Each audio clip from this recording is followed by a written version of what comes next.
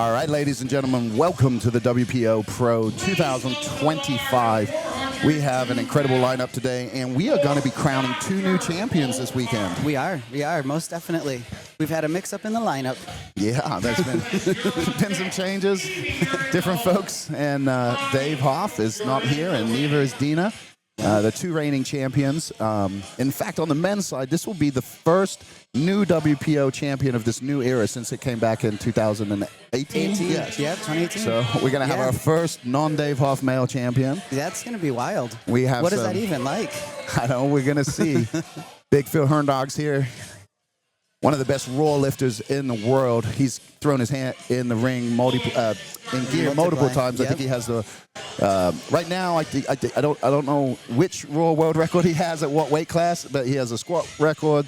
In raw single ply, and I think he's got his eyes set on the multiply records. I'm sure he does. He has the biggest openers today out of anybody, but he is also an absolute monster. So we're super excited for that. We're going to be starting the morning with our women. Yep. And our first lifter is going to be Amelia, is it Volhart? Is that Volkert. Volkert. Okay. Yep. I'm terrible with names, ladies and gentlemen, so I will be mispronouncing stuff even when I'm corrected all day. That's okay. I'm terrible with names, too, so we're going to be perfect. I just blame it on the weird accent that I have. That's okay. I'm from Minnesota, and I can't pronounce names either. There you go. So Amelia is actually a teammate and good friend of mine. We trained together at home in Minneapolis, and Mia is an orthodontist. And she's a really, really strong, little tiny person. Yeah.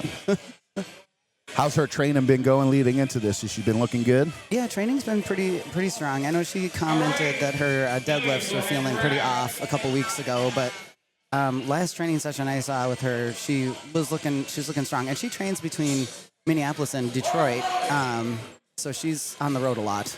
Yeah, I see JJ wrapping her over there, so we'll be getting started really short. Now, you're not lifting this year. No, unfortunately not. I injured my shoulder early this summer, and it's a huge bummer. So I'm trying to heal up a partial tear in my supraspinatus, and I had PRP 3 weeks ago. Yeah. So hopefully we're avoiding surgery. Yeah, I got stem cells in my shoulder for a similar reason. So. I think we'll do anything to avoid the doctors. That's the key, right? I didn't go all summer. I could have, but I did not.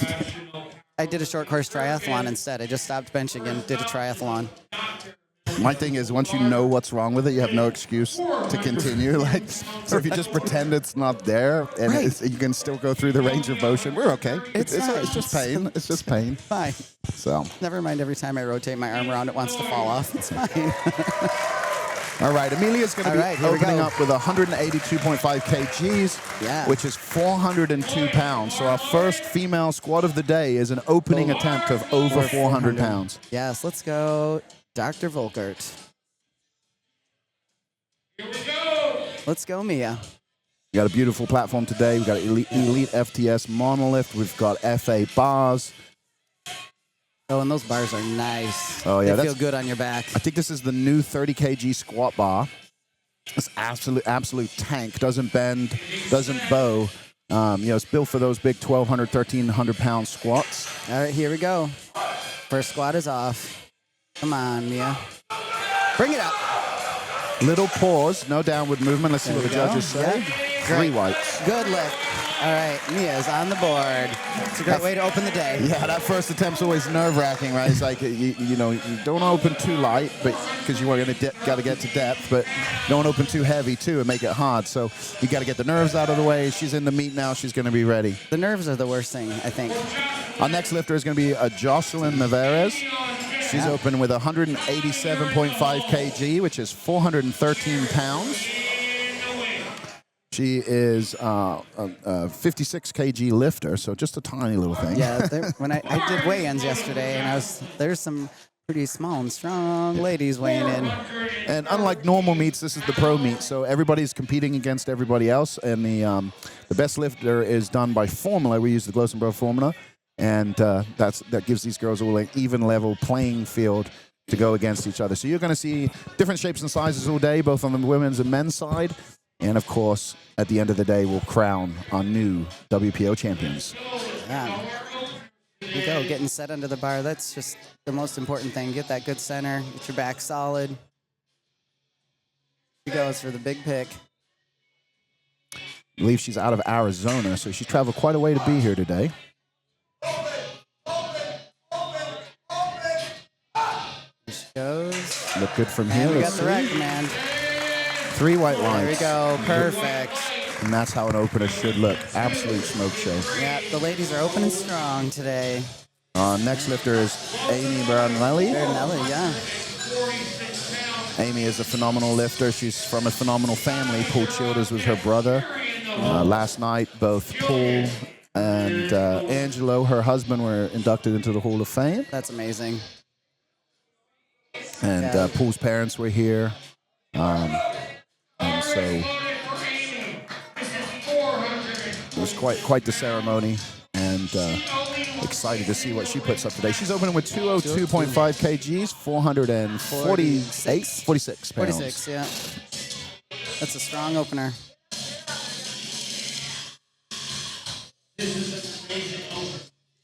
Yep, let's go, Amy. Strong pick. Looking solid. Up it up. That was good. The rack. Nice. Struggled a little bit. Very good.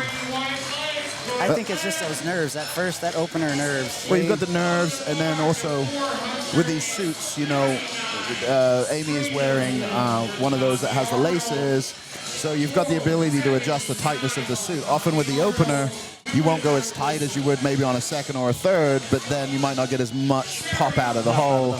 But of course, they're playing the game of enough tightness, but being able to get to depth. And so with the weight that's going to be on the bar. So a lot of times with multiply powerlifting, for those if you're watching and you're not familiar with it, oftentimes you might see someone struggle and then come back smoking on their second. They might have tightened their knee wrap, they might have tightened the suit, they might have tightened the sides. So you'll see that on the squat and on the bench quite frequently, where people might struggle with a weight, not get a weight, but then come back and absolutely destroy it. So it makes it exciting, and it's a skill level that is slightly different than if you don't have the equipment. If you're a raw lifter, you know, you're worried about your tightness of your knee wraps, and that's about it. That's about it. Yeah, no, the multiply is a different animal altogether. It's picky. All right, we got Tommy Arnold up. Tommy Arnold's out of Florida. She's opening with 217.5 kgs, 479 pounds. Let's go, Tommy. Struggled on the pick. Nope. She's going to reset it. They're going to drop it down. It was a little high for her, so she wasn't able to put it on her back in the right place. Couldn't get out of the rack. So they're going to lower the monolith one hole.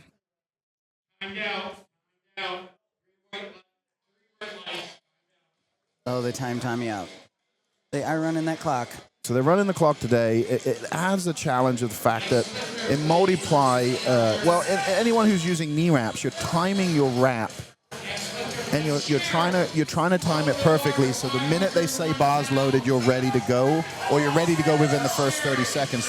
The issue is you're never sure how long the person before you is going to take squatting, and then how long are they going to take to change the weights. Depending on the jumps, depending on that, it can vary. So there's a variable that you can't control. And if you wrap too early, then your legs want to fall off. Your legs go numb and you can't feel your feet. If you wrap too late, we end up in the issue we're at where we time out. Or you have to go quick, and it's hard to set up quick and go quick. Yeah, and as this is a world meet, you know, we run the clock, and in order to avoid timing out, you have to get the squat command. You can pick the weight up, put it down, you can move around as much as you want, but the clock doesn't stop until you get the squat command. Until you get the squat command. That's right. Let's see, we got Sherry Siminoa up. Yep, 227 kgs. Our first 500-pound squat from a female opening. Yep, 502. Here we go, Sherry.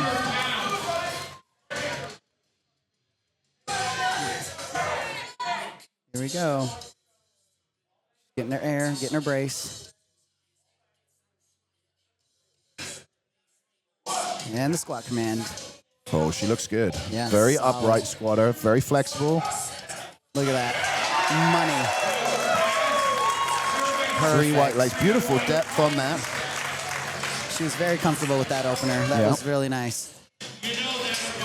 One of the things that you'll notice is most multiply lifters obviously wide stance squatters, so their feet are a lot wider than a raw squat, and you go down slower because you're in the equipment. So getting to parallel, you have to break it, but you're going to see a lot of borderline lifts here because there's no reward for going deeper. No, we don't get brownie points for going any deeper. And at this level, they're trying to push the edge as much as possible. This is extreme lifting to the 10th degree here. 100%.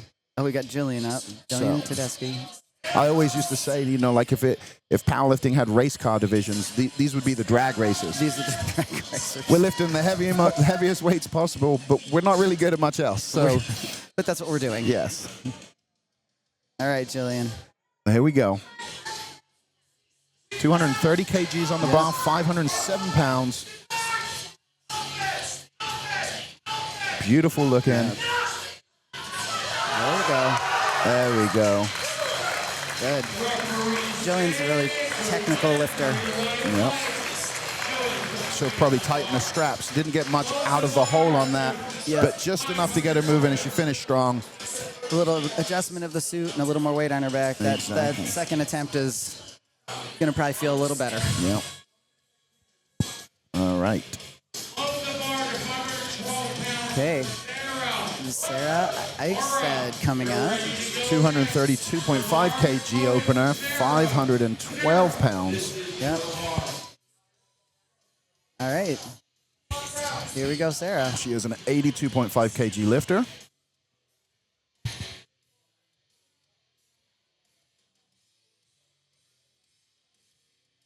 Getting set up under the bar. You'll see her handler behind her, Eric. He just became a WPO judge yesterday, but he's getting her set. What he's doing is making sure she's lined up perfectly on that bar, so it's centered, so there's no misbalancing as she stands up. That way, makes everything easier. Yeah, here we go. Good pick. Gets the squat command. There we go. Forcing her knees out, almost there. Oof, stood up quick. Fast, one red, slightly leaning. 2 to 1. 2 to 1. You only need 2 whites. You don't get rewarded for 3. So don't we wish we did though? Yeah. But that's what you'll see when someone's borderline. Usually, you see 2 to 1. A lot of the times, lifters will lean one way or the other. Yesterday, I was sat on one side. I'd throw a red. The other side would throw a white. I'd throw a white. The other side would throw a red. Yeah. We always talk about this stuff, make sure we're on the same page. The head judge was saying, no, they were leaning your way. They were leaning, They're leaning. And you can't see that from the side. So, like I say, you only got to get depth on one side to get the white on that. As long as the head judge gives you a white, you pass, and you get to move on. So you get one high hip, one low hip. Yeah. Maury Gay is up next. Yeah. 237.5 kg opener, 523 pounds. She is a 67.5 kg lifter. All right, Mara. As we run through here, you guys notice the different squat suits. The majority of these are canvas-based squat suits. So you'll see some with laces, some without laces, different brands, different colors, but ultimately these are a canvas suit. And then the knee wraps, you'll get different variations. The white ones tend to be the most aggressive knee wraps on the market. There she goes.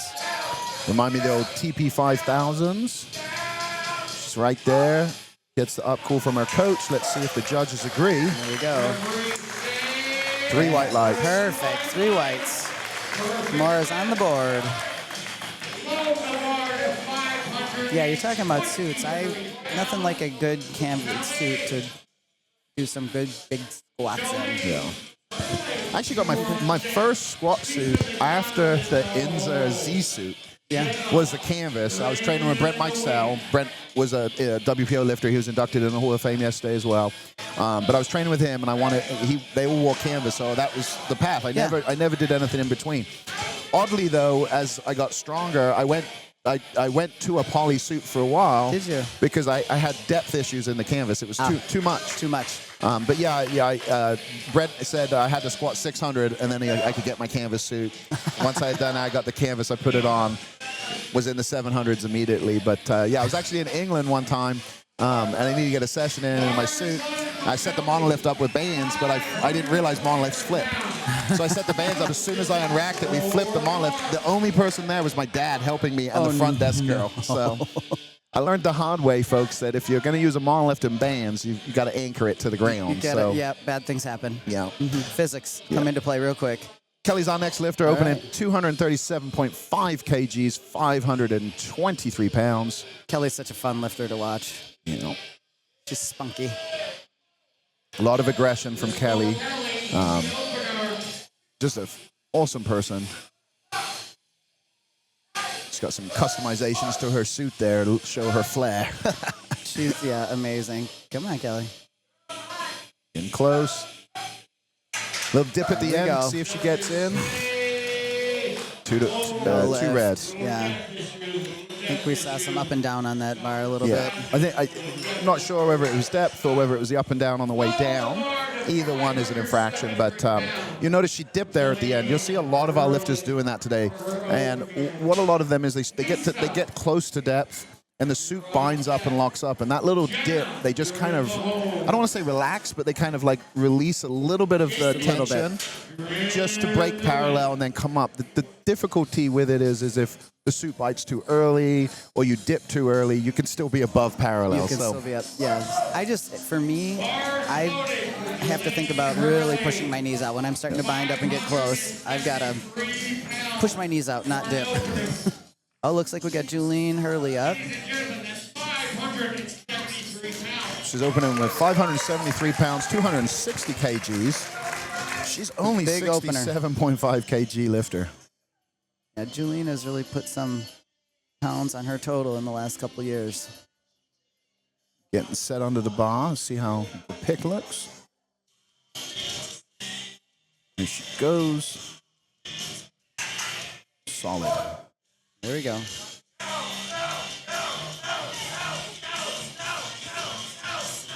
Look at that patience under the bar. Easy return. There we go. This is a huge opener. 3 white lights. Very good. Lisa McDonald is up next. 282.5 kg opener. 622 pounds. This is our first female lifter over 600 pounds today. Will not be our last, I'm sure. I was gonna say, will not be our last, for sure. Yeah, we're gonna see some big lifts out of the ladies. Dare I say, it's always a good time to watch the ladies lift. They're so strong, disciplined, they work so hard. It's actually what brought me back to lifting. I'd taken a decade off, and I went to the women's pro-am, and Leah was attempting 1,000 that day, and I think about 4 or 5 women went over 800, and I remember sitting there going, what happened to female powerlifting? Where did all these, because when I left, 856 was the biggest squat ever by Becca Swanson, done in 2005, and nobody else had even, apart from Laura Phelps, had come close to that. And so coming back and seeing all this strength in the females, it just lit something back inside me. I got bit by the iron bug again, and here I am. Yeah, here the you are. WPO. All right, Lisa, here we go. Very wide squatter. Oh, she lost her balance there. Lost it there. She'll come back around and get that. That suit bit, and she just lost her balance. So I think her rack height might have been a little low for her, so she's going to adjust it. And she'll take that again, I'm sure. Yeah, it looks like that rack height was off. Lisa's best squat is 622. She competed recently at a showdown at the Storm, which is actually Tommy's Arnold meet. I think that was the last one, though. I think they retire in that meet. So yes, that was the last one. It would have been fun to have gotten there. All right, we got Jenna up. Jenna is an incredible young lifter. She's open at 287.5 kg, 633 pounds. Oof, that's a big opener. And she is a 60 kg lifter. She's incredibly strong. Getting set. See the focus there. There we go. Strong pick. Here we go. Taking a lot her time. of patience, yeah. Very patient. Suit's bit pretty tight there. There she goes. She returns it. Let's see what. Amazing. 2-1. 2-1. Good lift. her suit kind of locked up at the bottom there. She had to really force her knees out to get that extra, half inch to break the parallel. She managed to get there. Got to be patient when you're micro movements sometimes to get to that parallel and then get out of the hole. And then that, getting out of the hole, the longer you sit in the hole becomes harder. Of course, you're fatiguing. And really, one of the things I think a lot of lifters don't understand, a skill set with multiply lifting that is very important is breath. And being able to hold your breath for long periods of time. It's a trainable skill. And most people, they obviously practice under the bar. That's where they're getting their experience. But it's actually something you can spend time on and improve. And, as the gear gets more extreme, you've got to hold your breath longer and longer and longer. For me, I grew up in competitive swimming. And so it's not that difficult for me to hold my breath. Yeah. You've had the experience. Yeah. But you're right. If you can't hold your breath, you're in trouble. Yeah. Jamie Rogers is up next. Right, 287.5 kg opener, 633 pounds. She is in the 110 kg weight class. Lots of colors there on her. Here we go. At the command. Oh, she's getting down there pretty quick. Yep, she's moving. Oh, she got stuck. Kind of looks like her hip shot back a little bit on that one. And I kind of wonder the speed she went down, either the suit's very loose or she sat away from that tension. And that's something that you have to learn to sit into, and it sucks. It's uncomfortable. But you have to learn to love it. You do. You do. And that's most people who struggle in the gear, especially getting to depth. A lot of the times, the pressure builds in your face, and you'll see eyes blow out, noses explode, and that pressure is a lot to just sit through and think to yourself, oh, "I'm going to be okay," And your brain it doesn't tell you that you're okay in that moment, though. It's very stressful. Our last lifter of the flight is Valerie Oliveira out of Anchor Athletics. They are a sponsor here today. Her and her husband, Anthony, own that. She's opening with 295 kg, heaviest opener of the day, 660 pounds.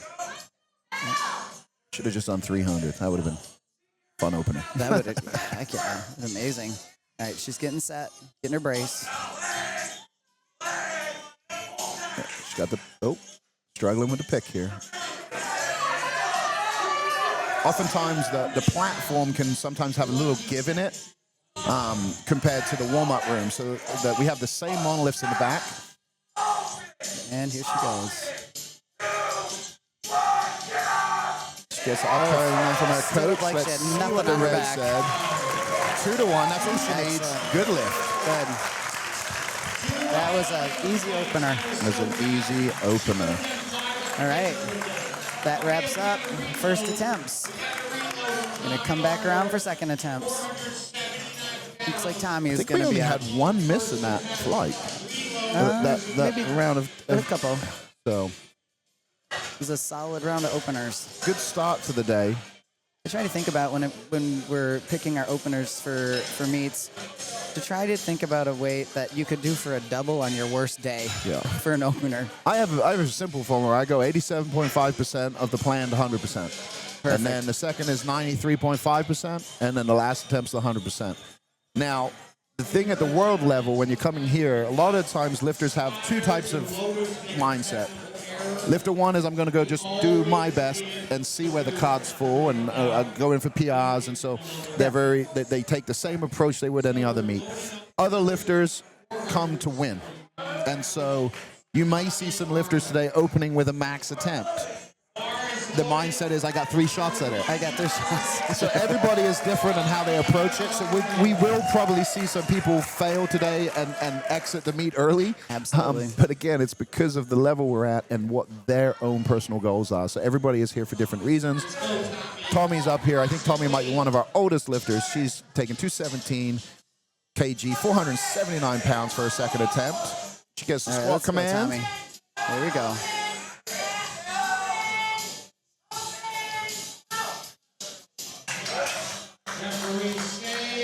Judges say 2-1. 2-1. Yeah, we didn't make depth on that. You see our suit bit up. They probably tighten those straps down. got probably about 2-3 inches above parallel there. Well, from our view, and From our view, from our view, we're not in a good place. yeah, we're kind of at the front to the side. We're not at the side, so I can't tell. I just see from the front. But like she's a couple inches high by the looks of it, but it was mostly the suit stopped her. It looked like the suit bound up. Because she sat down there, she tried to open up, and at some point it's just not going to go. So yeah. She'll come back and try that on her next attempt, I'm sure. They'll need to adjust those straps a little bit. Super experienced lifter, a super experienced meet director. You know, she does a lot out there in Florida, and just an all-around amazing human. Yeah. Tommy's just great. It's always good to have her and her crew at any meet. all right. Our next lifter is Amelia with her second attempt of 197.5 kgs, 435 pounds. Again, she is a 60 kg lifter. Bar is loaded.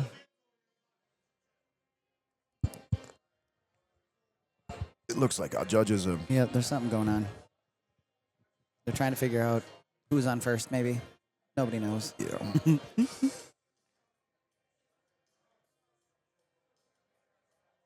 All right, looks like they figured out whatever they were discussing.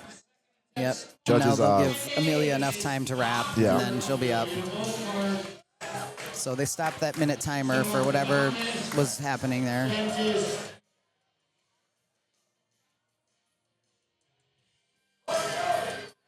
All I know is we're at the top of a really big day of powerlifting. Yeah. We're here at the York Barbell Hall of Fame. Phenomenal venue. If you haven't been here, you can come by any time. They have a museum. They have the Bob Hoffman Museum. They have the weightlifting, powerlifting, bodybuilding Hall of Fame here. They have an outlet store. It's an amazing venue. It's very cool. This is my first time here. Yeah, and it's going to be the home for the WPO for the foreseeable future. So for those of you watching that want to be here next year, York Barbell is the place to be. Yeah, this place is really cool. And, of course, we couldn't do any of this without our sponsors. Inzer Advanced Design, F8 Customs, Twin City Barbell, Spud Inc., Elite FDS, Anchor Athletics, Ironman Gym, Stronger Than. Yeah, that's a list of amazing sponsors. We couldn't do it without it. All right. Amelia's making her way to the chalk bowl. Here she comes. Amelia's got a different kind of the knee wrap. She's got those grippers. She really likes those. So Amelia's in an Inzer suit, Inzer wraps, and she's got some of the nicest Converse shiny, sparkly shoes I've ever seen. They're very, very sparkly. They are the best squat shoe, in my opinion. There we go. Nice. 435 pounds, 3 white lights, 2 for 2 so far. She's already having a good day. Yeah, her squats were looking strong in training, so I'm not surprised. All right, we got Jocelyn getting ready to come up for a second attempt here. 200 kg, 440 pounds.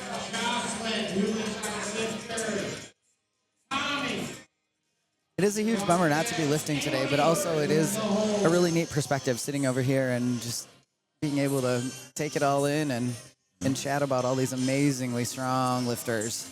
Yeah, I unfortunately, I lifted in the last year of the WPO at the Arnold, I was lifted in a squat challenge on the main stage with Al Meehan. He was inducted in the Hall of Fame last night, but it wasn't an official WPO competition. Sure.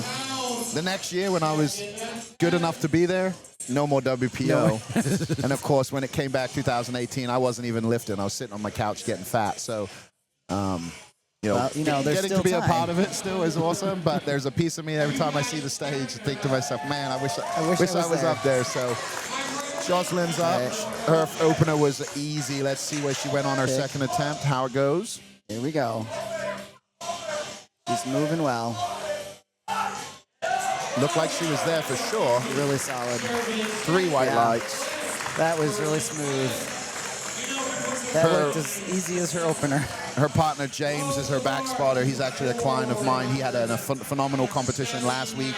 Weekend was about him. This weekend's all about her. And I just love seeing couples in the sport together. There's nothing like shared experience. And obviously, you know, you're married to Fred. Fred's announcing today, and he's a good lifter. He's an incredible historian. He's the guy. We did the live stream together last year. Maybe we'll get him on later, but. Yeah, it's when it's in the family, it's special. It's been a lot of fun. Fred got me into powerlifting. I've been having fun with it. Right, None of our kids are doing it though. All right, here comes Tommy. Tommy's up for a second attempt, retaking her opener of 217.5 kg. She got timed out after a shaky pick, so let's see if she can pick it. And get the squat command today. She got 30 seconds, so we got plenty of time. There you go. Just plenty that of time. Bar where you want it, Tommy.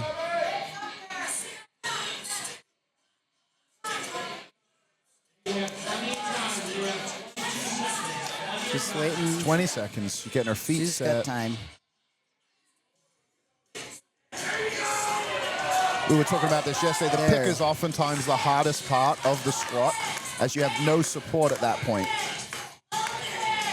Looking down to that. See what the judges say. From here, it didn't look low enough. 2-1. Yeah, so the front quite. Judge, just for clarity, when on those lights, because people would say, "Wait, she was high." You know, she got the reds from the side judges. The front judge often will not call depth because they cannot really see. You can't see depth well from the front. Super brutally obvious, like. You know, you can still see the top of their, you know. Then fine, but they'll call it. But most of the time, that judge is paying attention. Their head judge's responsibility to give the squat command, pay attention to up and down movement, pay attention if there's foot movement, make sure they lock it out, give the rack command. Judging depth is not the head judge's responsibility. Nope, so we got the side judges. So we'll see a lot of white light from the head judge with reds on the side. But again, it's the fairest way to judge. Absolutely. All right, we've got Amy up again. 220 kgs, 485 pounds. Strong pick.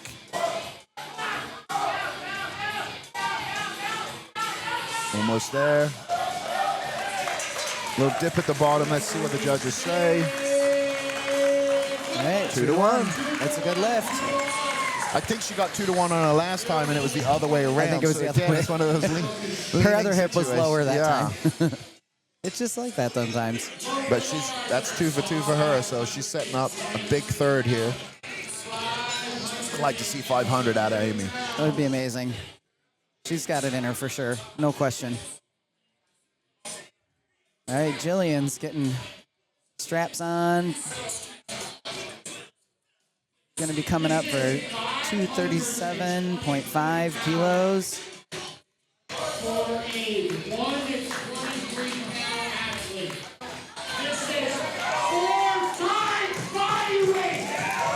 right, we can hear Fred Clary announcing it's 4 times body weight. 633 pounds, 237.5 kg at 56 kg body weight, ladies and gentlemen. Yeah. All right, Jillian.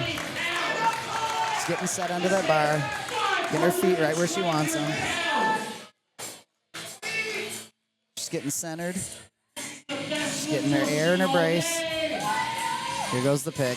Oh, she's got to readjust a little bit.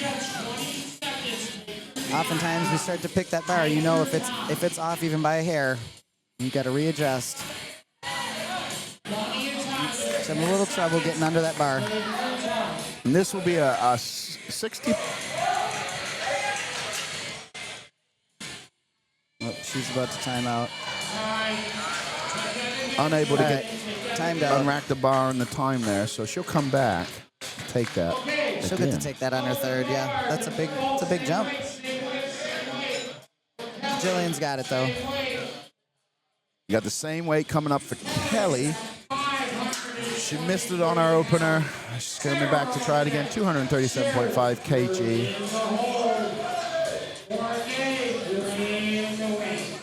I remember when this was like the thirds for the ladies at the meets. You know, like you'd have one lady maybe taking this. But these are second attempts, and as you see, multiple women. And we still have over half the flight to go, so we're only going up from here. Yes, it's amazing. I mean, and that's why it's good to see how the house is filling, because the ladies are a lot of fun to watch. I mean, the guys are fun too, but these are some strong women. Yeah, we have a packed house today, which is phenomenal. Stadium seating in this venue, it's amazing. We might need more seats next year. I think so. All right, squat command for Kelly. Much better pick for Kelly. Looking good. There she is. There, that was really strong looking. Three white lights, easy thing. Slight Smooth shift as butter. there, which could just be the suit not sat evenly on the straps or whatever, but Kelly was smoke happy show. with that. Yeah. Well, she's in the meat, and that's sometimes that's a victory in itself, right? Like, Once you get one on the board, you're just like, thank goodness, now I can relax for a second. yeah, I mean, warm-ups could go perfectly. You come out here and it's like a 20-pound jump for your opener, and it crushes you. And I've had that experience where I'm warming up and I think to myself, today's going to be a killer day. Like, I'm on fire. And then the first attempt just drains all your energy. Yes. Just feel like you never know what you're going to get, especially in multiply. Yeah. And then I've had it the other way, too. Every warm-up feels like shit, and then you smoke your opener. So, Yes. All right, we've got Sarah up. 242.5 kg, 534 pounds. Okay. Got 30 seconds. Yep, she's got plenty of time. Just getting set. Gonna be a big pick here. There we go. Solid pick. Been seeing some of Sarah's training videos, and she's been looking really strong in training. Look at that patience. 2-1. Little high, probably. We're talking about this. The judges and I were talking about this yesterday. Sometimes with a lifter too, if they go deep below parallel on the opener or an attempt, and then they come back, and let's say they just get to parallel. Sometimes as a judge, it's hard to not see that as high. High. So sometimes when it's borderline, instead of going to the lifter, they'll go red light. But a lot of it is depending on what you've seen the lifter already do. So there's you have to try to take each attempt as an individual attempt. And look at it with fresh eyes. Every attempt, Yeah. Absolutely. Okay, we got Sherry setting up under the bar. It's also difficult with a lifter before you buries the lift and then you come out too. Like, there's all these things that play into it, but ultimately what they're looking for is the top of the knee to the hip crease to be parallel. And if the lifter gets that, they're most likely going to get a white light. All right, there's Sherry. Gets a dip there. Beautiful depth. Yeah, Murdered that lift. really good lift. Absolutely murdered that lift. Yeah, that. Very good. Maura Gay's coming up. 567 pounds, 257.5 kg for her second attempt. She's in the meet already with 237 kg. We're just adding to that total right now. And like we said earlier, we will have a new champion today. So these ladies are going to put it all on the line. It's going to be a big day. Yeah, we actually, we've had two female champions, I believe, since 2018. Dina Tolson and Tara Webb. Tara Weber. Tara is currently rehabbing an injury. And I haven't spoken to Dina, but I know she did lift in September. So she probably didn't have a long enough training cycle to do this one. I think I saw something on social media, too. I think she may have just moved to Atlanta area. So sometimes the timing doesn't work out. Mara's up. Here she goes. Lots of patience here. She gets the up call from her coach. And 2-1. maybe a little high. Yeah. She'll have to come back around and get that. And she had her opener, so she is on the board. Lisa McDonald's up, retaking her opening attempt of 282.5 kg, 622 pounds. she got a little off balance. Looked like the rack height was a little off on that opener, so sure they'll readjust that. She's a very wide squatter. She only weighs 60 kg. And with that suit, sometimes that balance can be tricky. Yeah. She's a super technical lifter, though. Here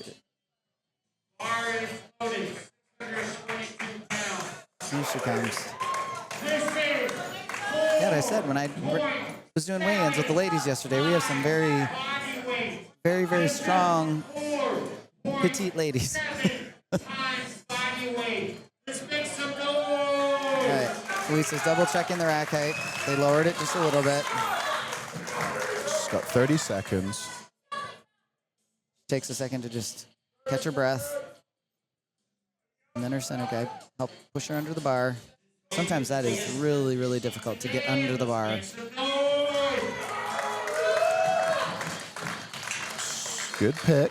She gets the squat command. Here she goes. And solid.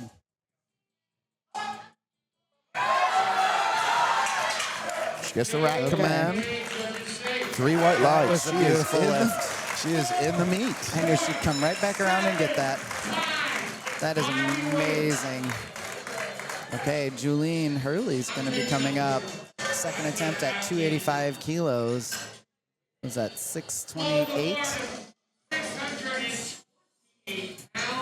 That's a big second attempt.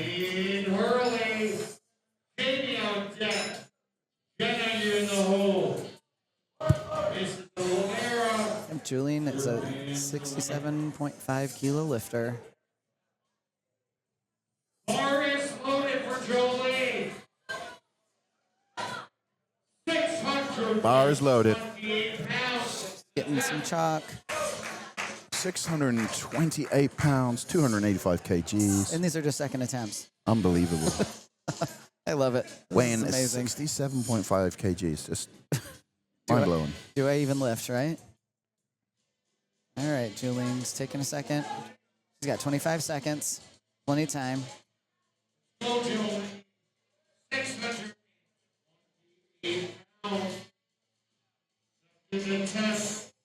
14 seconds. She gets the pick.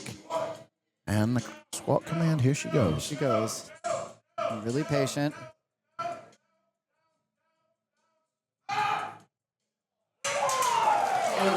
All right, let's see what She the lifted it judges easy. say. 2-1. Good All lift. right. That's huge.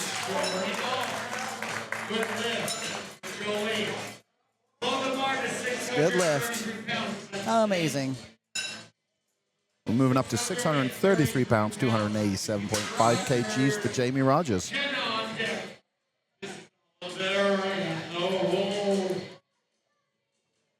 Jamie struggled with this on her first. So she's retaking her opener here.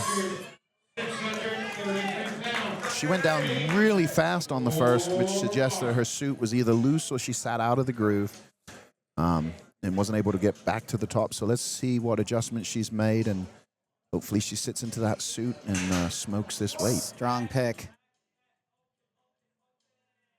Definitely down. No.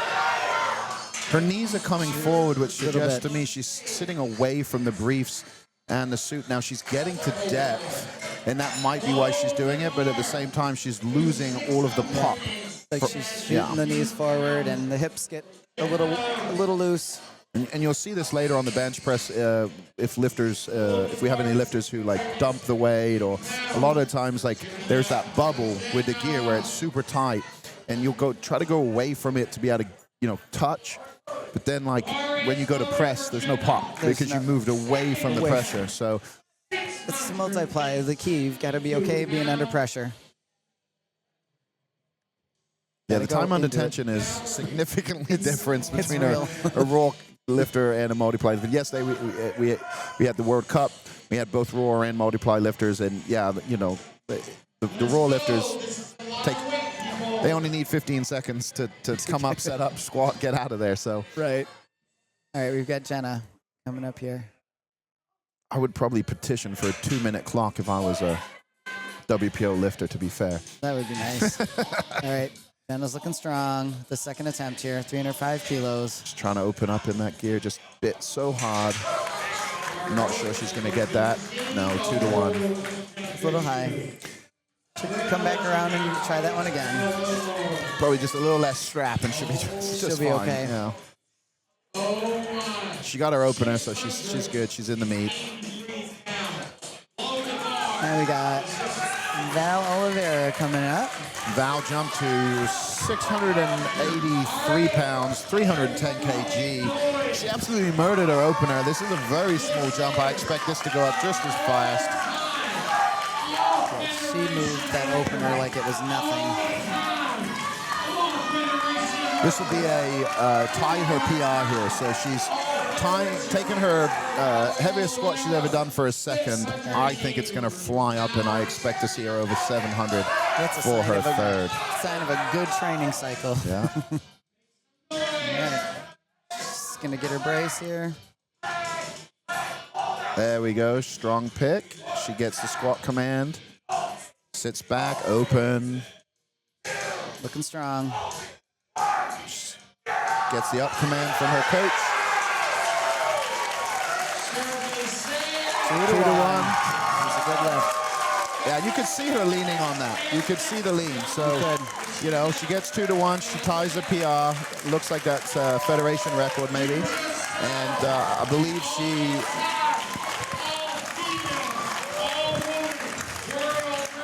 It's a WPO world record. Amazing.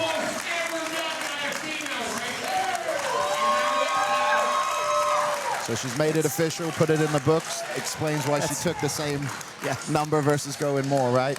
Yep. Smoked it. She knows she's got more. Let's see if she rolls the dice with the 700 and just gets it out of the way, or if she's conservative. Like I said earlier, lifters play different games, right? She just tied her PR, set the world record, you know, put it in the books. She might not take that much more. She may not. Because she may want to save energy for the rest of the day, you know? Again, she could be playing for her own biggest total and not worrying so much about the overall, or we'll see what happens. My opinion is she tied her best. Roll the dice. I'm saying I'd be going, I don't want to know what's on the bar for my third. I know we're not in Vegas this year, but let's take a chance. All right, up next, we're back. Amelia's up. 210 kilos for third attempt. 462 pounds. There we go, Mia. Just too much today. She did get her second attempt, so she is on the card and will get to move on to the bench press. Yep. I think on these thirds, you know, more often we see more struggle and harder to get because these women are pushing the envelope. I mean, these third attempts, and the men will do it too. They're pushing hard. Max effort on these thirds. All right, Tommy's up for her third. She needs this one to stay in the meet. 217.5 kg, 479 pounds. Let's go, Tommy. The crowd is very enthusiastic. They're really cheering for Tommy. They're pulling. We're going to get this on the board. Tommy is definitely one of our more experienced lifters. She's been in this position before, fought her way out, and had a great day after struggling, so she could do it again today. Let's see what she's got.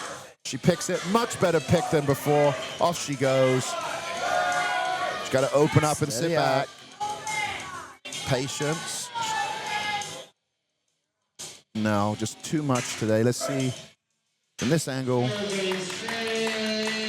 No lift. A little depth. Looks like her gear is really binding up on her. Yeah, just from the beginning, right from the get-go, she really had to fight to just get to where she was. And I know she'll be disappointed, but that's how powerlifting goes. Some days it's your day, and some days it's not. And luckily, there's always another meet if your body holds up, right? Tommy will take it in stride. She's such an experienced lifter. She'll learn from it and move on. Here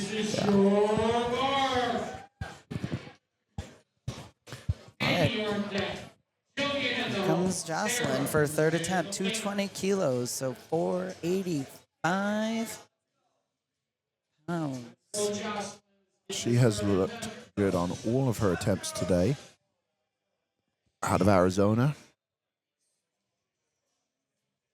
She got some cool blue hair braided in there. I think this might be her first WPO, but my memory is terrible. I also have a terrible memory. It's like I hit 40 and just remember nothing anymore. Here she goes. Here she goes. Looks like she felt a little unsteady on that pick. There you go. Kind of beat her coach's call. It looked good from here, though. She gets 3 white lights. Very good. She knew she was there. She's like, I'm not going any lower. I'm coming up. She said, whatever you say, no, I'm here. So she starts 3 for 3. Perfect day so far, which is very rare. Very rare in multiplay. So she'll get to move on. Yeah, I've definitely had meets where 3 for 9. The other thing is sometimes you can win a meet on 3 for 9. You can. That's the way the sport is. It's there's no reward for 3 whites. There's no reward for 9 for 9. You know. No. And that's just a difference in multiplay versus like. I had Sometimes one in 9 Raw. for 9, and it was the first time I broke the all-time total world record. That was the only time I've ever gone 9 for 9. What a That fun was day, it. though. Yeah. All right, we got Amy taking her third. 235 kilos. Looks like she changed her wraps for this. So, She did. like I said, added a little bit more aggression Strong probably from the gear. Get a little bit more from it. She's almost there. She does the dip. Struggled, but managed to See what the judges finish. say. 2 to 1. 2 to 1. All right. That was great. And she will move on. She also went 3 for 3. Look at that. Really solid squats. Jillian is up next. 237.5 kg, 623 pounds.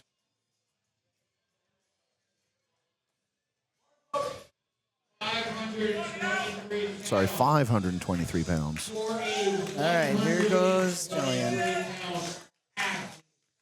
She is only 56 kg, 123 pounds.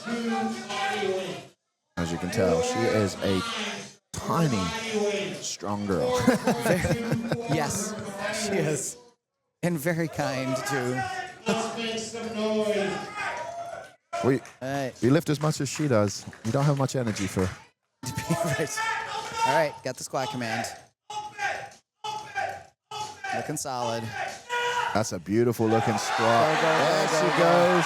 Yeah, look at that. Little pause, no up and down. Let's see what the judges. 3 white lights. Perfect. Yeah. What a way to come back and get that. There's her experience in lifting. When she kind of paused a little bit, she was able to just keep kind of pushing through it, no up and down. That's experience and practice in gear. I'm sure she'll be happy with that. That was a really, really solid squat. All right, Sarah is coming up. Pretty sure that was a pretty big PR for her. Yeah, it was a 40-pound PR. That's a huge PR. Amazing.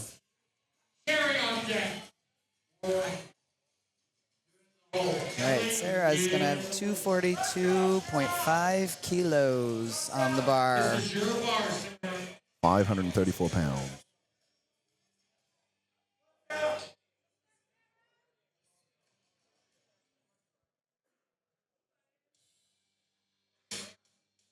That looks like Sarah's PR is 500.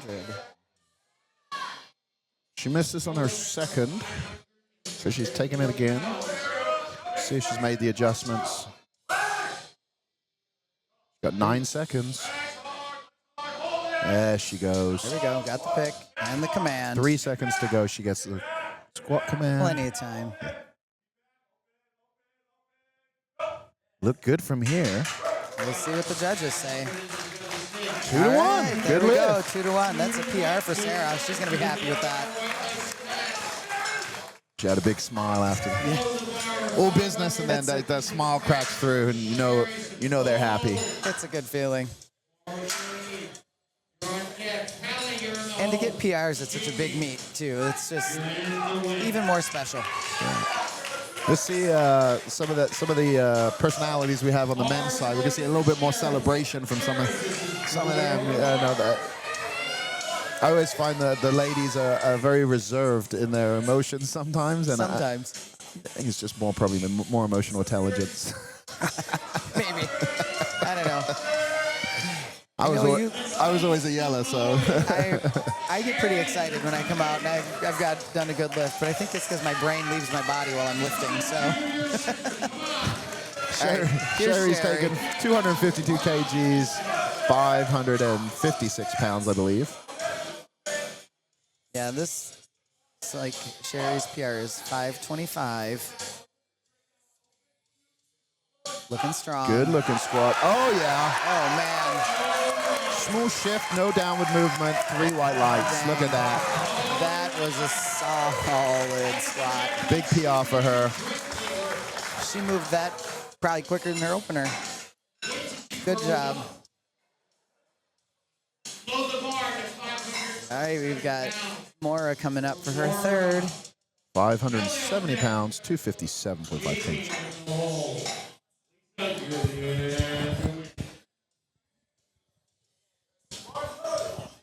All right, bars loaded. 567 pounds.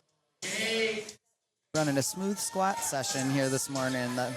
Thank you to the loaders and spotters, judges, table, announcers. Takes a lot of volunteers to run these events. Yeah, that's the part most people don't understand. You know, being a meet director myself, and you guys have been involved with meets. The expenses that go into it, nobody's getting rich off of running meets. No, nobody's getting rich running a meet. What do you mean, that $10 door cover doesn't pay everything? All right, we're setting up for the pick.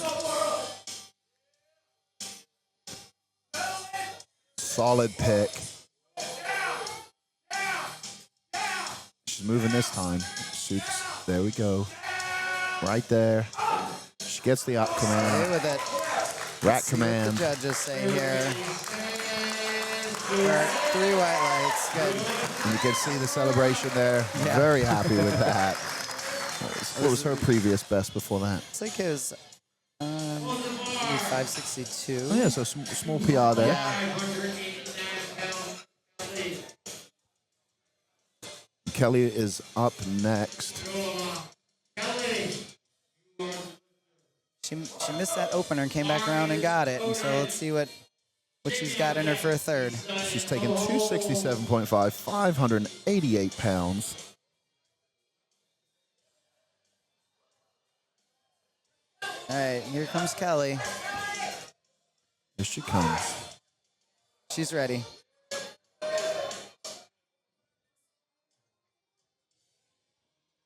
Kelly is wearing Vans, and those have become kind of the second most popular squat shoe for Yeah. multiply lifters now. Really, really popular. Yeah. My feet are too wide for Vans. I living in Cali now, I went to get a pair of Vans like you do as a Cali you do. boy, and they even hurt my feet. And Converse are even worse. I good for squatting though. Don't walk All right, around here in them. goes Kelly. Patient. There we go. Come on, Oh, come she on. gets it up. Let's see if she had any. Ah, 2 to 1. Yes. She There's is a happy with that. celebration. Yes. See, on that, I would imagine the red light that she bobbled. And the thing is, I learned this yesterday, actually. You've got to watch the middle of the bar to see if there's up and down movement. Because sometimes you can pause and the weights will bounce, but it doesn't mean they go up and down. It's the center of But the bar. as a side judge, you might not see the person. So you may see the barbell go up and down and throw the red. That is a really, really good observation. Yeah, you'd have to be really careful because that bar does whip a little bit sometimes. And sometimes, we were talking about this on the bench press yesterday, like sometimes you'll be watching for something and you miss something else. Yeah. And so the thing with judging over time is you get a better kind of peripheral view to see everything, but you might not see, like you might see the butt come up, but you don't see the beating the rack command, Yeah. So it's just things like that. Jamie's up, 287 pounds, 633 pounds. All right, there she goes. Definitely down. Go, go, go, go, go. She's moving. Come on. Oh, short day for Jamie today. Just didn't have the strength out of the hole. I'm sure she'd be disappointed, but there's always something you learn from these things, And the thing is like we said, this might be, this could be a heavyweight for her. It could be a lightweight for her. You don't know what's going to happen. You don't know how travel's going to affect you, how sleep's going to affect you. If you cut weight, not saying she did, I don't know. I was just going to say that. There's so many factors with traveling to a meet that can throw things off. And then the other thing is if you miss your opener, like sometimes the brain goes into a panic mode and you kind of get an adrenaline dump and, all that energy and all that just kind of you feel flat. You don't have it. So it's a tough sport. And some days it's a good day and some days it's not. That's right. unfortunately, like unlike a training session at a meet, you just got to go out and perform. There's, so Well, but she'll come back, I'm sure, and those numbers will be erased and but more and more. you're competing at the WPO. You're here on this huge stage, and I mean that takes a lot of time and work. So good for her for being here. Here goes Lisa, 290 kg, 639 pounds. She got the up command. She comes up easy. 2 to 1. 2 to 1. Nice job. So after a rocky start, she gets her second and third attempt and gets to move on to the bench. I just took a couple of suit adjustments and And what was beautiful, like, it's interesting, as wide as she is, you notice her range of motion is very short. But she got down there and then she kept going, made sure she broke, and then, I think she probably had another 50 pounds of the speed that came up. But when you miss your opener, a lot of times you adjust, you take your opener again, you just take your second attempt for the third, because you just never know. And especially if you're going for a bigger total, right? Because that's the real goal in powerlifting, is every meet you progress. And if you do that over time, you end up as the winner. You don't have to worry about winning the comp. You'll end up as the strongest lifter as long as you make progress year after year, For a lot of these lifters, this is 10 plus years under the barbell to be at this level, Absolutely. and they're still making progress, and they have years where they struggle, where they don't get PRs, and so oftentimes that's the main goal, is just do the best I can do, and if I'm strong enough, I'll be the winner. yeah, you can maybe get 1 or 2 pound PR, and sometimes that can take a few years at this level. Okay, here goes Julene setting up for her third. 295 kilos. 650 pounds. Timed her out. Took too long to get up to the platform. I hate to see that, but again, this is a world level meet, pro meet. Got to be ready. These are experienced lifters, and sometimes you just got to hold the standard. Yeah. Okay, Jenna's gonna come up now. But yeah, I definitely am one to try to bend the rules, so I would be petitioning for, for a long Maybe time. if we had even a minute and 15 seconds, it'd be great. The issue is when you're rapid knees, you're trying to time it perfectly, and It's hard. It's a variable you can't control, like I mentioned earlier. So There's nothing worse than feeling like you're not going to be wrapped in time. You get your straps on, get on and then you panic and you have to set up fast. It's a bad feeling. Jen is taking 305 kgs, 5 times go. body weight, ladies and gentlemen. All right, there's the squat command. 672 pounds. Huge. Here she goes. She's about halfway there.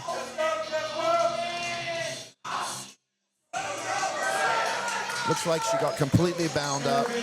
Did she get close enough? Oh, no. Reds on the sides. As a coach, when you're calling depth, it's so difficult sometimes. And that suit binds up and you watch them fighting and they don't move. Oftentimes you'll say up to save the lifter, because if they shift too much, there could be a bar dump or something like that. And you're trying to make sure your lifter gets through the day. So Yeah, when you're bound up like that, it's the worst. Okay, she got her opener. She's in the meet. She gets to continue. So moving on. Valerie Oliveira. So our last lifter of the women's flight. She's going for a big lift. She jumped to 715 pounds, 325 kgs. So we were correct. She took that second attempt just to set the world record. This is what she came for, ladies and gentlemen. Yes. Based on those first two, she definitely has the strength. Let's see if she can put it together here. She's getting set under the bar. This would be the biggest squat of the morning for the women. And going for the pick. There's the pick. Looking like solid like she did before. Good descent. Suit bit. Yep. She's pushing into it. There's There's the dip. There you go. And the falls. All right, let's see what the judges say. Reds on the sides. So sometimes on that dip, we watched this yesterday, sometimes on the dip people go down, and sometimes they dip, but they actually don't move at all. Yes. They shift forward or something. So from this angle, she's like right there. The dip should put her below, but again, Sometimes it doesn't. sometimes that dip doesn't work the way it should, and go there. So, all right, that concludes the females. I believe Valerie still had the biggest squat with the 680 something, what it was, that was the biggest squat. new world record. So she's moving on, looking in a good spot. But again, the best lifter is done by formula. So looking at the numbers, you hear 5 times body weight, that is a factor in all of this, and that's something that. If you are playing for the win, you've got to pay attention to. Yesterday, going into the deadlifts, there was 3 lifters within 5 points of each other. Oh my gosh! All in different weight classes. So you're trying to figure out what do I need to take to. But to get, yeah. Again, it's by formula. So it takes the coach has to really be paying attention because. Let's say you're choosing 600 or 605 for the deadlift. Well, 605 could get the win. 600 might be third place. Yes, might be third. So, yes. These are all decisions they're making, and we'll see play out through the day. But you may see people taking very small jumps over each other. They're calculating. Because they're playing for the big thing. And then, of course, the factor that always gets it, sometimes you have huge squatters and benches, but then they have a very small deadlift. Yes. So, and multiply lift, and Donnie Thompson talked about this a lot. With gear helps a lot in the squat and the bench. Barely helps in the deadlift. So yes. It's a lot easier to grow your total by pushing the squat and bench up. One of the easiest things to do is gain weight. I mean, but that's one of the things that hurts your deadlift the most. And Louis Simmons. It's hard to get to the bar. My coach, Westside Barbell. Louis always said you always knew when you were too fat because your deadlift went down. Oh, so if you're gaining weight and your deadlift goes down, you're out of the weight class you should be in at that time. Now that might flip flop because it depends on how you gain the weight, right? Like if you gain it all in the stomach, which a lot of people do, right? That's what affects it. But if you gain it in muscle, in the shoulders, usually it doesn't. So it's a balancing act. And so lifters, we would have lifters go up and down in weights, in body weight, based on where the deadlift did it go up, did it go down. So that's actually really smart. And then on the flip side of that, you have lifters who are built to deadlift. Yes. And so bench pressing is a horrible lift for them. Yes. But then the deadlift rolls around and they're opening 100 pounds more than the number one guy. So it make the powerlifting, the 3 lifts, it makes it so exciting going into the deadlift because leverages, body type, all of that. It all plays a big role. You could be in first place and then end up not even podium after the deadlifts. Yeah. And that's what makes it so great, makes it so exciting for the lifters, and adds to the challenge of just, going a bigger total. So we'll see that play out today. We'll see what the guys do. I'm sure what's happening right now is they probably just went back to check on the lifters, see how many more attempts they got. Unfortunately, when there's multiple flights, oftentimes, the females are still warming up.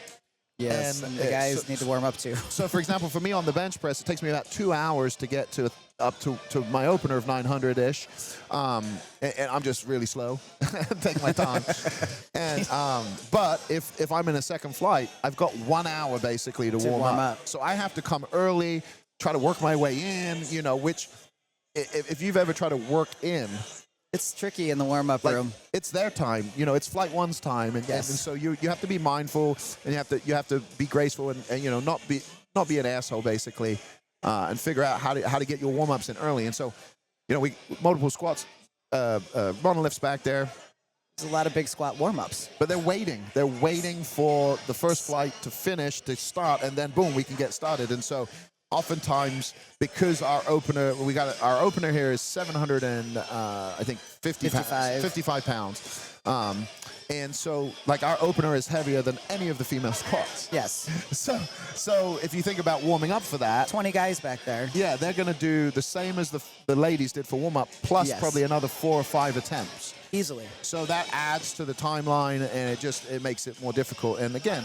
We're not going to just roll right into the next flight because we're for the lifters, and we want to see the biggest lifts out here. So we're not trying to rush people, and we have the time to do that. So we'll give them time, and then we'll get started here shortly.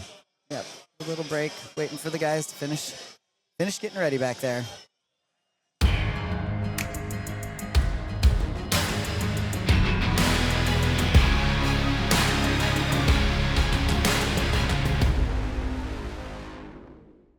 All right, ladies and gentlemen, we are back getting ready for the men's flight of squats. The bar is loaded. Roman's up. Mustachio is our first lifter. One of the coolest names ever. It is a cool name. He's going to be opening with 340 kg, 755 pounds. It's over there getting wrapped. He's a 90 kg lifter. He's our first lifter, so they do not start the clock for the first lifter. Usually, They let him get wrapped. they start when he is wrapped. Again, huge shout out to our sponsors, Spud Inc., Elite FTS, Anchor Athletics, Wild Gym, Stronger Than, York Barbell, Ironman Gym, Twin Cities Barbell, F8, and of course, Inza Advanced Design. Some big-time sponsors for a big-time meet. All right, here comes Roman, making his way up the ramp.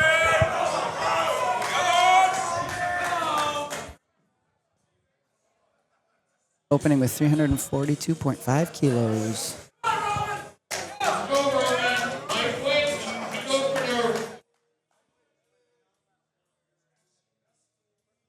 Yep, he wants his handler to pull his chicken straps down. salad. Chicken salad. Must be an inside joke, not privy to, so we'll figure out what that means. We need to know. Here he goes. And There he goes. That looked deep enough from here. that looks, from our view, Three white lights. 3 whites. Nicely done. Roman's on the board.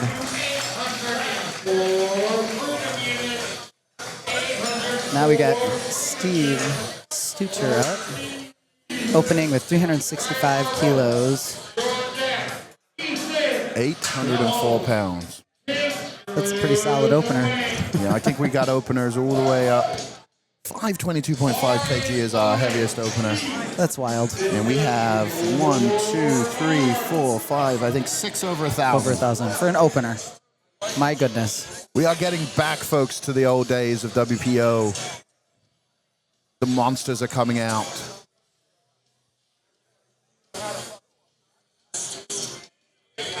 You know, talking with Wayne, when he took over the WPO from Karen Kidder, I think it sat dormant for 10 years, maybe longer.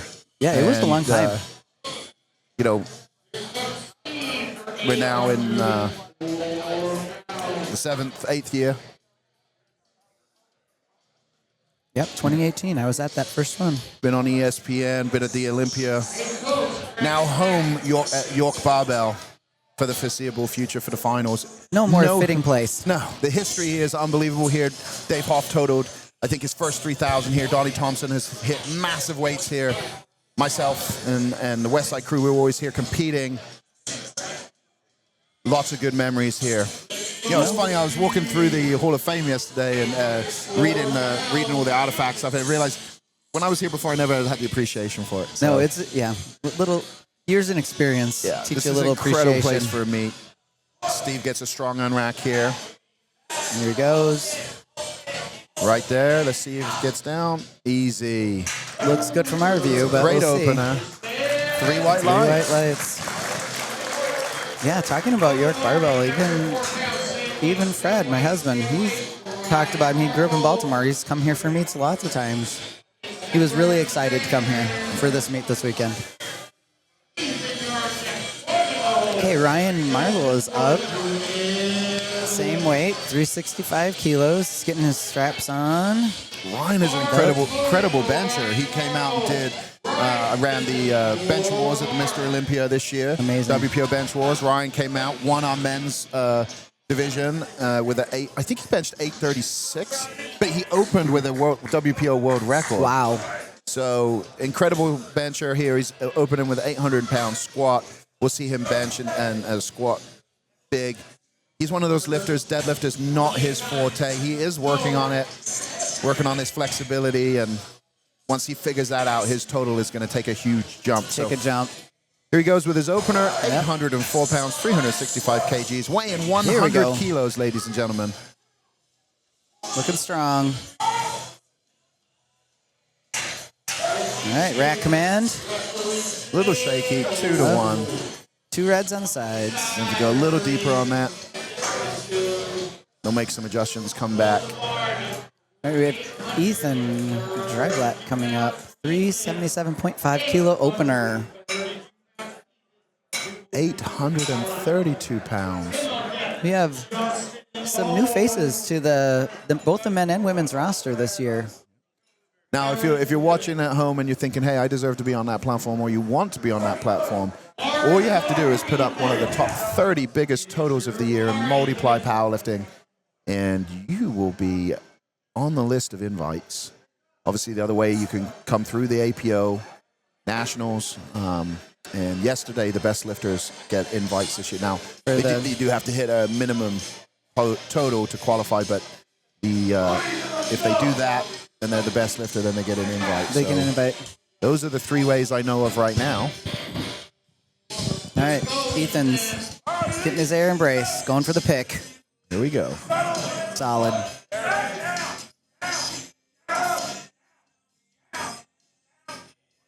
He's close. The Let's see if patience. he opens up. There he goes. That was close. Let's see what the judges say. Three white lights. The patience on the head opener. Yeah. I think where he stopped, they would have red lighted him. And he had the patience just to get that extra half inch and get the up command from his handler. Get his opener. And you can see him kind of ratcheting and shaking on the way down. Those openers can be so tough because the gear's too tight. It's not quite enough weight. You got to just push through. And that shake is your body fighting the pressure of the gear. You're pushing into it. It's pushing back. It's quite a fight. Yeah. Okay, Tim Boyce is going to be our next lifter. 377.5 kilo opener. For those of you who are overseas who are thinking, how do I get to the WPO? If your total is big enough, you should message the WPO on Instagram so they're aware of you, number one. Secondly, Wayne is working on international WPO events. I think there is going to be one in England next year. Amazing. Talking with Emma, I think she's the owner of the BPU or Yeah, Emma's amazing. BPO or something like that. There's so many federations that get the letters mixed up. But anyway, It's like alphabet soup. she was saying that she was potentially running qualifier, and I know Wayne has been talking about other European qualifiers. So I mean, can we go to Europe and Yes. do the WPO there? I think that would be actually in a strongman blast. this year, the America's Strongest, Olga, one of the Arnold Classic competitors, she competed and won it. So amazing. yeah, I think that. Well, it looks like Tim If it's Boyce is having a little trouble with his rack height here. Yeah, I do know as APO, like you couldn't come to APO Nationals and not be an American citizen. You'd have to lift as a guest lifter, but that is another option. If you're trying to qualify, you could come over as a guest lifter and lift right in front of judges. And, look at that smoke show by Tim Boyce. Dang. That's how you use a dip effectively, ladies and gentlemen. Okay, what did the And judges 2-1, good 2-1. lift. And he took that, he got his squat command as the clock went to 0. I mean, that was close. You see that his dip, he dropped a lot. And he almost uses the dip to get that barbell to oscillate down and then catch it on the rebound. Pull him back up. You see a lot of the big IPF lifters do that, dive bomb with the squat, and they time that rebound so the bar's almost empty out of the hole, and then they catch it and go up. Of course, the risk of that is when that weight does hit you, it could cause some downward motion. So it's a timing thing, it's a skill thing, but when you get it right, you get what we just saw with Tim, an absolute smoke show. That was amazing. That's where the physics come in again. People that like numbers and stuff. They were talking yesterday, you don't meet many top lifters that aren't also very intelligent. Highly intelligent. Yeah. Because at this level, there's so many factors to play in, so many things you have to monitor, maintain. Training is a piece of the puzzle. Just a piece. If you're not eating well, if you're not recovering well, you're not doing any mobility work, you're probably struggling. Justin went up and down with that. Let's see what the judges say. 2-1. It was a good lift for Justin. Gets He's in the opener, meet. 380 kgs. It's a nice opener. Very solid. Right. And again, if you're watching, you'll notice we have different stances. And from this angle, certain stances, like I thought were good, that have gotten reds, and lifts that have gotten reds that look, lifts that have gotten whites that look kind of questionable. And that's the thing. You can. I know people laugh at this, but you really cannot judge unless you're at the side.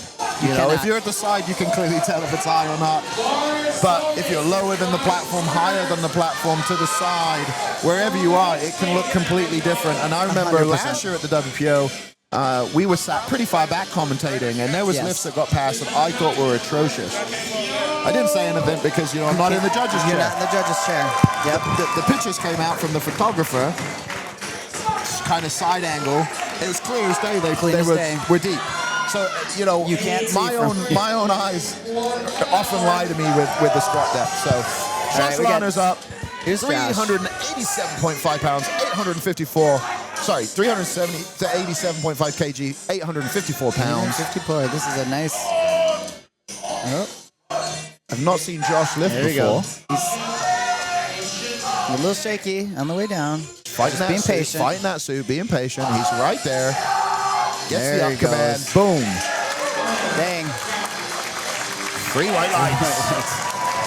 That bar flew up. Good job. Strong. Hey, we're loading the bar for Nick Testa. 390 kilo opener. He's lifting in a 125 kg class. I believe that's 275 pounds. Sounds about right. It's my new weight class, so. All right. I've been a super, I've been a 308. Now I'm a 275er. I'll end up at 242 one day. You can do that weight class too. Why not? Just keep moving through all of them. That's the goal. Just keep dropping, hit the same number as my weight goes down. That's amazing. That's a solid plan. When you get old, you have to create new goals to compete. 100%. You know, I can't chase Jimmy Kolb. I can't, you know, Dave Hoff's. But I'd sure like to. I would love to. I might need a new spine. Details. All right. Nick is setting up. Getting ready for his pick. 859 pounds, 390 kgs. And he's got the command. It's close. Gets a dip. Effortless. See what the judges say. 3 white Perfect. lights. 3 whites. The crowd in here is getting bigger and bigger by the minute. Yeah. It's amazing. We have directional microphones. They use the if you ever watch football on TV and they're in the stadium, you see the headsets that have the mic. These mics drown out a lot of that background noise. If you've watched the previous live streams, the background noise was pretty intense, made it difficult to hear us. Hopefully this year is much better. You may not be hearing the noise in the background, but this is the biggest crowd I've seen at the WPO for a long time. It's amazing. Which was part of the reason we came to York, because what we heard with being at the Olympia, while the Olympia is a phenomenal event, you know, we ran the WPO Bench Wars meet this year that I was in charge of. It went phenomenally, but unfortunately, it's very expensive for people to travel to. And the lifting scene, especially for multiply gear, is incredibly large on the East Coast compared to the West Coast. Yes. Living in California, I can tell you now the majority of meets are raw lifters. Even my meets that are catered to geared lifters are about 50-50. 50-50, yeah. You see out here, you have meet with 60-plus geared lifters. I haven't seen that on the West Coast in a long time. So better the West location Coast for the gotta lifters. catch up. Better location for the lifter. I'm trying. Better location for the lifters. Easier to travel to for a lot of people around here. You know, this area, Pennsylvania, Ohio, New Jersey, New York, some of the best And lifters in the world right here. Big Jake Big Siebert's Jake. lifting 397 kgs, 876-pound opener. Jake recently moved from California. Used to train up at Super Training Gym. He is now at the Doghouse and Elite FTS. Smoke show. Oof. That looked. Just got to go a little bit deeper. Rats but on the sides. Weight was definitely not the issue there. Nope. So. Not at all the problem. And Jake's one of those guys that I think he's going to be, you know, he's up and coming.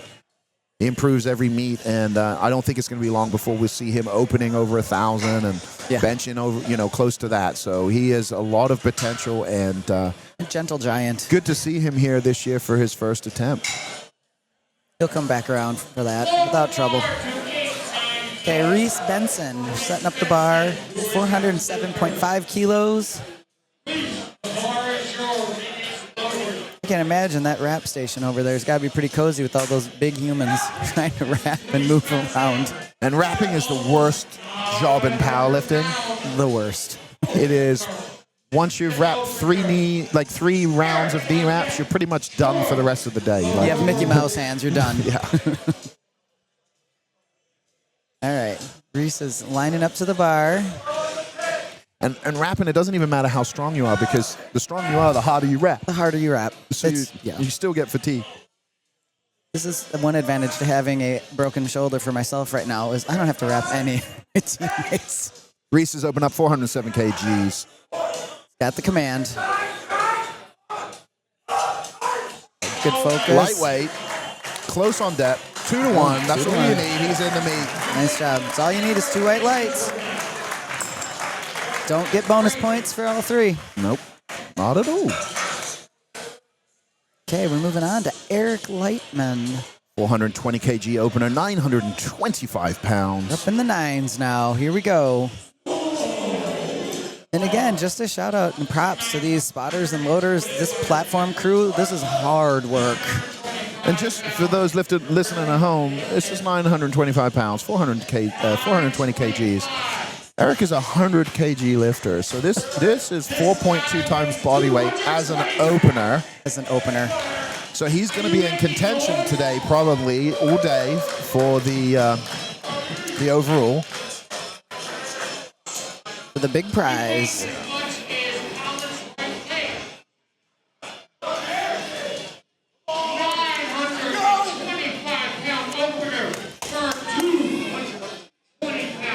Looks like best squat for Eric is 931 pounds. Yeah, so he's open slightly below his best, but you never know when that was. And he may have, multiple times felt stronger than that. And this, lost it there at the bottom. You see his knees shoot forward. Yeah. That's one of the cases. The suit can sometimes push you out under the barbell. Great job by the spotters there. Great job by Eric by staying with it. He'll come back, try that again. But, he's right there close to his former best. So he's pushing the envelope just as an opener. Yeah. And as a 100 kg lifter, and he's a small frame, as a balancing act. And again, that suit just kind of pushed him forward and the niche buckled, and he knew to take it and come back and fight for it again on the second attempt. Yeah, it kind of looks like you're doing the hula when you're getting down in the hole, and that suit shoots you around. It's really frustrating when that happens too. Yeah. Our next lifter is Troy Angelo. He's opening with 425 kg, 936 pounds, 125 kg lifter. Troy's a nice guy, strong guy. Where's he out of? Is Troy? I'd have to double check. Yeah. I can't remember where Troy is located.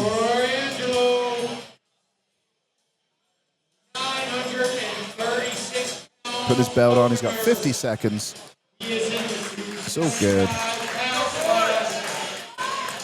He's out of Texas. Oh, okay. That's what I thought.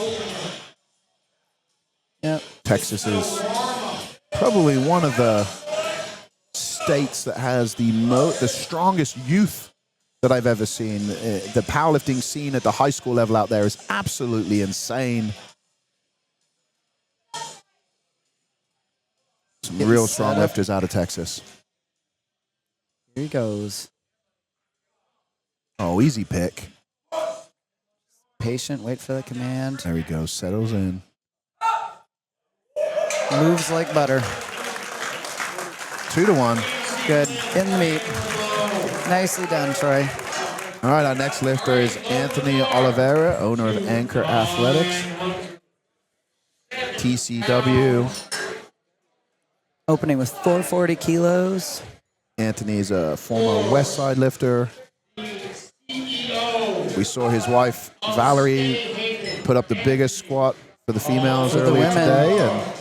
And Anthony's coming back from an injury from last year's WPO where he hurt himself on the squat, continued on, and then on the deadlift, his knee completely, just went to shit. It did. It did. His knee said no. Yeah. So and he, I forget the name of it, but the top of the shin bone broke. And, Fred was telling me that's one of the worst injuries to have to come back from. That sounds terrible. Yeah, so it's good to see him back here. Opening with 440 kgs, 970 pounds. Crowd is excited to see Anthony on the platform. Brings a lot of intensity to the platform. Yep. Getting ready for the pick.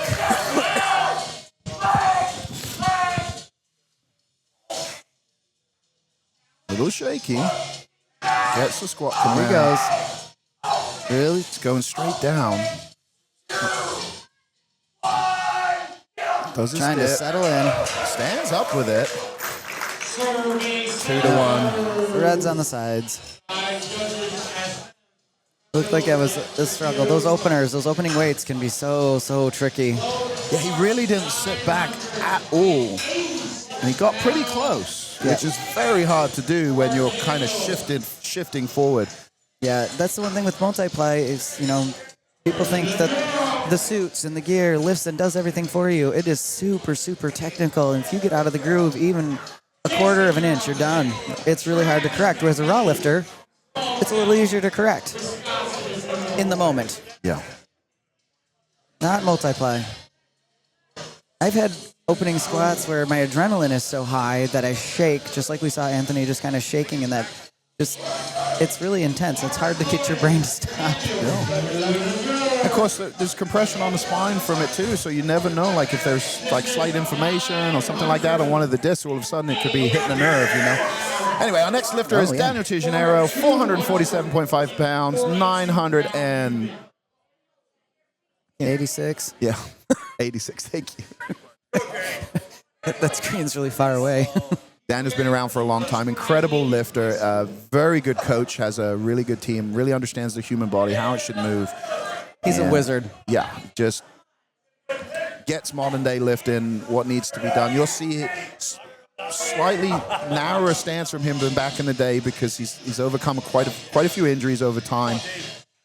Probably one of the fastest guys to recover when he does get hurt because of his 100%. knowledge. It's incredible. I'm looking forward to seeing what he does today. Looking strong. On his descent. Close. There he goes. Look now. Knee shot forward when he pushed on that. So.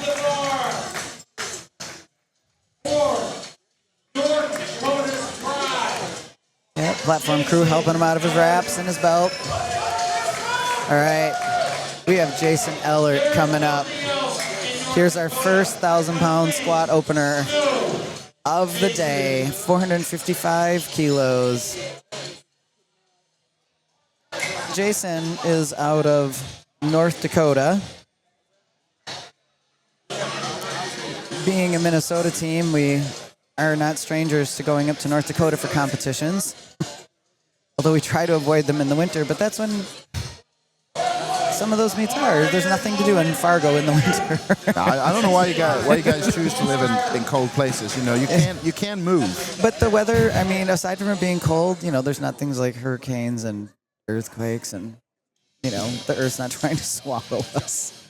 And Jason is the Northland APO Regional Chair. If you are in Minnesota, North Dakota, South Dakota, or Wisconsin, Jason is the guy who's overseeing all of that. And if you want to get involved in running meets out there, this is the guy to reach out to. Jason's always a solid squatter. Very good squat. See what the 3 white lights. And that's what a 1,000-pound opener looks like, ladies and gentlemen. Opener. Now you'll Jason has notice done with that at Jason, timer 5. Jason is more like how I used to squat. Like the old school squatting, there was a slight lean forward. Yes. Now you have to have a really strong back to do that. Which But Jason does. But it does put you, in my opinion, in a better position in the equipment to be able to open up. Yes. Otherwise, you have to, and a lot of that is my flexibility in my hips is not that great, right? The more flexible you are, the more upright you can be, the tighter the gear can be, but then that balancing act. So It's a really tricky balance. And one thing I've learned with equipment, and I'm sure you've had the same experience, is sometimes tighter is not better. Sometimes it is not better. Yeah, the theory is you'll get more, but sometimes it's not that way at all. So, No, it actually makes it worse. exactly. You Our can't next move. lifter is Travis McKinney. Travis is opening at 10:14. Travis is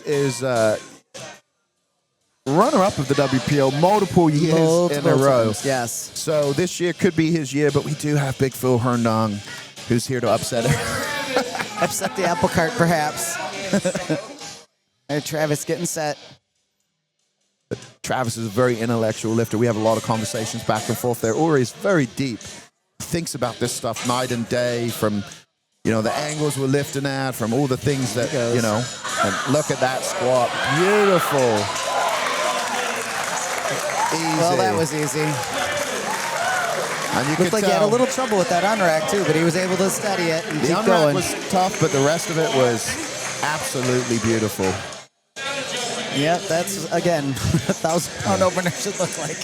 And he's maximized his foot placement, his body position, his range of motion is very, very short. And the first lifter I saw do that was Laura Phelps.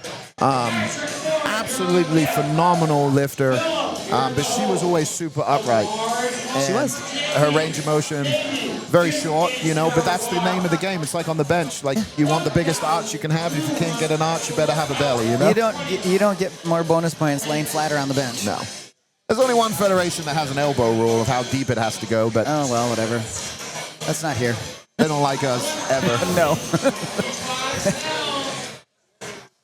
All right, Jamie Raymond coming up with 465 kilo opener, so 1025 pounds. He's a 125 kg lifter, so this is a big opener at 275. It is.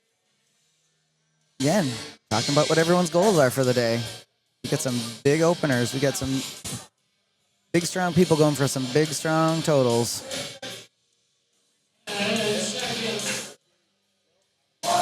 And you got the squat command. Here he goes.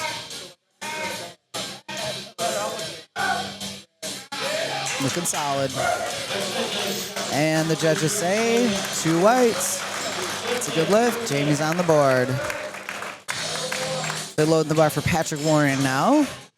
He is a 125 kilo lifter. Opening squat 1,074 pounds. It's a big opener. So I was just curious what the 275 world record is, multiply for squat. And earlier when I said that Phil had the raw single, he also has the multiply. Okay. 1,111 pounds. Oof. So right. he actually took that over Dave Hoffu at, 553 kgs. So what is that? That's 1,220 pounds. I knew that didn't sound right. That's 1,220 pounds. That's a big squat. I would love to see it get broken today. I love squats. All right. Another 125 kg lifter opening at 1074. And he's got the squat command. Look like a machine. 3 whites. These guys are smoking these stuffs. The weights are getting heavier and the lifts are moving faster. I'm not sure that's supposed to be the case. And these are just first attempts. We haven't even gotten. Up next is Big Phil. Phil did weigh in at 275 for this event, so It's the biggest squat opener. 1151. That's big nuts. opener. Big. I don't even think I would. When I did 1205, I think my opener was 1080. So Which is so looking at that, huge. Now, Phil, I have seen Phil do things where he takes one and done. I've seen him take 2 and be done to save energy. So again, he could have taken an opener in the warm-up room, and then this might be more of a second attempt type weight. Then again, this might be an opener weight because it, like I said, he competes in multiple divisions. He's always getting stronger, and when he comes back to the gear, it goes up. I did hear a rumor though that he is only in a single ply suit. Oh, wow. Well, And sitting from here, that definitely doesn't look more than a single ply suit. no, it really doesn't. Now, he may have a pair of briefs on Okay. underneath. I don't know. I'm not going to go check, but I think we'll just let him squat. All right, got the command. Here he goes. there he goes. A little shaky. Comes up with Let's see. See what the right judges there, say. not sure. He does Two get it, whites. 2-1. There we go. Starting the meet strong. And it's see Phil.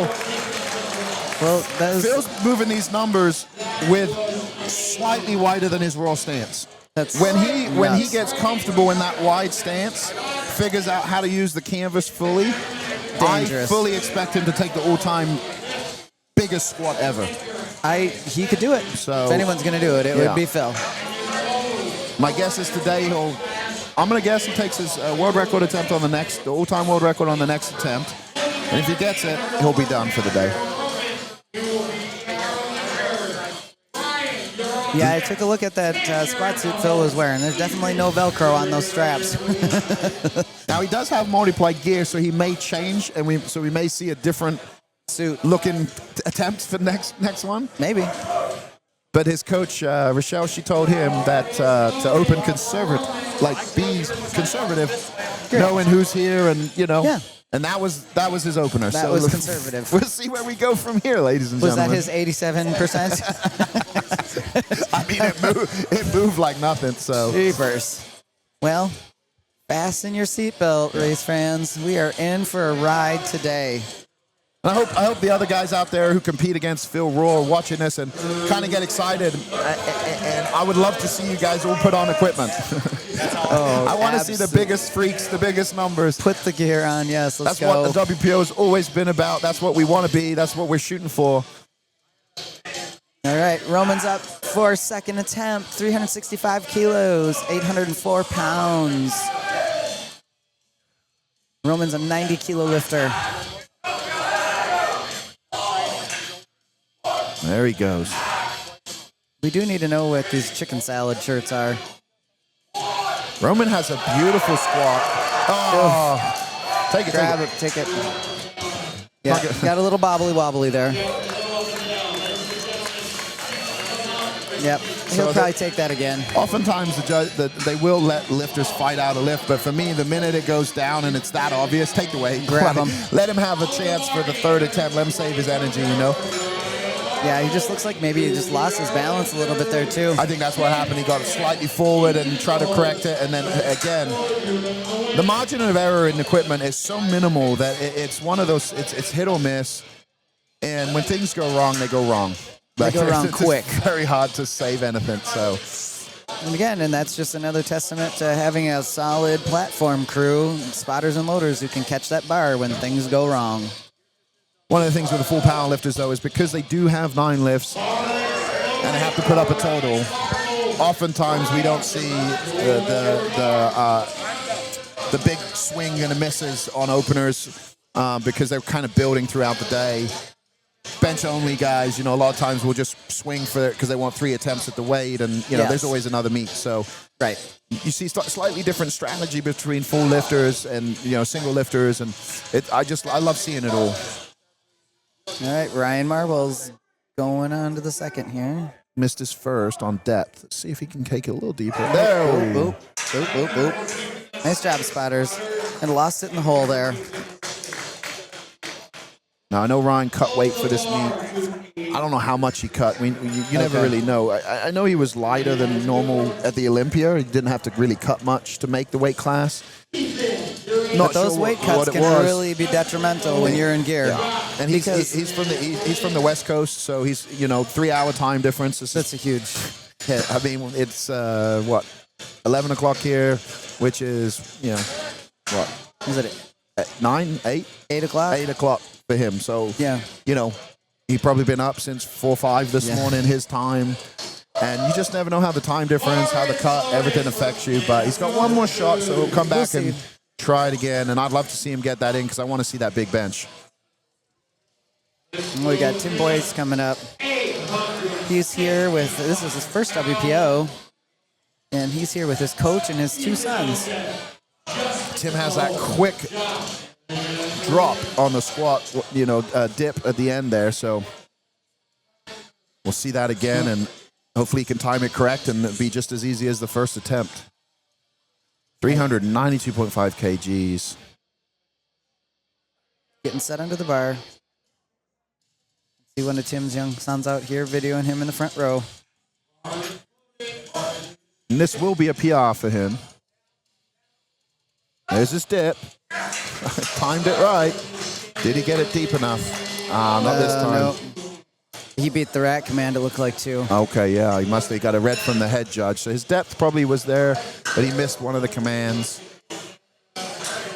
He got a little excited because that weight moved pretty easy. That's just such a huge bummer, too, when you lose your brain and all of a sudden you're like slamming the bar back into the rack before the judge says rack. And we saw it yesterday on the bench. People jump in the press command, rack command. It happens. Yes. Following directions is hard when when your brain is under a lot of pressure. It's hard to follow directions. Well, you also have other people in the audience and whatnot who yell things, and sometimes you miss here, and your coach yells press by mistake. I've seen that before too. Yes. So, all right, Ethan's up 400 kgs, 881 pounds. Yes, and he's a 110 kilo lifter. Got his opener, so this will be a nice solid second. He's a 110 kg lifter. Yeah. Looks like he's come down a weight class, maybe. No, 110. Here he goes. Is that 242? Yeah. Looking solid.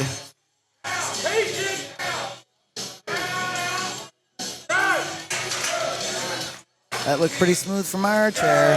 There he goes, 2 whites. It's good, Beautiful 2 for lift. 2. Hardly even flinched. Down and up, very smooth.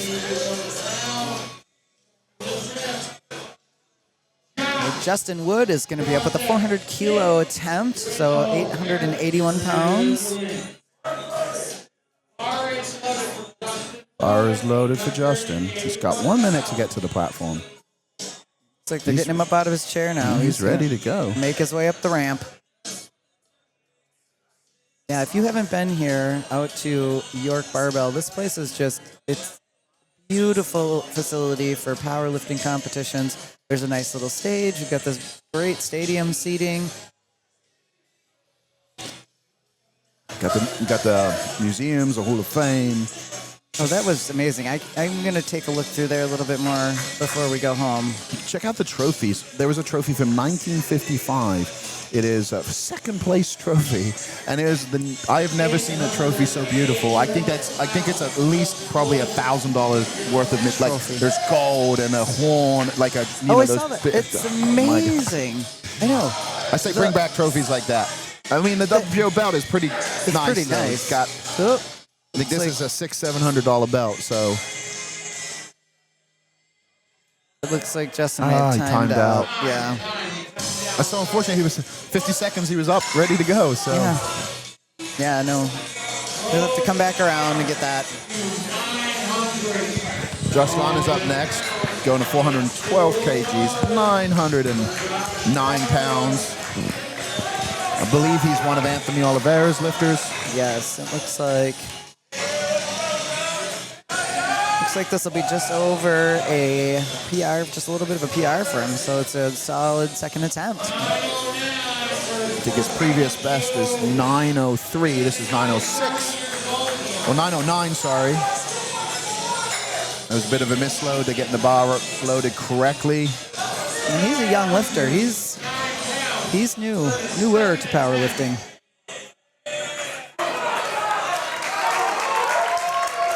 Massive potential, already putting up some huge numbers. 125 kg lifter. Getting under the bar. All right. It's going to be a big pick here. Strong pick. A little shaky. Gets the squat command. He's taking his time. Settled himself. 3, 2, 1. Gets the up command. Looked like a good That lift was to really me. patient. 2 to 1. Good lift. That took a lot of patience. And with that little bit of shaking, that could have really thrown him off, but he just kept powering through it. Keeping the barbell the same weight. 909 for Nick Testa.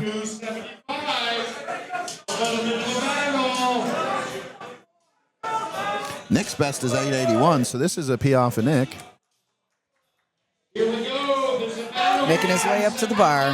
His opening attempt was beautiful. Yeah, it was easy. He's got those gripper wraps on as well. I have a pair of those. I like them. Have a good stretch in them. They do. They don't wrap as tight as the white overkills, but a lot of people can't handle, like, one of the things with a real knee wrap, like, Yeah. it will make your stomach go knot and Yes. knot. So sometimes, again, too tight can be a negative much. versus a positive. Gets a pick. Looks good. Here he goes. Down he goes. He got, no. He got a little bit of a bobble on the way down that threw him off. Yeah, you have to come back around and get that.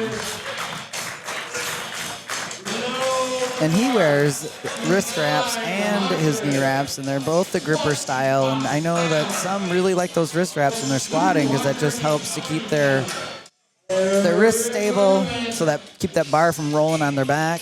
Yeah. You know, one of the things, as you get bigger, you lose a lot of mobility unless you aggressively work at it. And 900.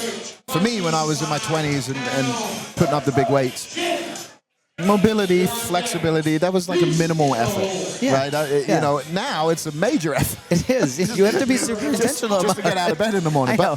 But the reality is that that those wrists and the shoulders can get real beat up. Yes. And especially on a full power day, you want to try to maintain as much health throughout the meet as you can go, because you are doing micro damage to your body consistently. Every single lift. So if you have to crank your wrists to be able to get under the barbell, that wrist wrap can really help protect it. Absolutely. So Okay, we got Eric Lightman going again here. Eric struggled on his first. He's retaken 925. There he Let's see how goes. he does. Being patient. Looking much better this time, sitting into the suit. He's right there. There he goes.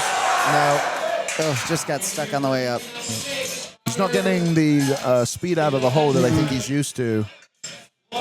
He's fighting that suit pretty aggressively. The tracking of his knees going back versus forward. Yeah, he maybe needs to make some adjustments on that suit. And trust himself and settle into it a little bit better. Yeah. He's got another chance.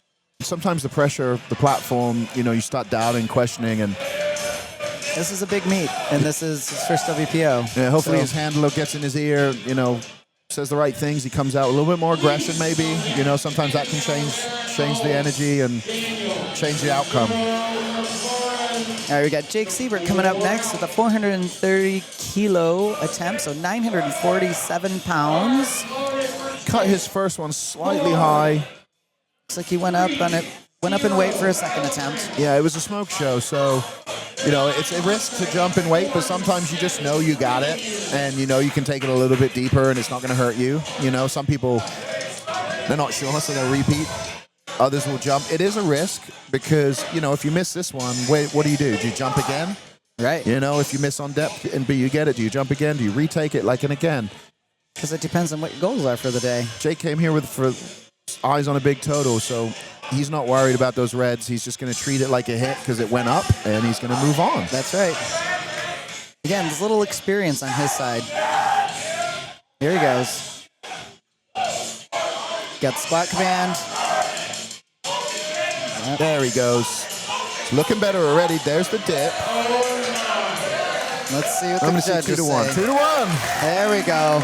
I knew that. So I that could risk see paid that off. He was slightly leaning towards us, and that dip, I knew it got in, but I thought it was only on one side. Exactly what I saw, the judges saw. So it's a good thing he went up in weight because now he's still on track.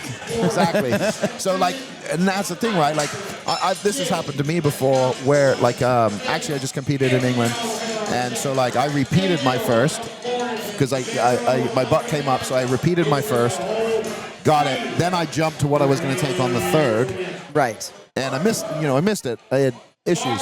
And so it's always a risk because you repeat your first, but you didn't come for your second most of the time. No. You want the third. You're building towards I a know. third. I And want the big lift. you know, if it does go down and up, and you know without a doubt you can manhandle the next weight, and sometimes you take that jump just to prepare you for the third. Right. Otherwise, you're ending up, you know, do I take a second and miss what I really came for, or you know, again, it all comes down to what your individual goals are. That's right. Okay, Reese Benson, 435 kilos on the bar. 959 pounds. Right. Getting set. He's got those white overkill wraps on. Here he goes.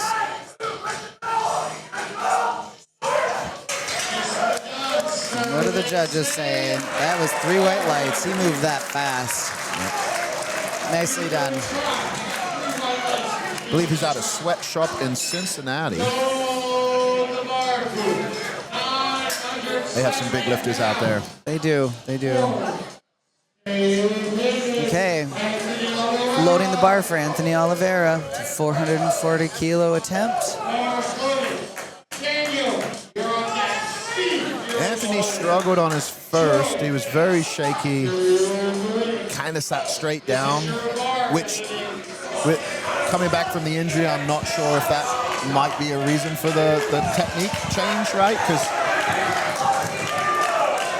yeah, he may need to move his body in a different way just to get around or whatever injury he's recovered from. Yeah, he didn't really have much of a year for training. It was mostly rehab and 100%. Quickly got back under heavy weights after he was given the all clear and built up over a few weeks, and here he is. Yeah, here he is. One thing with Anthony is he'll always give it his all regardless. Yes, looking very determined. Yeah. Really intense. He's not scared to put his body on the line. And for this got sport. the command. Here he goes.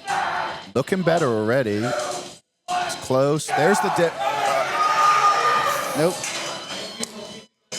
I'm not sure what happened there, but yeah, I don't know. Looks like he got the dip and he started to come up and just got stuck.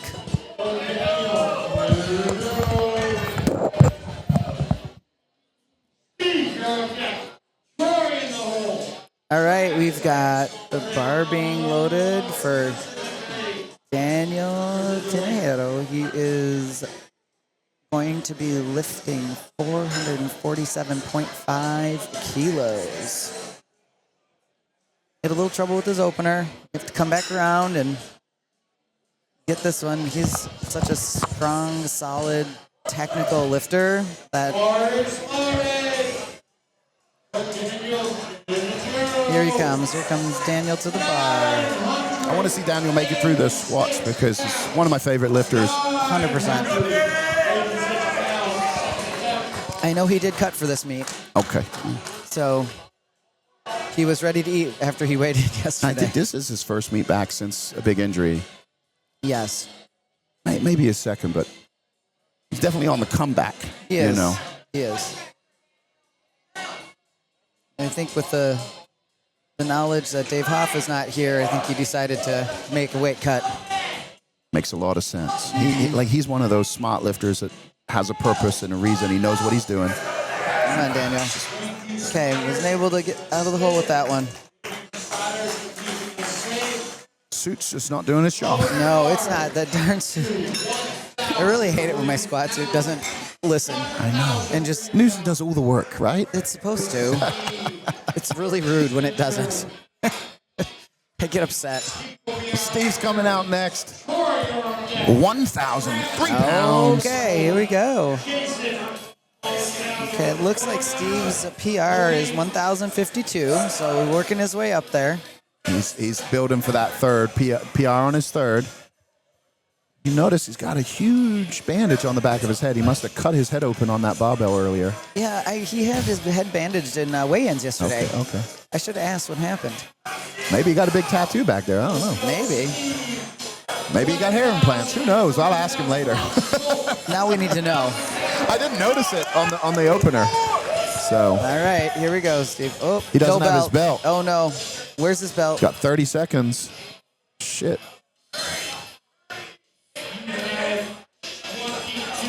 22 seconds. No. It's all right. He has time. As long as he has about 10 seconds.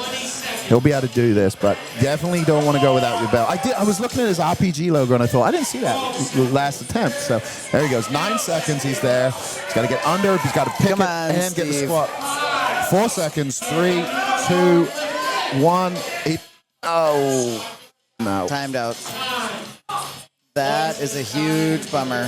Folks, this is what happens with high-pressure situations. Like, you know, you get up and under. He didn't even know that his belt wasn't on. No. That's how focused in the zone he was. But when he went to pick, he probably felt he had nothing to He had push nothing against. to push into. And where were his handlers? Yeah, and then They they couldn't find the belt over there when they went over there. So, Yeah.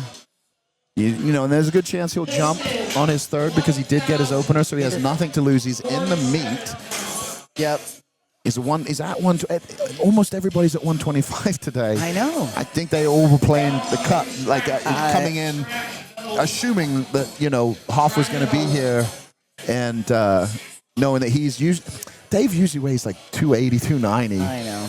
Yeah. You know, he just doesn't do the cut. But He doesn't. You know, No. when I broke the 308 all-time world record, that was the same day Dave broke the 275 all-time world record. And I actually beat him for the total by not very much. Coefficiently, he won, right? Right. But total, I set the biggest total, and at the time it was the biggest total at the West Side. And that was like the beginning of a small little rivalry with me and Dave. Didn't last very long as we were better training partners than enemies. But, you know. I love that. He, you know, when I retired, walked away for a decade, like he said, you know, it's going to be difficult to like keep pushing. And here he was 10 years later, still pushing, still biggest total in the world. So, okay, here goes Troy Angelo. 1,047-pound attempt. Looking beautiful smooth. squat. Yeah, he's so strong. Amazing. Let's see. 3 whites. All right. Good job, Troy. It's so interesting seeing the different foot placements and the way the squats look, and you know, it's just he's figured it out. And the different shoes. Yeah. Shoes are hugely important when we're squatting. So Travis McKinney's up. Travis is the world record holder at 220. You say 220, right? Yeah. At 11:24. So a pretty conservative second attempt, 1,063. So my guess is if this goes good, he'll jump to a 11:30 for the world record. But I would think got to get this one first. So again, Travis, very technical, very intelligent lifter. He's going to be playing the numbers game all day. All day. Because this might be the year that he gets to take the belt. So. Yeah, he's been so close. Yeah. But nobody can surpass Dave Hoff. We'll see today. Yeah. We've talked about him going up in weight. But, you know, coefficiently, this is the best place for him to be. So he's making that cut still. And he's really strong at this weight, too. He knows how to use his body. I mean, look at that. He's a great squatter, great bencher, great deadlifter. Incredible all-around lifter. 3 white lights, 1065. Looked easier than his opener, to be honest. There was no shake, no slowdown. Nothing. So I hope he takes 11:30 on the third. I love when those all-time records get broken and they get, you know, they just push them up chip by chip. Greg Panora, you know, he was at Westside when I was there, 242 lifter. And I watched him, I think, over like 5-6 years, like every meet just bumped the total by 5. Yeah. You know, and that's what you got to do to keep progressing. You do. You just keep chipping. Keep chipping away. All right, we got Jason Ellert coming up for second attempt, 490 kilos. 1,080 pounds. And this looks like it's going to be a PR attempt for Mr. Ellert. Yeah, his best is, what, 10:25? Looks like it. Okay. He's got his buddy, his handler, Joe Gross, that traveled with him from North Dakota. Again, Jason does a lot with the APO out there, so if you're in that area, make sure you look him up. Actually, we've got a lot of people who are meet directors and regional directors lifting from the APO, so it's good to see that. Hopefully we can keep growing, keep spreading. That's the plan. All right, Jason stepping up to the bar here. He's got 30 seconds. Want to activate more states, activate more countries, you know. And we need those international affiliates and really build this up back beyond what it ever was. Good pick by Joe. Oh, he's not ready. Nope, he needs No, to. he got. 10 seconds. 10 seconds. Uh-oh. He's not going to take it. He's not going to take it. He felt something off, and he's out of breath. yep. Those knee wraps have been on too long, probably. An Like he just, experienced enough lifter to know if this is a bad idea. Yeah. Now he's in the meet, so he's Yeah. got, so for him, he knows he's got another attempt. There's no point risking an injury. He stood up with it, and it was not what he wanted, and so he said, "Not right now." He'll have to come back around and fix whatever issue he was having. Yeah. Sometimes also you just know it's not the right time. So Yeah. You got to listen to that intuition, which sometimes, people think that these multiply powerlifters are just a bunch of meatheads who don't really think, but sometimes where that intuition's loud and you got to listen. the other part of the puzzle too is like some people, you never want to see it, but we just know that some people are not going to make it through. They will not 100%. get to the deadlifts. They could go out on the squat. They could go out on the bench. Better So go out on the bench. you also even if you're not necessarily playing the numbers game, sometimes conserving that energy and finishing the meet, you end up on the podium. That's right. Okay, Jamie Raymond taking a 500 kilo attempt. 1,102 kgs. Go, getting set, looking strong. Take a big pick. Just notice there's a big shadow over me here as Rodney Woodward stands next to me. Latest 3,000-pound total member. Here he goes. Oh, little bobble there. Just suit, knee wraps, pushed him forward. Those tiny little bobbles. Again, we were talking about that. He'll come back and try that again on a third, I'm sure. Not a lot of forgiveness when you get out of the groove. Yeah, when you get 1,100 pounds on your back, you shift that weight just kind of pushes you. I don't know what that's like to have 1,100 pounds, That's but not true. when I That's have not true. 600 pounds on my back No, and you get out of the groove, People it have asked sucks. me before, well, what does that feel like? Exactly like your max feels like. That's that's what it feels like. Like know the feeling. You do. You don't know the weight, but you know the feeling. And then you know how frustrating it is when you get out of the groove and you're doing the hula in the hole and you're like, why? Yes. Sometimes that's the worst part because you know that you are better than what you performed. 100%. And so you might finish the day and you'd still be disappointed because you just didn't show up the way you wanted to. It's never good enough. I had about 2 years like that. It's never good enough. I had about 2 years where Yeah. every total I knew I should have been 100 pounds higher. You're just like, what the heck? Yeah.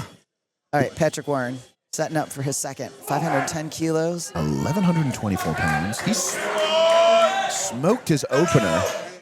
Smooth pick. There he goes. He's close. Gets the up command of his that. coat. Oh, slip. Bummer. It looks like he just had a little balance issue on that Yeah. on the way up. And That again, didn't look- when you got 1,100 pounds on your back, if you slightly get in the wrong position, You're in it is trouble. very difficult to correct, especially when you got those knee ramps on that squat suit. You can't move. Nah. You can move two directions, down and up. Yeah. Yeah, I've never seen anybody practicing in a split stance. It's when things go wrong, they go right. I mean, it's the reason why in training you'll see a lot of guys doing, good mornings, and many different movements that put them in compromising positions, so that when things do go wrong, maybe they can hold it, They can. and correct it. But the margin of error is so minuscule; it's so difficult, What's more frustrating though is when something like that happens and they come back on like the third and then they absolutely destroy it. Yes. Because then the mind's saying, well, what could have I done? Right. If I Yes. just not screwed up, what could have I No, done? yeah, it's so annoying. Okay, everybody's getting excited because Big right. Phil is up. Phil jumped to 12:01, so Yeah. slightly Okay, below his it's gonna all-time be a world big record. lift. Here he comes, coming up to the bar. So my guess is it looks like he's still in that single-ply suit. Obviously, the results won't show that, but he knows what he's doing. He does. And he still has that single ply suit on. Arguably, with the world record in every single discipline, he is the greatest squatter of the 275 class that has ever existed. Here he goes. Here he goes. Let's see. Not sure if he went up and down or paused. No, Three three reds. reds. Now, we'll have to see what happened on that. We got a little bobble at the top there. Getting a red from the head means that there was a bobble. not sure on the depth with the way his squat stance is. He has absolutely ginormous legs, Yes. which, Yeah, make it a little more difficult to see depth. yeah, if you're thinking about depth, right, and you think of going from the knee to the hip, all the mass below and above can really change. Like, so it's one of those things where you're like watching the hip crease, watching the knee, and everybody's legs might look different. And it makes it so controversial in terms of judging, because sometimes you'll see a guy who looks like they're 3 inches deep, but if you actually look from the side, they're not even at parallel because of the way they're leaning forward, the size of their hamstring. Yes. You know, it can create this illusion. With multiply gear, also now you have the suits, and if you notice, the side of the suits are all different. Some people have the laces, some people have a strip, some people have no strip. So even that can create, like, you have to really your creates eye. an illusion. It can create an illusion. Now on the lifter side, that's where the tricks come in with the knee wraps, right? You try to put a knot on the top of the knee so you can't quite see the top of the knee. With the suit, can those laces, can you twist them so they look, you know, go at an angle? So as a lifter, you'll try to get away with stuff. Yeah, but or as not a judge, having colored laces. No. If they're black laces. If they're colored laces, it's easier for the judge to see where your hip is. So these are all things that as a lifter you try to utilize, right? Because you're playing That's on the right. edge of the rules, right? Yeah. Pushing the envelope all the time. And again, that's, you know, I'm an extreme lifter. I want to push the boundaries. I want to push the numbers. Yeah. Not all lifters think like that. Not all lifters, you know, some people, they have different standards for themselves, which is fine. But this is the WPO, this is the World Finals, and these are the biggest lifts. Oh, Roman is in the hole here, and he loses it. I think he might have gone a little too deep on that I one, think but so. it's also maximal weight for him. And he was rushing because he was almost out of time. He got his opener, so he gets to carry on. He's moving on. Yeah, 340 kg opener. He'll move on. And again, he's only a 90 kg lifter. I think this is his second WPO, I maybe? think so. I think so. Him and Anthony Oliveira have a podcast together, and very intelligent lifter, student of the sport, into the history of the sport. And, you know, that's one of the things I mentioned earlier, like I never really appreciated about here at York Barber was the history. You know, I came here, I lifted multiple times. I walked through the Hall of Fame. Oh, that's cool, that's cool. But I never took the time to read and study. Being older now, like I've become so passionate about the history of strength in general. Where did it come from? Who were the early pioneers? What happened? You know, where do we get to? How do we get to where we are? Like, what are the progressions that we've seen? You know, and when you go across strength sports, it's phenomenal on both the men and the female side. You know, Absolutely. there is obviously more men that compete in strength sports around the world, it seems, but the women and the numbers they put up, while there's fewer They're big. The numbers have progressed at the rates. I think, you know, we have 700 deadlifts by female, you know, 900, 800 pound squats on the regular. And on the men's side, we're seeing 1,200 pound squats. Yes. We're seeing now 1,100 pound deadlifts, you know. Right. 1,000 pound raw deadlifts, 1,000 pound plus raw squats on a frequent basis, you know.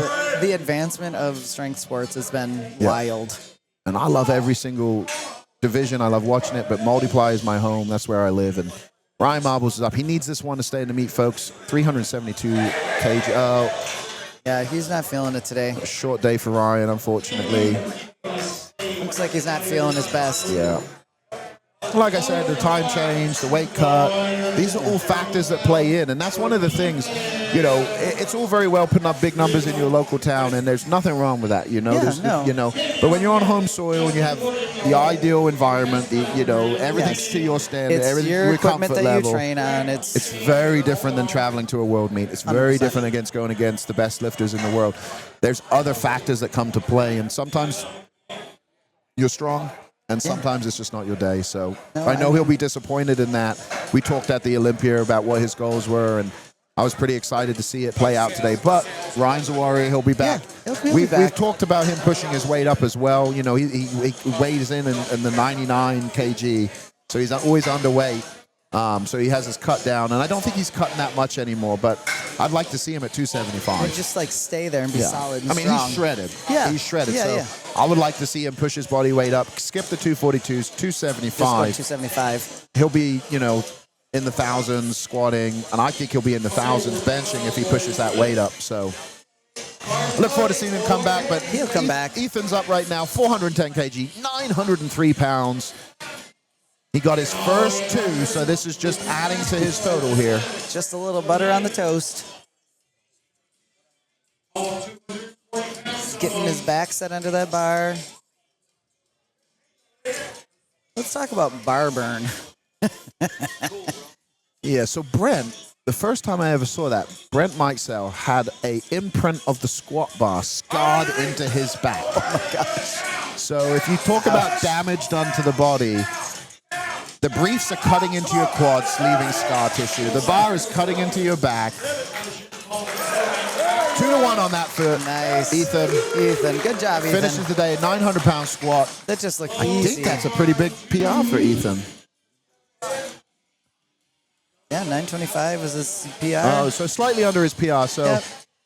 But maybe he, prep wasn't good, or maybe he's just playing it safe today based on, wanting to put up a big bench Stay or in the game, yeah. deadlift. Sometimes that pushing the squats can take away from the bench. So yeah, it makes the bench tricky. yeah. Tim Boyce is coming up.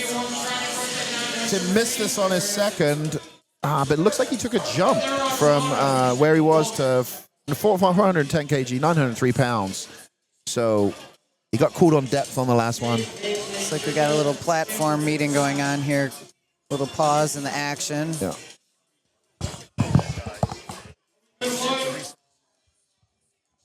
All right, bars loaded for Tim Boyce. Wait. I can't time him out. 20 seconds, they weren't ready. No, He's ready, though, so he's got... Oh, they reset the clock. There we go. they reset the clock, yeah. Got a full minute here. He's got his two sons right in the front row with this video. Cheering on to their Yeah, dad. cheering on their dad. They look to be, what, about 10, 12 years old, maybe? Yeah. Young I don't boys. know. Kids look older now than they did when I was. They're bigger and more developed now at a That's younger true. age, so... Here he goes. Oh. He was starting to go forward. Couldn't get his Nice dip save, and spotters. went the wrong direction. It's all good. He got his opener. He gets to continue on for the day. Hey, we'll have Justin Wood coming up. 410 kilo attempt. Same weight, 903 pounds.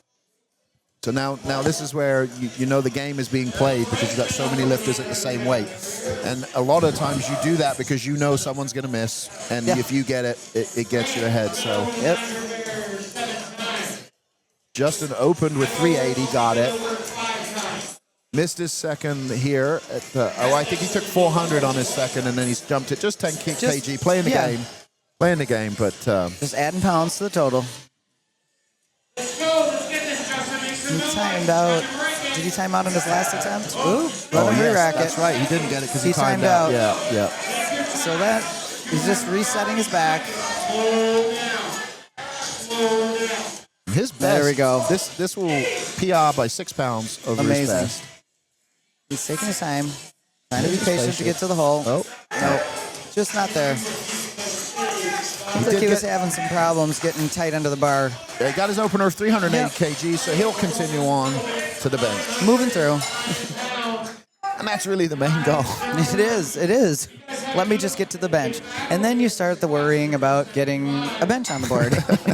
And then when you get the bench on the board, it's like, okay, fine, we're good. Pufta. It's one of those things, no matter what happens on the squat, you got to leave it behind.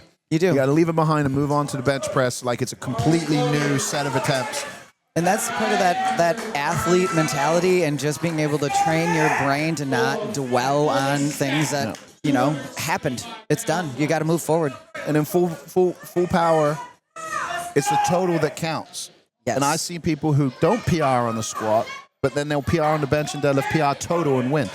I've seen people not PR in any of the 3 lifts, but that's the biggest 3 lifts they've put together. So what happens on the squat doesn't really Dictate your day. Unless Okay. you let it. Well, right. But that takes a strong brain. All right, Nick Tesla's up. 412 kgs, 909 pounds. Dips. Go, go, go, go. Just started And helicoptering on him. He did, and sprung a bloody nose to boot. Luckily that beard's there to Big catch old, it all. big old beard full of blood. I mean, it just adds some flavor to the day. Yeah. My nose would explode and my eyes I always would blow my eyes out. So I've had this issue a couple times over the last handful of years where I've had a sty for whatever reason, and then I've got to meet, and before you know it, I've got the giant shiner, and it looks ridiculous. It even looks worse when I show up to work. I'm a midwife. Remember I take that care of pregnant moms and babies that are looking at me like, why do you have a black eye? Do you need help? I know, right? Literally. It's not good. I feel really bad. I'm like, I'm sorry, it's fine. And when you try to explain to people what you do, they just look at you even weirder. Like, I remember one of the WPO bench bashes at the Arnold. Ryan Kennelly was bleeding out of his eye ducts. oh, that's intense. Made one of the best pictures I've ever seen. But It's cool, but it's scary. All right, we've got Josh Lerner coming up. Another PR attempt here. 420 kilo attempts. 925 pounds for this young lifter. I think this is his first WPO. Yes. Good pick. All right, here he goes. Listening for the up command. Gets the There up he command. goes. Up, Just and not today. Not quite. He got his first two. Yeah. And looked like a little bit of a PR there for that second, so good squats. Okay. Yeah, 435 is what he got on his second attempt. So we have Eric Lightman coming up. He had trouble with his first two. He needs this to stay in the race. sorry, Nick's second was 412.5 kgs. Okay. Eric missed 420 on his second, so he's taken that again. He needs this to stay in the meet. Oh, that's right. Trouble. Missed the first two. Yeah. Hopefully he's made some adjustments to his suit, and hopefully his coach and handlers have been able to give him a little pep talk back there. Both times it's been a balance issue. The first time he went forward, second time I think he went backwards. All right, let's go, Eric.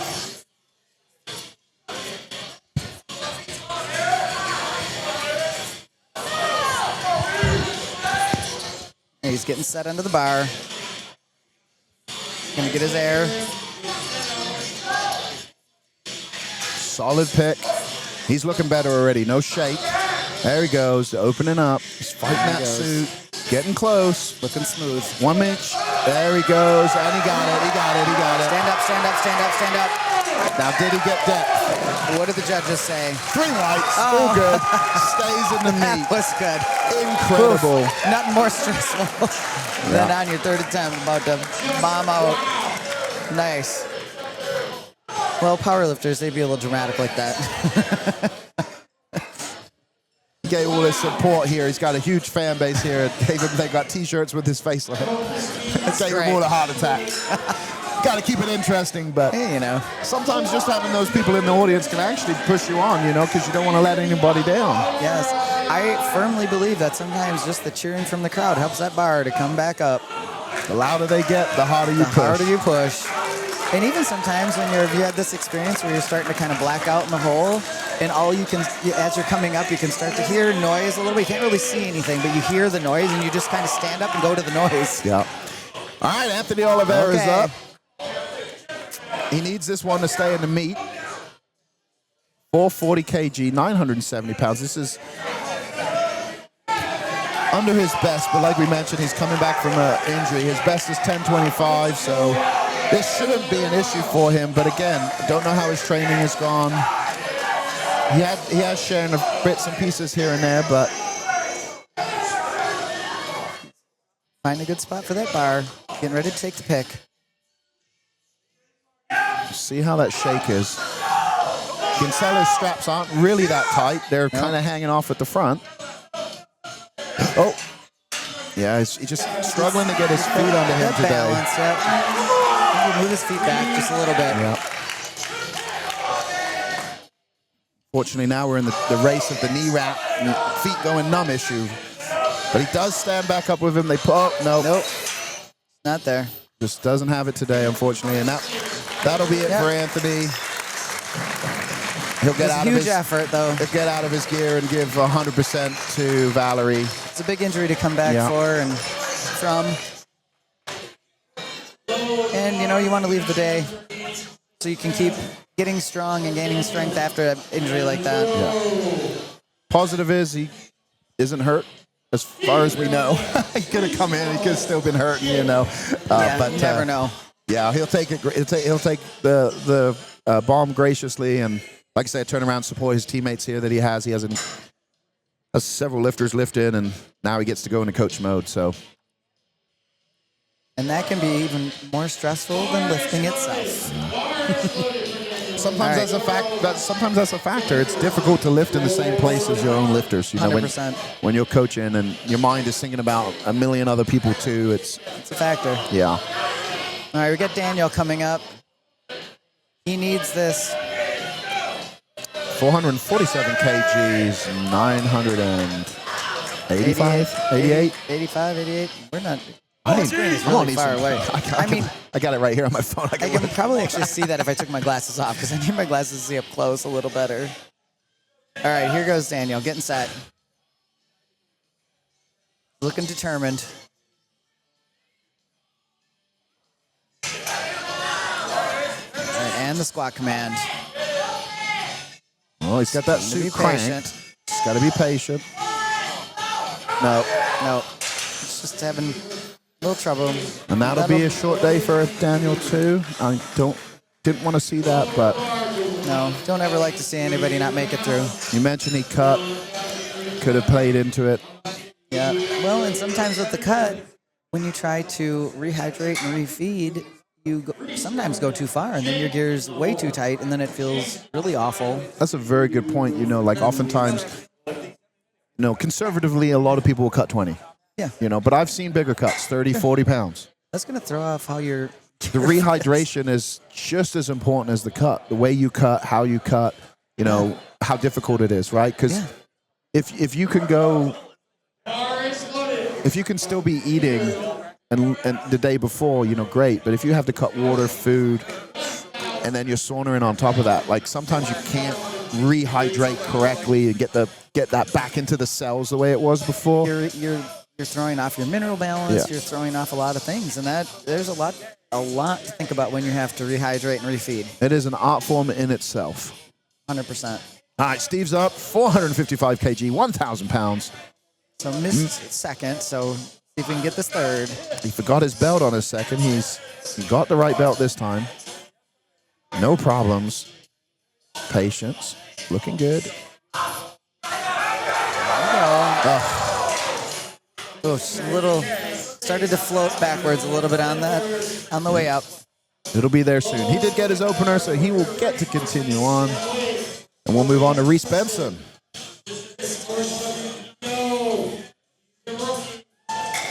So Reese is going to go after a 455 kilo attempt. So Reese got 435 on his second attempt, so he's took a 20 kg jump. Decent jump. He's coming up to the bar. He's got a great t-shirt. Green. Incredible Hulk t-shirt on. That is my favorite Marvel character. I mean, it's pretty cool. Fitting for a powerlifting competition. And he's got really cool blue camouflage shoes. I think the guys need to up their game with their flair in their shoes. All right, let's go, Reese. There he goes. That was close. Let's see what the judges say. 2 to 1. All right, good lift. Right there, borderline. Great lift. He's happy with that. And now we're going to move to Jake Siebert's third, 460 kg, 1,014. This is what he came for. He missed his opener, took a jump on his second, destroyed the weight, and now he gets to take his planned third attempt, 460 kgs. Which is a PR attempt. Looks like his PR is 1,003. 11-pound PR attempt. Which, again, Jake is up and coming. And he's ready. The second they said that bar is loaded, he is ready to get it done. Trains out of Doghouse and Columbus, Ohio, as well as Elite FTS. Former super training up there with Mark Bell in Northern California.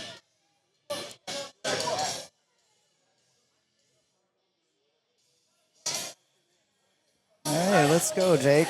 Getting set, getting ready for the pick. He's in those grippers too. He is.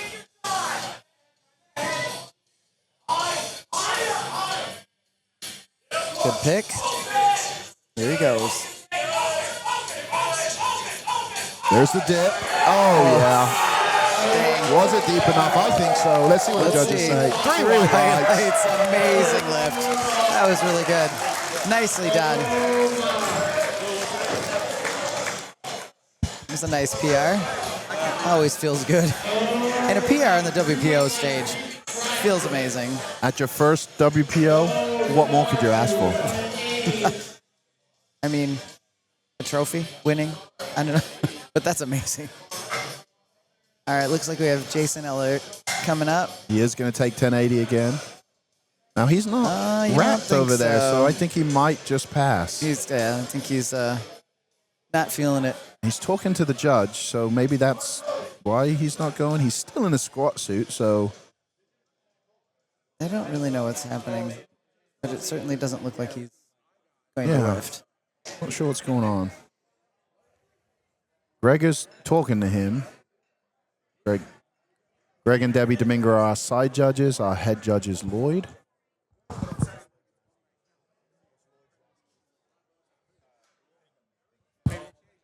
Lloyd Bingham is the head judge. Yeah, I think Jason's just opting out of this squat. He definitely has no intention at this point, looking at him, to be ready anytime soon. No. So I think they're just timing the minute so that the spacing between lifters remains the same, so it's fair in terms of recovery and stuff like that. Yeah, let that full minute run. Yeah. You don't want to shortchange the next guy. Yeah. And I think, he got his opener. On his second attempt, he the 1025 didn't feel right, so just put in a third, stay in the rotation, keep everything good with the lifters. So he'll get to continue on. We'll see him in the bench. Up next is Jamin Raymond, 500 kgs, 1,102 pounds, ladies and gentlemen. Here we go. Loading the bar. We talk about that travel and all of the different factors.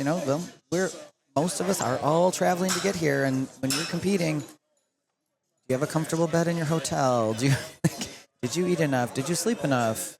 I mentioned you never know what the environment is too. Luckily, we got incredible monoliths by Elite FTS. We got the best squat bar in the world by F8. It's their new 30 kg squat bar. Absolutely tanked. Look at it there. It's amazing. Rock solid, 1,100 pounds. Yeah, no bend in that. Okay, Jamie Raymond approaching the bar.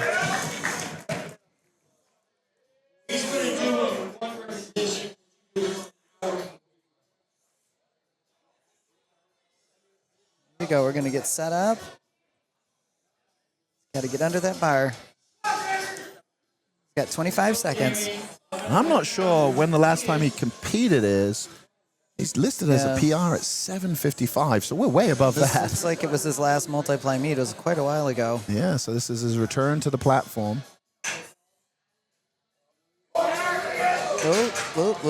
Which I'm not sure can be quite right. It's got 4 seconds. Not going to take it. No timeout. Yeah. Timed out. It was a little rough. He had a hard time with that pick. I think he got his first, so he got his first. Yeah, so he'll get to continue on. 405 kg was his first. Well, sorry, no, 465. So he PR'd on his first. Yeah, and that's a good day.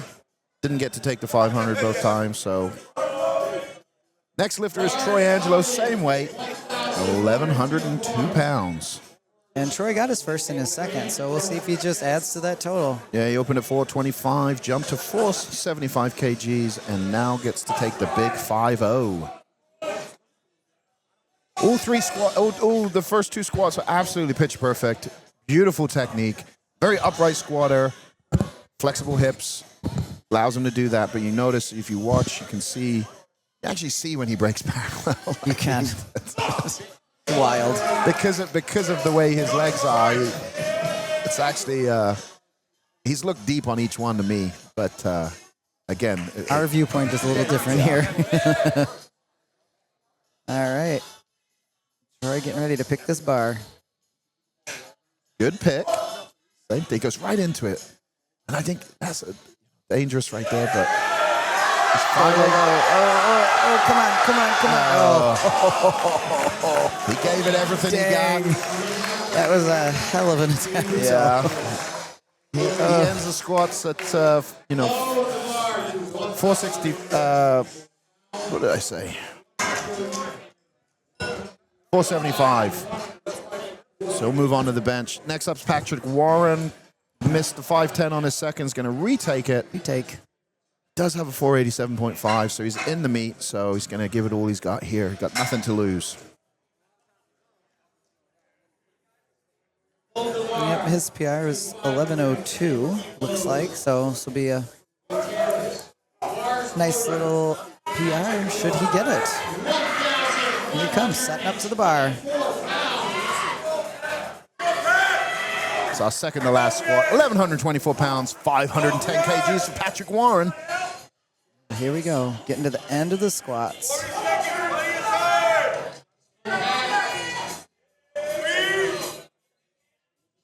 Yep, getting his air. Big brace. There he goes. Looking good. really good. Close, gets the up command from his coach. Gets the rack command. 3-1 lights, ladies and gentlemen. That's amazing. 1,124 pounds for Patrick Warren. Huge. Good for him.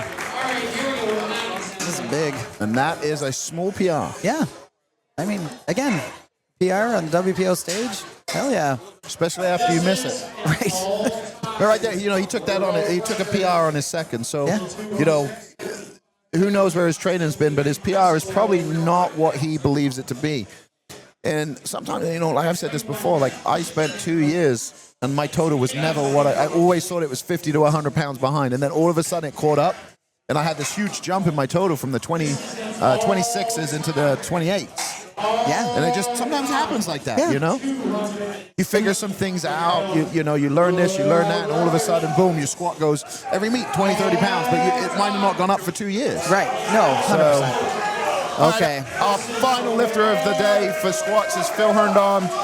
Big Phil he jumped to 12:23. This will be an all-time world record attempt for Phil. He wants to bump that up slightly. A lot of people on their feet. Gonna cheer on Phil for this final squat attempt of the day. So chip the world record by about, I think, 3 pounds. There's the pick. Good picks and the command. There he goes. He goes down and up. See what the judges say with the depth. No good on depth. Sides. Yep. Really good. Well, that wraps up our squats for the men. Yep. Now we're going to have a platform change to get ready for the women's flight for benching. Yep. So Valerie was our biggest squatter for the females, and Phil was our biggest squatter for the males. He finished with his opener 522.5, but that is 12 and a half kilos above the second best squat we saw today. So he'll go into the bench with a slight lead in the total. Unsure on the formula. When we come back, I'll have figured it out, and I'll give you guys an update. You have to do some maths.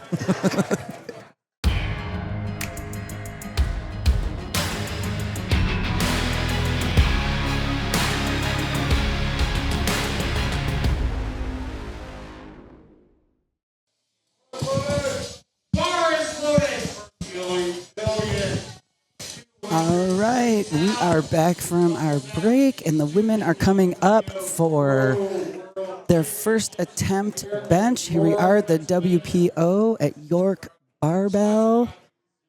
We had some very impressive squats go on with both the women and the men, and now we're on to bench. Jillian is up with her first attempt, 92.5 kilos, 203-pound attempt. She takes a hand off, and here she goes. Got that press command and a rack. Let's see what the judges say. Good lift for Jillian. She's on the board. Just like squatting in multiply squat gear, multiply benching is just as technical, if not more. We're going to see some impressive lifts today. It's been an exciting day so far. Got some excellent sponsors. We'd like to thank Spud Inc., Elite FTS, A Functional Life, Wild Gym, Stronger Than, York Barbell, Twin Cities Barbell, Ironman Barbell, and Anchor Strength. All right, we've got a bar loaded for Maura Gay. Is opening with 97.5 kilos. So it's 214 pounds on the bar.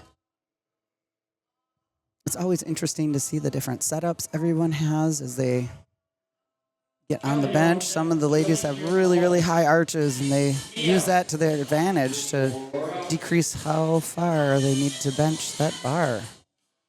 All right. Maura's about set. And she's got the handoff. Here she goes. Pulling it down. There's just an immense amount of pressure that you're pulling into when you're in that bench shirt. And she brings it up. Got the rack command. And the judges say 3 white lights for Maura. Good opener. Solid opener. All right. We are going up to 115 kilos for Kelly Showbomb. She is an intense and fun lifter to watch. That spotter and loader team working hard up there, making sure everything's right so we don't have any misloads. All right, here comes Kelly. Looking intense as usual. All right.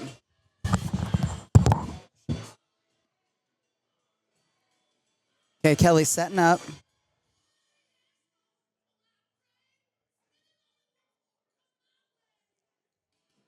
Getting everything just right. Getting ready. She's got a 253-pound attempt here. Goes, pulling it down. Got the press. And the rack. Judges say, good lift for Kelly. She's on the board. All right. Okay. Next lifter will be Julene Hurley. She's opening with 120 kilos. Julene had some good squats earlier. All right. She's a 264-pound opener.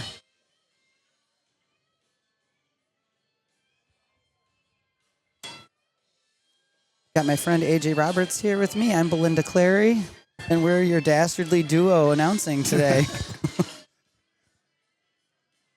Ranting for 7 hours. It might get sillier as the day goes on. Juline's up.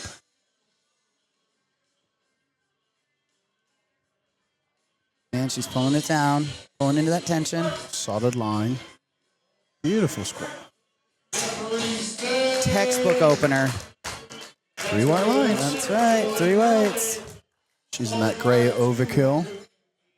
I haven't tried one of those yet. I've heard they're very similar to the Phenom in Okay. terms of the give Okay. and then the rebound. So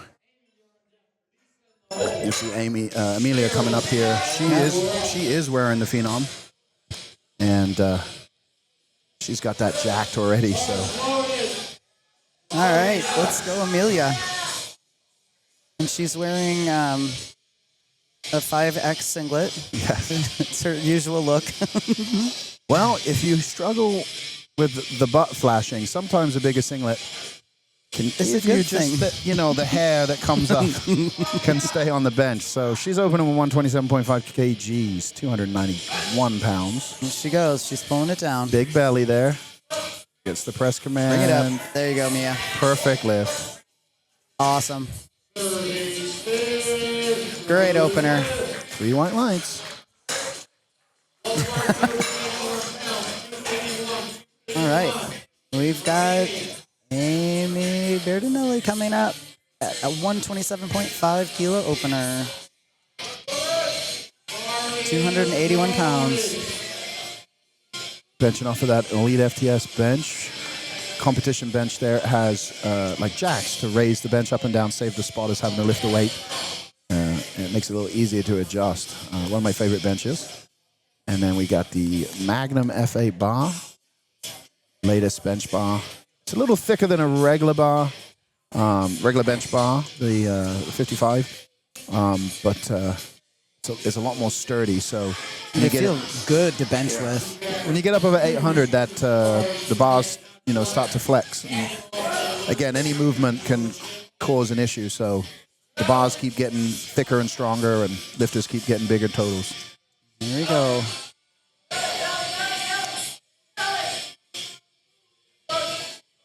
There. That was easy. Did she beat the press command? That's the question.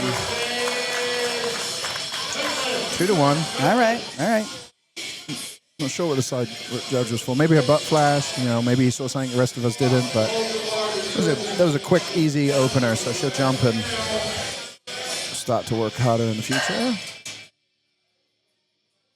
I think the women are good about opening conservatively. Just getting that first bench out of the way, and then they can go have some fun. Hey, we were talking about this the other day.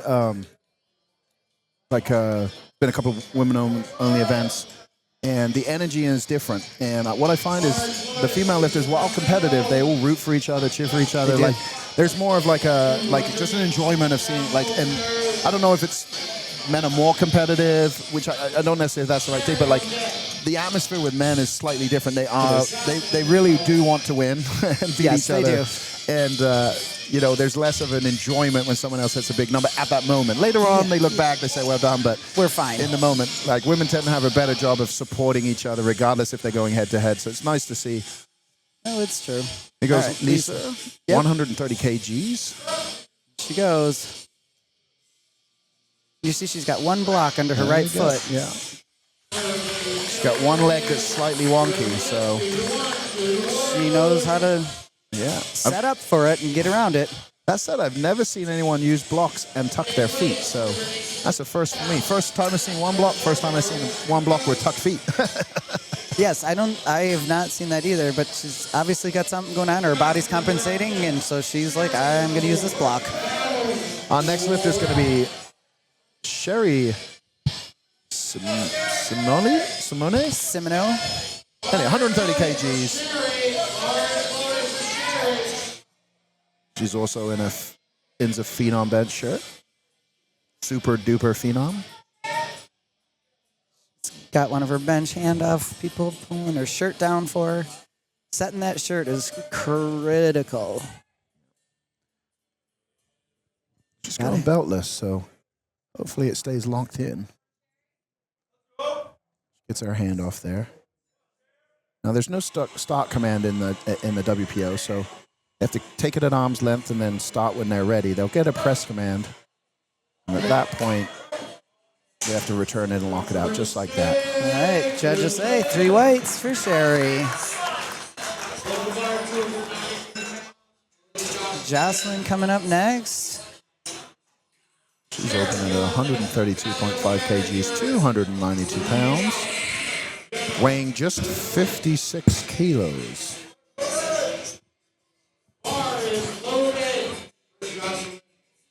She went 3 for 3 on squats. She had a really good squat performance. All right, here she comes. Set up on this bench. Seen Jocelyn lift at the women's pro-am, and she's just a really solid all-around lifter. She was talking to me just before the competition, her and Japes, and she was saying how nervous she was. I believe it. And I told her that was a good thing. The best lifters I know are the ones who get the most nervous. It's very true. It doesn't matter what level you're at. I feel like if I don't get nervous, there's something wrong. That's what I said. I said to her, the people that tell me they're ready, they're not nervous, they're usually the people I can bet on not finishing the meet. So Nerves are normal. That's very true. All right, here she goes. Here's the tuck. She gets the press command. Easy. Really easy. She's got a nice wide grip, and she's short and petite, so that works to her advantage. You definitely see the technical aspect here. You know, a regular bench press, raw bench press, usually a very straight line. You know, your elbows stay underneath that bar the entire time. They don't tuck very close to the body unless you're a closer grip, right? In the poly shirts, what you'll see is they get to that point, that shirt starts biting, and you have to go through the pressure, which means you have to tuck the elbows close to the body. That makes the bar go even lower, and that's why they end up touching low on the sternum, maybe even upper abs, depending on their arch. So. And that's how we also end up having the bubble attack us, and we jump it. Exactly. All right, Sarah's up with a 150 kilo opener, 330 pounds. And she's getting set to go here. Once you get the handoff, like AJ said, there's no start command. You just need to show control of the bar and go when you're ready. She's fighting it. There she goes. She gets the touch and the press. There she goes. Was that right arm locked out all the way? What are they going to say?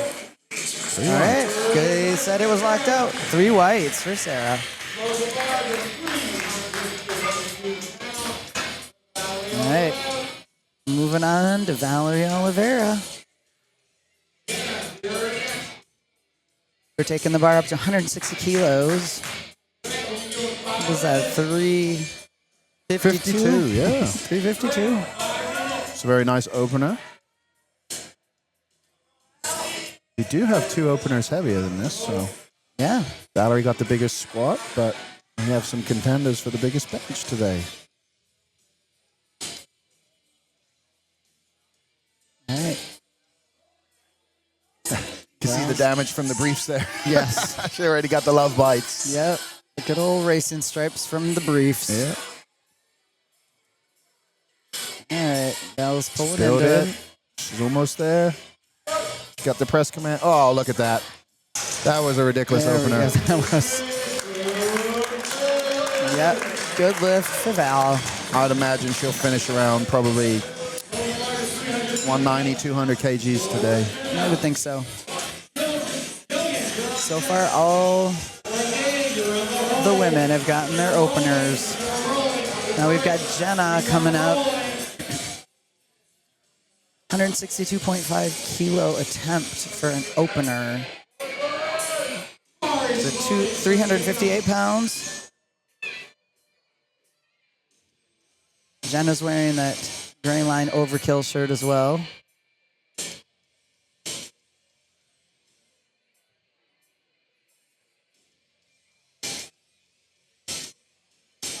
Making sure she gets all the way up on her neck as she's setting up, pushing into that pad. The handoff person gives her just a little shove to make sure she's in the right spot. And here she goes. Lets it settle. Build in.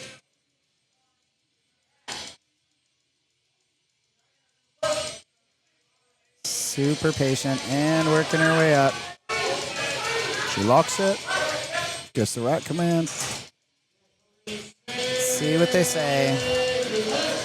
Nicely done. 3 whites, 358 pounds in the books. Now, you notice there, like it looked like she touched, but the reality is the angle we're at, sometimes the stomach's going to be higher than the touch point.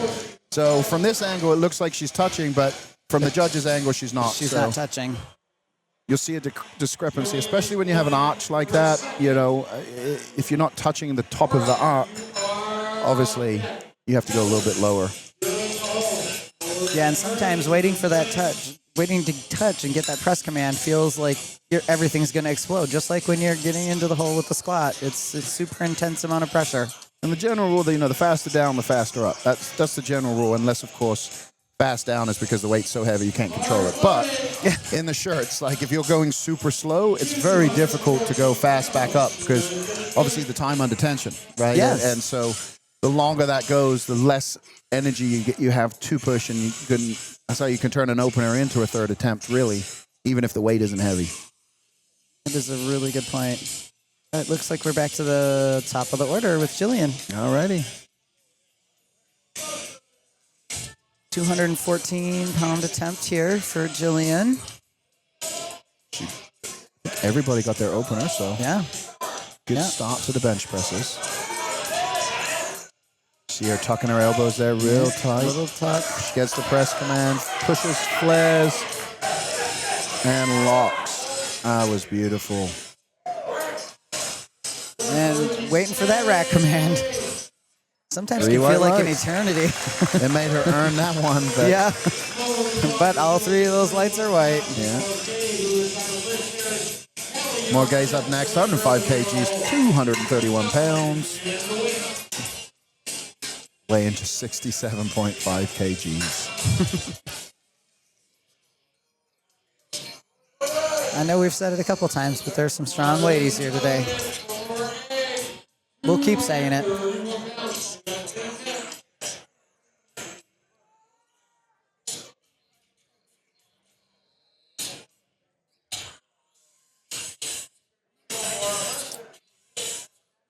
Interesting footwear there. Kind of look like climbing shoes, maybe? They do almost look like climbing shoes. Very thin soles. Probably extremely grippy. I say they look like they're going to grip that carpet Yeah. real well. And what's the worst thing that can happen when you're benching? Or one of the worst. Your foot slips. Yeah, if you have a big leg drive, you know, you're pushing those feet hard. The last thing you want is for that power to be lost from a slip. Imera goes. Oh, it's twisting, but she's fighting it. She's bringing it back. fighting. She locks it. Dang, good job. Look good. 3 wide. 3 whites. A little helicopter-y, but she got that. Pushed right on through. Yeah, she almost lost it. Was able to just pull it back. Obviously, the weight's not a maximal attempt for her, so able to hold it, pull it back, correct it, and lock out. All right, Kelly Schlobbaum's coming up again here. 27.5 kgs, 281 pounds for Kelly. Kelly looking as intense as usual. She's got that shirt nice and jacked.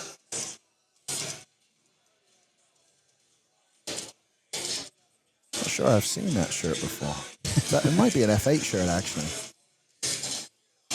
I think you're right. Yeah. It might be. All right, here she goes. She's building in the line. Looks good. Right, perfect. Let's see what they say. Good lift for Kelly. You can really see with Kelly the tuck of the elbows and the ability to maintain the bar over the elbows. So even though she's tucking really hard, that barbell is still in line with the elbows. That way when she presses, the elbows are under the bar so that power goes straight through to the barbell. Sometimes what happens is that the lifters will kind of dump the weight forward and then they have to kind of front, like delt raise it back and then go up. So you really want to focus on keeping those elbows underneath the barbell so that when you do drive that you don't lose any power anywhere. So, okay, Julian Hurley's up. 130 kgs. 286 pounds. You know, Julian had a big injury this past, handful of months. She had damage to one of her hands or wrists, and I can't remember exactly what she did. She got hurt at work, I believe. And so it resulted in some surgery and a lot of rehab time and a lot of time in a cast. Team Nemesis helping her out here out of Minnesota. It's your team. Yeah, that bunch of slackers that I claim.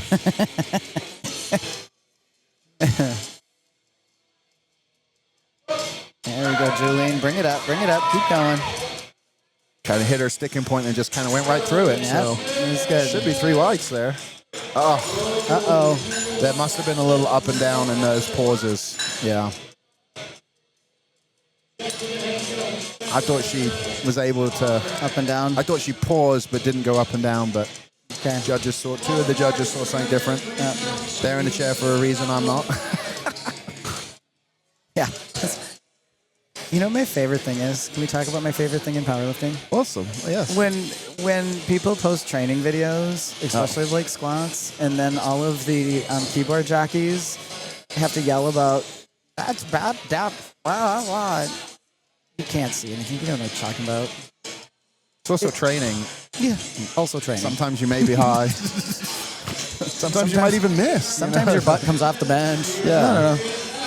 It's great. It's why you go to a meet and get 3 judges to judge the lifts. So. That's right. All right. Lisa's got the handoff here. 303. Yep. And she made that look easy right there. Little drop. Note they where she locked out all the way. 3 white lights. Yeah, 2. Yep. She was a little slow on the left arm, locking it out, but was able to lock it out. Luckily, she was kind of falling the other way at the end, but they gave the rack command before she lost it, so it's a good lift. Back to Amelia already. Yeah, the women are moving fast. These bench taps are going up. Those boys are warming up quick back there. 308 pounds. Let's go, Amelia. Not sure how many women. I think we lost 2 ladies, so We did. they're 2 shy. Still a pretty big flight, though, so just doing good. Yep, all right. Amelia getting ready for that handoff.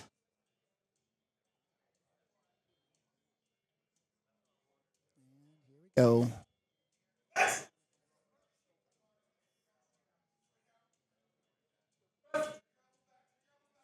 Oh, she's going to lose it. You could see that on the way down. She wasn't. You could see she was twisted. Yeah. Her left arm was further tucked than her right arm. She did touch, but when she went to press, obviously that was just too much. She could have the shirt slightly set different on one side over the other, which can cause the barbell to pull one way versus the other. Yep. So they'll reset that shirt. They'll try again. But that was a 3 times body weight attempt there on the bench. So we're getting into some big weights for these ladies. All right, Amy's up next. 140 kilos. 308 pounds. She's a 75 kg lifter. I think Amy's also got some nice knee sleeves on. Keep those knees warm. Well, they don't necessarily help with the squat. They help keep the knees. If you bench correctly, you use your legs. It's a full body lift. So I've had to wear knee sleeves too. I've kind of strained too hard with the legs. So just adds another layer of protection. Joint protection is important. Up we go. See what the judges think. I think it was a little up and down. Yeah, a little up and down on that, but it's all right. Certainly the weight wasn't the problem.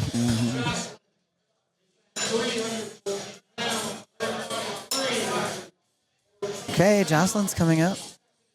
142.5 kilos. 314 pounds.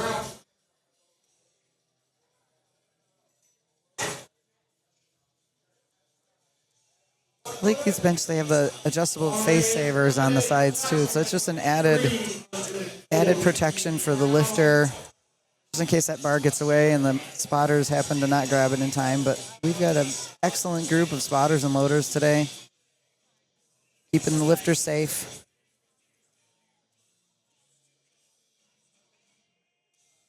Jocelyn took a 10 kilo jump. She opened with 132.5, jumped to 142.5. Which weighs just 56 kilos, so this is a 2.5 times body weight bench press.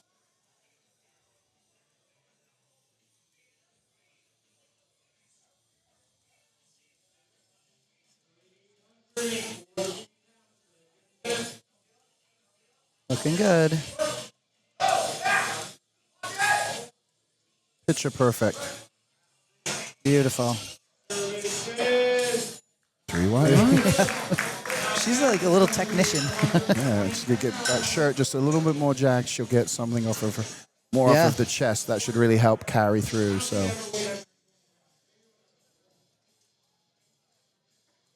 all right, Sherry is coming up again here. Yep, same weight as on the bar.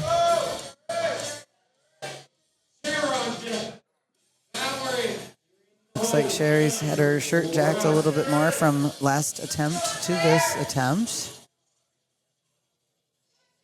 Getting set up just so on that bench.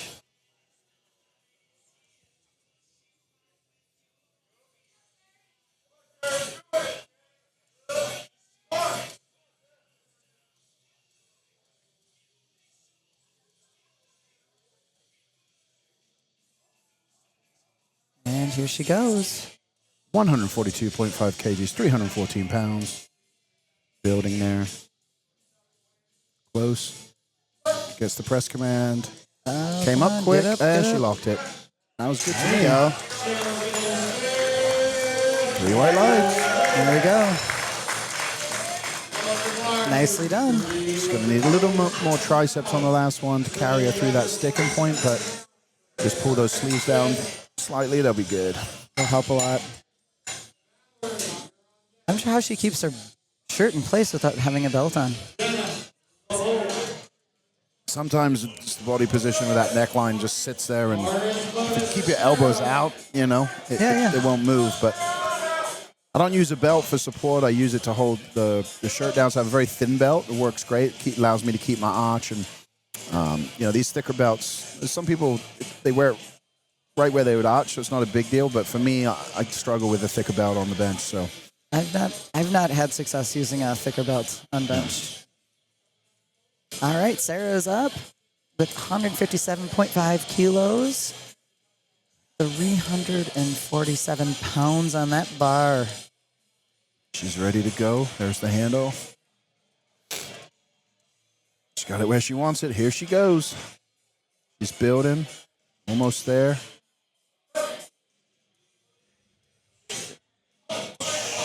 She locks it.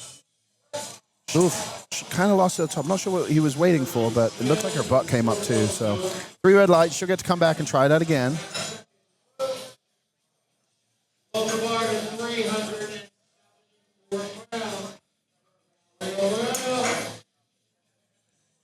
Must have not quite been locked out, and that's why she was held, but she'll come back. She could try that again. Up next is Valerie Oliveira. She's going for 374.79 pounds, 170 kgs. Which is a PR attempt for Val. Val also is not wearing a belt, so Yeah. I always wore a belt with my phenom. But like I say, sometimes I got a training partner who doesn't wear a belt, and his shirt never moves either. Doesn't move. So, yeah. I haven't figured that out yet. There must be some trick. Body type probably, just the way the shirt sits. And Yeah. All right, here goes Val. loading. Big base. Big arch. Strong. Almost there. She got to go slightly lower. She got the press command, and she got it. There it is. Uh-oh. Up and down. They got her for up and down on that. I didn't see it, but I'm not as close as the judges, so. Maybe it's just, I mean, looked like that weight moved quick off her chest, and it could have just had that little bit of a bobble on the way up. And Yeah, I did see the elbow, but I didn't see the bar, so. Yeah. Well, the weight was easy for her, so she'll come back with that. And everything depends on what you're looking at. That's the thing, right? It's what are you looking at, and what do you see, and. All right, Jenna is setting up on the bench. I had one bench that came up so fast that it pulled me off of the bench. And so I got an up and down call, but if you watch the video, my arms are locked the entire time. I go up off the bench and then come back down on the bench. Oh my gosh. So all sorts of stuff can happen, folks. This is true. Here she goes, tuck in. 385 pounds on this bar. There she goes. You can see how hard she's working with those legs. Left up. Nope. She went the wrong way with her arms.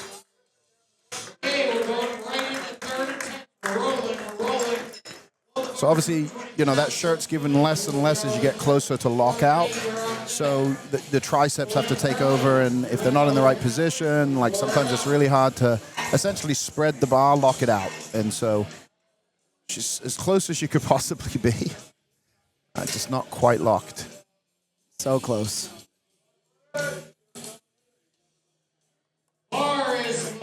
Okay, Jillian. top of third attempts. Correct. So she's taking 100 kgs here, 220 pounds. Opened Looks it. like Jillian's PR was 203. Right. So this is I think she already broke it. She so already now she'll broke be it. going. This will be a quite a double bit- PR. Yeah, this would be a 20-pound PR? Close to 20 pounds, almost 20 pounds. All right. Taking her time to get set up. See how lean she is there. Quad striations. Yes. It's just not normal in powerlifting. It is if you're Jillian, though. Yeah. I guess a lot of the raw lifters are pretty lean.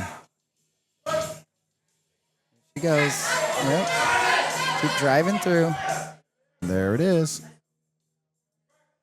Got a little bit on that right elbow. Nice. Good lift. Nice job, Jillian. She really had to work for that one. She did. She had to work for the last one, too.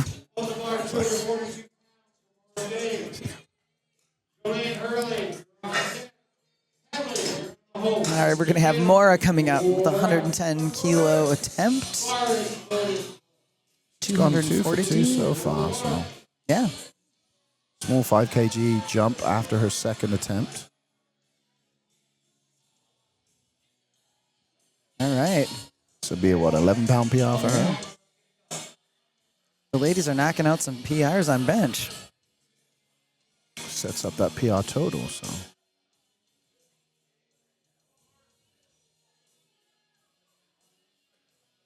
You know, if you come to a comp and you do your best, even if you don't win, you win. That's right. You know, if you come and you nowhere close to your best, even if you win, you lose. So, you know, that's kind of, all these lifters have that in the back of their mind, you know. Oh, she's fighting it. She's going to get called for up and down on Yeah. that, but she did lock it out. Yeah. So She really stuck with it, though. judges are really on top of things today, you know, as they should be at a world meet. Yes. All right, Julien's going to be coming up for her third attempt. She got called for up and down on her last attempt, so It's ever so slight. You notice, like, it's about the same position for most of these females, and it's where the shirt is really starting to stop helping. yes. It's transitioning almost fully into the shoulder tricep lockout. So, you know, that speed off the chest can carry you through that sticking point. If you don't have much speed off the chest, you kind of have to grind through it. It makes the lift a lot harder. Difficult. Benching is hard enough. Yes. Let's not make it more difficult. My favorite is when you're training and you're doing a board press or something, and then someone's like, wow, why are you shortening the range of motion? Like, because I know where I need to get strong. Right. Right. All right. She goes. Bringing it down. Keep it smooth. Oh, that was perfect. There we go. There we There go. we That's how go. you come back and get it. Yes. That's a statement right That there. was smooth as butter. Nice job, Julien. All right, we're moving on to Kelly, 135 kgs, 297 pounds. Yeah, here she comes. Looks like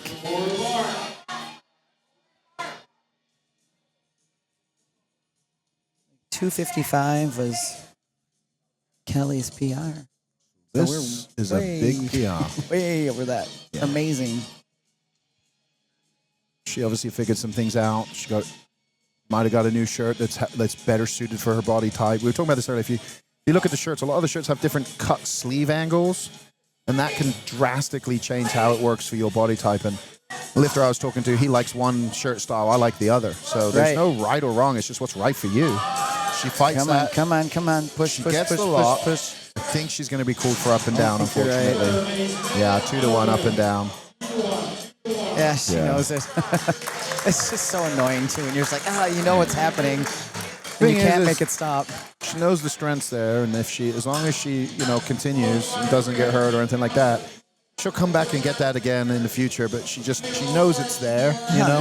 Yeah. So now she can take it on her second, if she wants to, and move from there, or Yeah, well, and again, Kelly's an experienced lifter, and she'll she'll take it in stride and just be like, okay, Yeah. we'll come back around another time. All right, Lisa McDonald is setting up for a 140 kilo attempt. 308 pounds. This is also a PR for Lisa. Here she goes.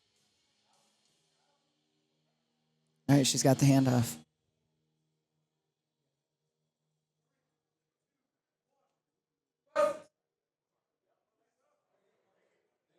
Up.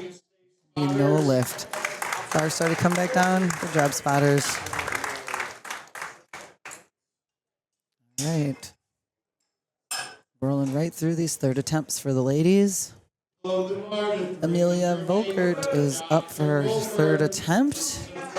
140 kilos. Again, 308 pounds.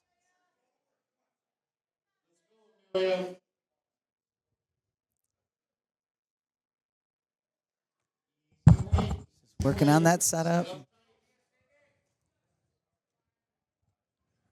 I just had to set the shirt for the. AJ jumps up and goes and runs across the room and helps set a shirt and comes sprinting back. Now that's a good lift. There we was go. no up That's a and down. big lift for Amelia. That's great. 3 white lights. Yes. Deservedly so. That's an 8-pound PR for Amelia. 308 pounds right there. Wearing job, JJ friend. singlet, I reckon.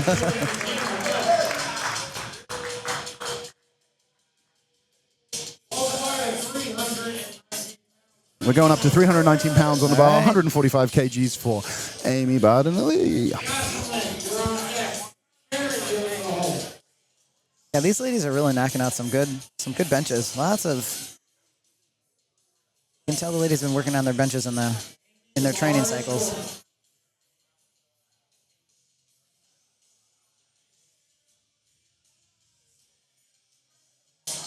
All right, let's go, Amy.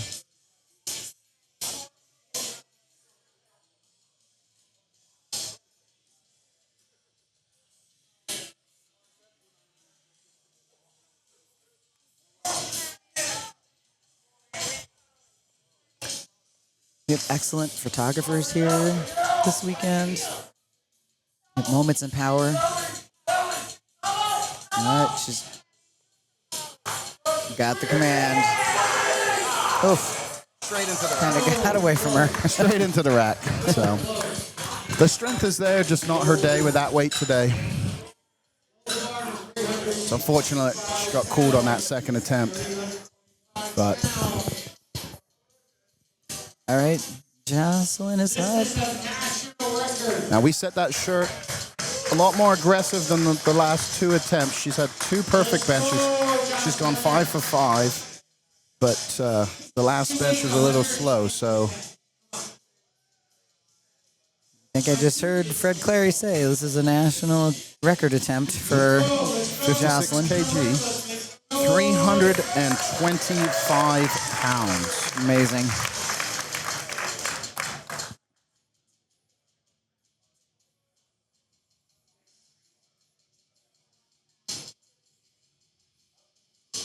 And she takes the weight. Solid handoff by James. Very arched this time. Yep, there she goes. And it's going to Oh, the wrist. Oh, just wrist. got away. Dang it. Her wrist wraps are pretty low on her wrists. It's Come up a little not higher. Quite cast. So that weight just broke that wrist at the top there, but she's close to that weight, so it won't be long before she gets that national record. Oh, no, for sure. So her perfect day streak ends, but she will continue on to the deadlift. Sherry is next. 325 pounds on the bar.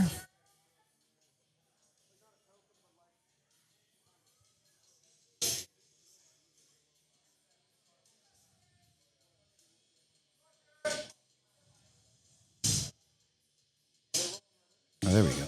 There she goes. Ready for the handoff.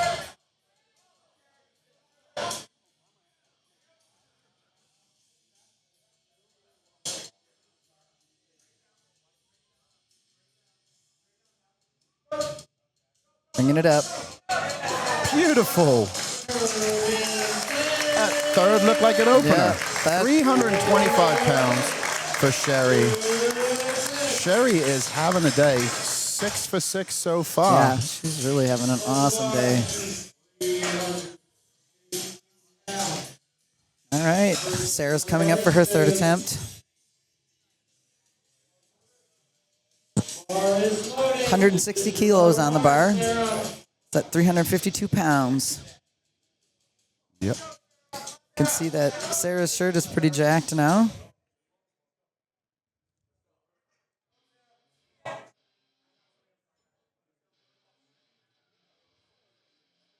She's getting set. Looks like she's got a little heel on her shoe. Yeah, those look like the Nike weightlifting shoes. So she probably benches off of her toes, and with the heel on, it allows her to drive the foot down without the heel going flat. So Yeah. again, the preference of the lifter.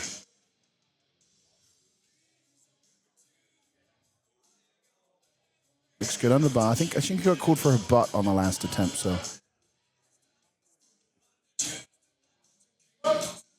she gets the press. Come on, Sarah. Goes. Oh, Yeah.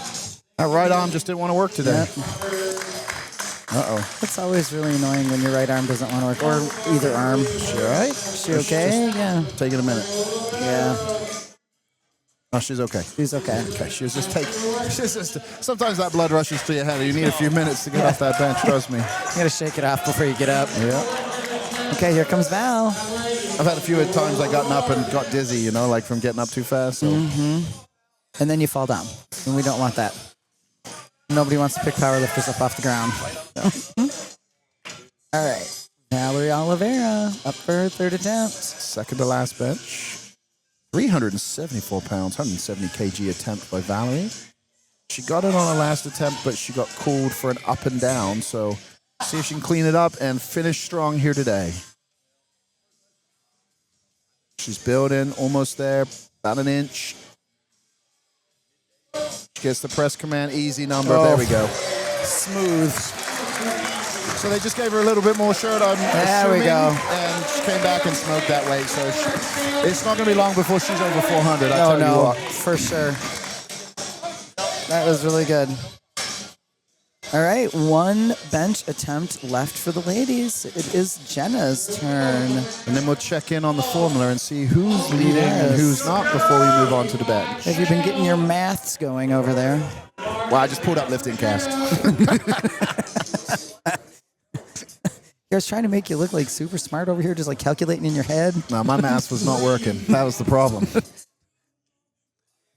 Anyone who knows me knows that I don't agree with numbers. I count in 45s and 25s, so kilos don't even help me. No. Bar math. Yeah. All right, Jenna's getting set for a big bench here.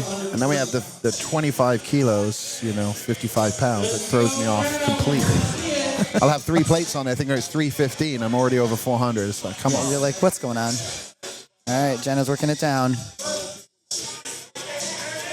Nope. Oh, got away from good catch. Her Spotters. elbow was just too far in front of her Too wrist. far in front, yeah. That concludes our female benches. Let's check in. I'm going to refresh here. Yeah. Let's see where we're at for the scores before we take a short break. So it looks like what we have, a couple 300s. Let's see. We've got 2 in the 400. So right now, our leader is Jenna. How do you say Jenna's last name? That is, I'm going to screw it up no matter what. Odziana. Odziana. Jenna Odziana's in lead. She's got currently a Glosenberg form of 449. Lisa McDonald is right behind her at 423. Sitting in third place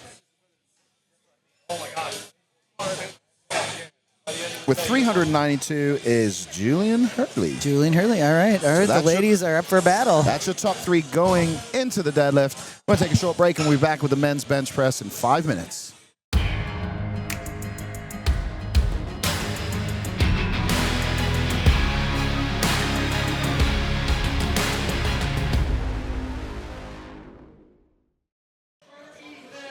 All righty.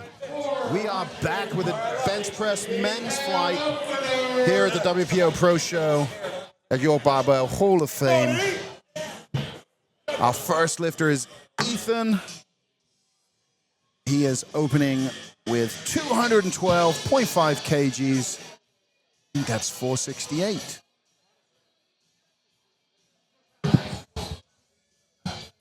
Ethan had a rough start today, came back on his third attempt, got his squat.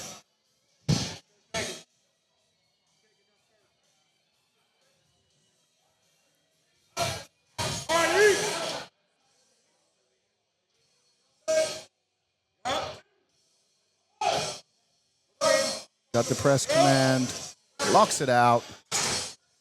Should be 3 white lights. Let's see what the judges say. 2-1. All right. On the board. Not sure what the infraction was for, but he's on the board. He doesn't care. He's moving on. Oh, wait. Ethan had a great squat day. He went 3 for 3 on the squat. Sorry. Eric had a rough start. He's coming up.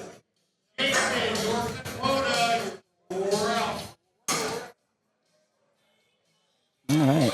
Squeaked it in there on his last attempt on the squats. Yep. Hopefully benches go better. Poor man will have a heart attack if not by the end of the Yeah, day. I know. Can his nerves handle all that? Yeah. That's stressful. All right, here we go.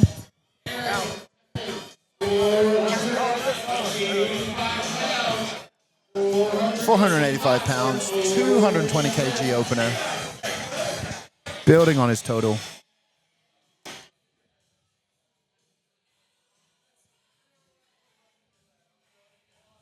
This looks better. Here we go. With the push, locks it. That should be a good lift. There we go. 3 white lights. Well, Here we now go. we'll see him in the deadlifts now, that's for sure. He went from almost being done to now he gets to finish. That's probably a big relief for him, I'm sure. And now, so what will probably happen now is he'll actually probably get a little bit of a dopamine hit. And I expect to actually see his benches improve as he goes. Clear that head most- chatter. yes. It'll settle his spirit a little bit. Yeah. Sometimes Okay. all it takes is just one little thing in the right direction to go your way, and all of a sudden. Yes, the clouds part, the sun comes out. Yeah. 100%. You hope it happens before the squats, but sometimes, Right. takes Yeah. it takes a little bit longer. We'll take it when we can get it. Yeah. All right. Josh is up next. Josh is 27 years of age. This is his first WPO. Opening with 232.5 kgs, 512 pounds for an opener. Gets the handoff, and he's off. Gets the press command and shoots it up to lock out.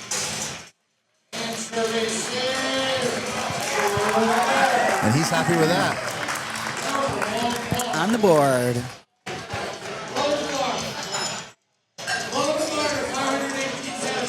Steve is going to be up next. He's opening with 518 pounds.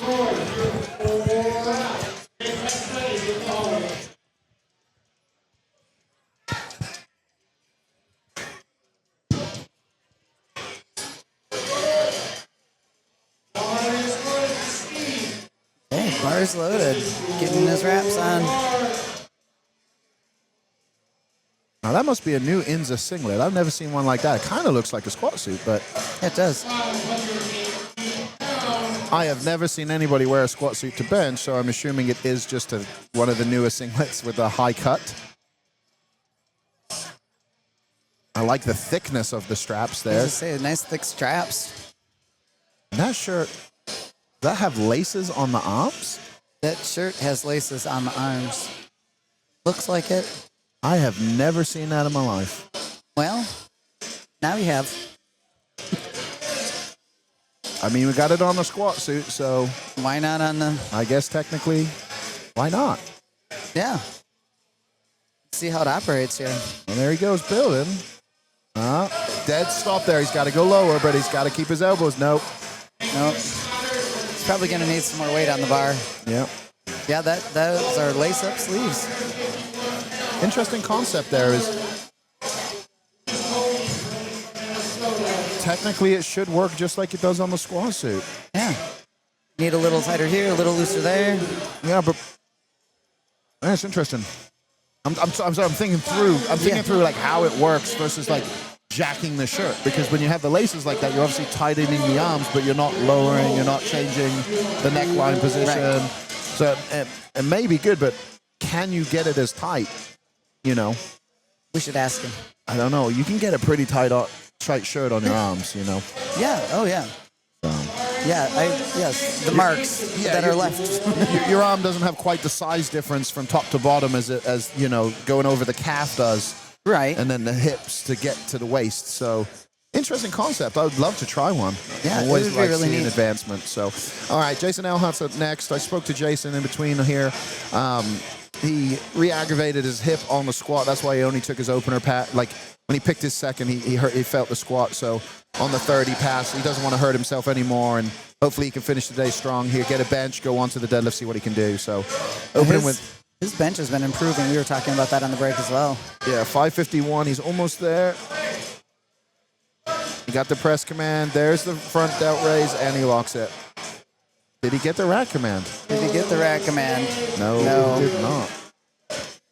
So you saw there, Jason got to a point he could not go any lower with his arms. He had to dump the bar to touch. Gets the press command. You have to front raise it back into the groove, push it up. Unfortunately, sometimes that momentum will carry through to the rack, and instead of being able to hold it, you just go into the rack. You can't stop it when it starts floating back like that all the time. Yep. In training, we say good lift. In competition, unfortunately, no lift. All right, Justin Wood is the next lifter. Same weight for Justin. 551 pounds, 250 kgs. He's also sporting an extremely oversized singlet. Speaking of, I think I need to buy a new singlet while you're this weekend. We're actually going to have some singlets made with Velcro, because the reason they're probably wearing a big singlet, and it's probably not for the butt, like I said. It's more that you get the singlet over the bench press shirt. You have very minimal arm movement. Yes, it's really and you awkward. need a very stretchy singlet. So we're actually going to be coming out with a singlet with some Velcro on, so you don't have to do that. But well, then I probably need one of those. yes. There we go. Gets the All rack. right. Let's see what Was we got his here. butt down 2-1. All right. Might have flashed the butt there, but only one judge saw, so gets a good lift on that. We're going up in weight. 584 pounds for Troy Angelino. 265 kgs.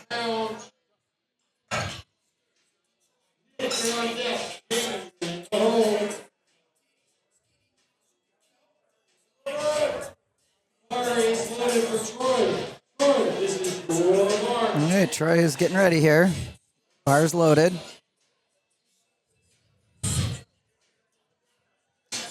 Here he comes.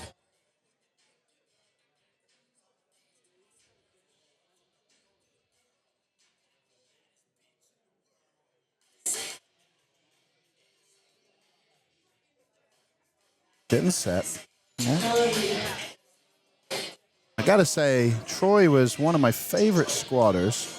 Looks like they have a misload on the bar. I'm glad they caught that before he went. Gives him an opportunity. Reset the clock. Take a breath there. Reset the clock. Make sure it's right. But yeah, Troy was one of my favorite squatters this morning, technique-wise. Absolutely picture-perfect squat. Just taking some ammonia there on the platform. He's in the Super Duper Phenom, getting set here. All right, here we go, Troy. Get the hand off here.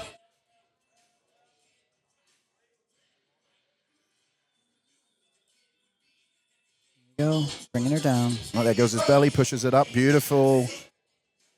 Oh, That right there elbow. we go. Now, I don't think it went up and down, but there was 2 pauses that could have made it seem like that. Let's see what the judges say. 3 whites. All right, good. Yeah. It didn't look like an up and down. Just looked like it.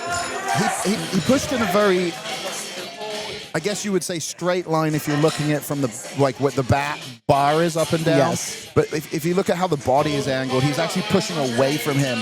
So at the top, when it got stuck, he actually had to come back to be able to lock it out. Yes. So if he can get his arms to go back just slightly, it's actually a straight line in terms of the body, but in terms of the bench, it's angled back slightly. Yes. And that was something Louis talked about, the straight line, and people always kind of misinterpreted it because they would push away from themselves. But then you get stuck at a certain point. Yeah, you can't. Yeah. When you push straight off your chest or your belly, it's.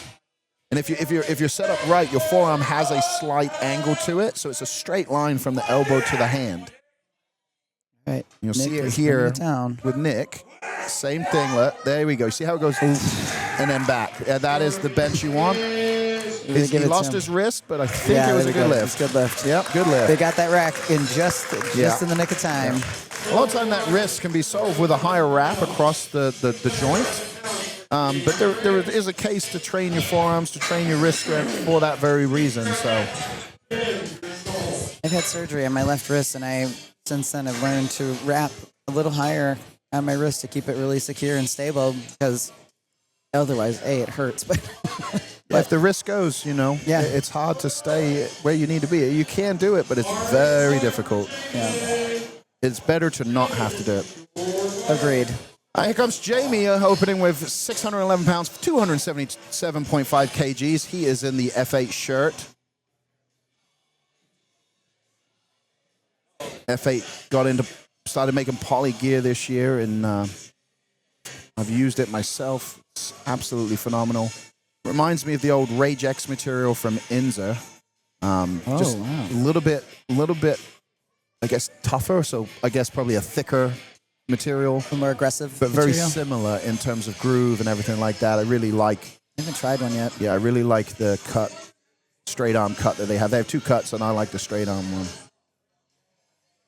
It'd be interesting to try one out, but it'll be a while before I push it on. He's going to get called for butt on this, but maybe, I can't see the back of his butt. Right, not from here. No lift, so no lockout, so he'll get to come back and do that again. Yeah.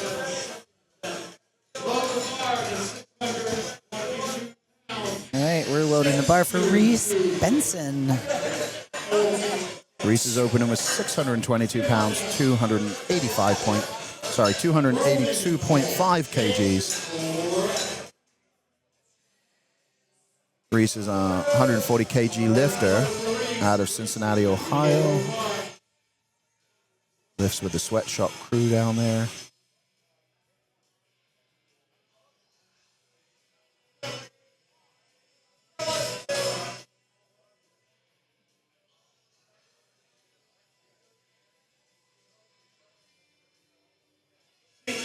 Taking his time to get that set up just right. Yeah.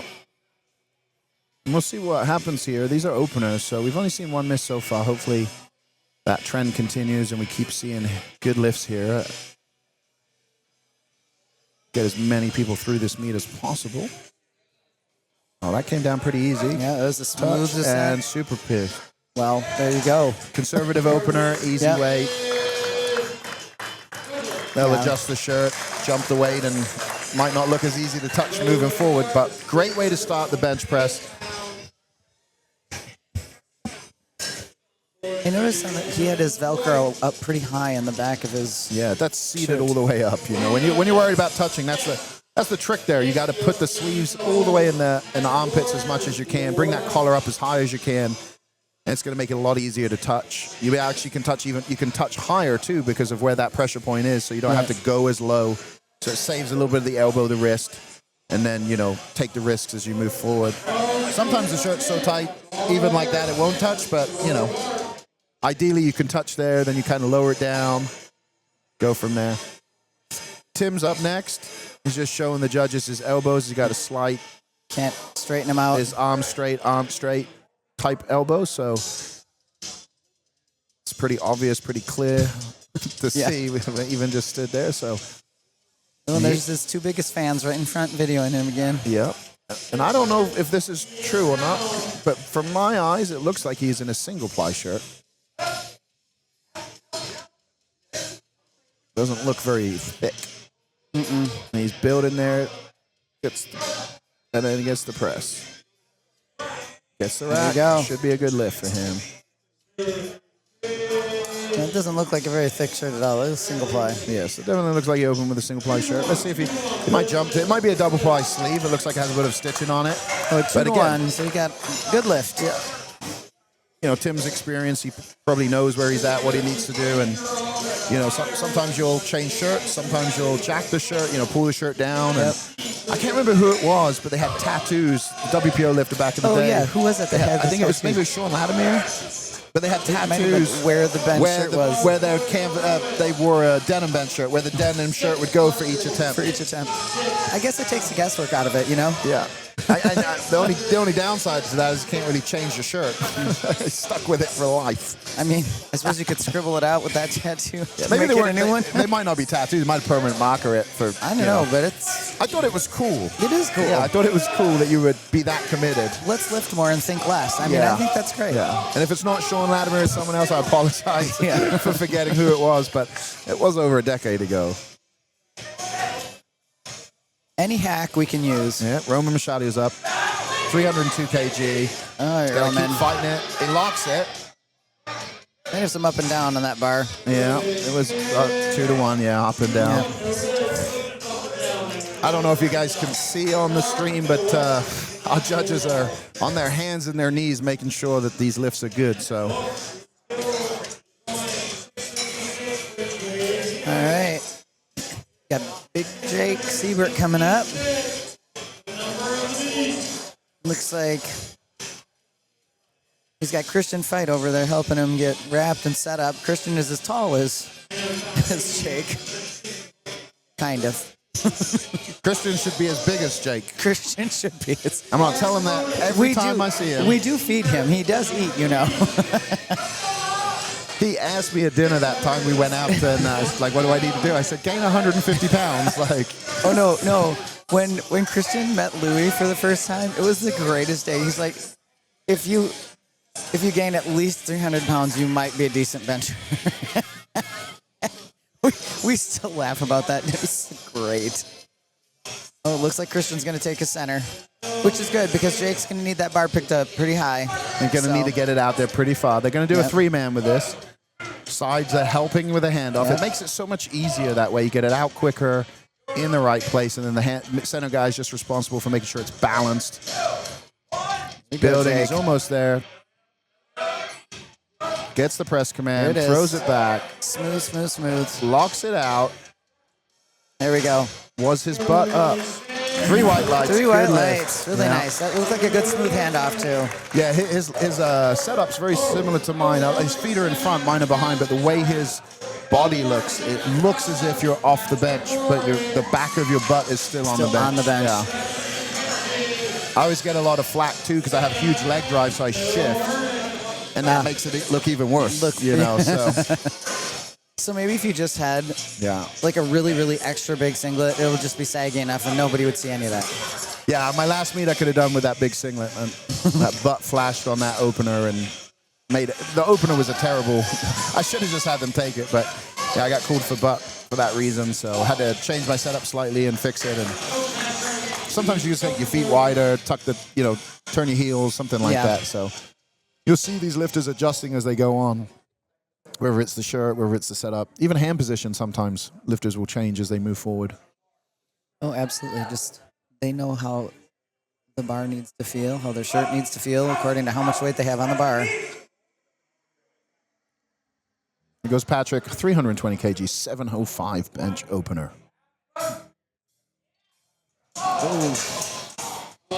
That right arm just got away from him. Yeah, and Patrick had kind of his wrist was slightly bent back. So, all right. Coming up next, Travis McKinney, 793 83 pounds.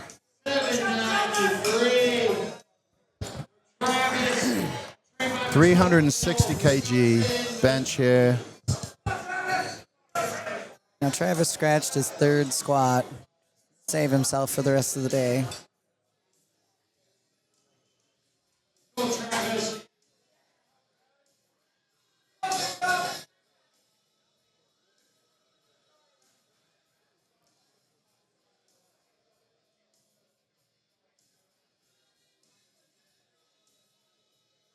little trouble with that face saver there. Fire's loaded for Travis. I do know Travis has.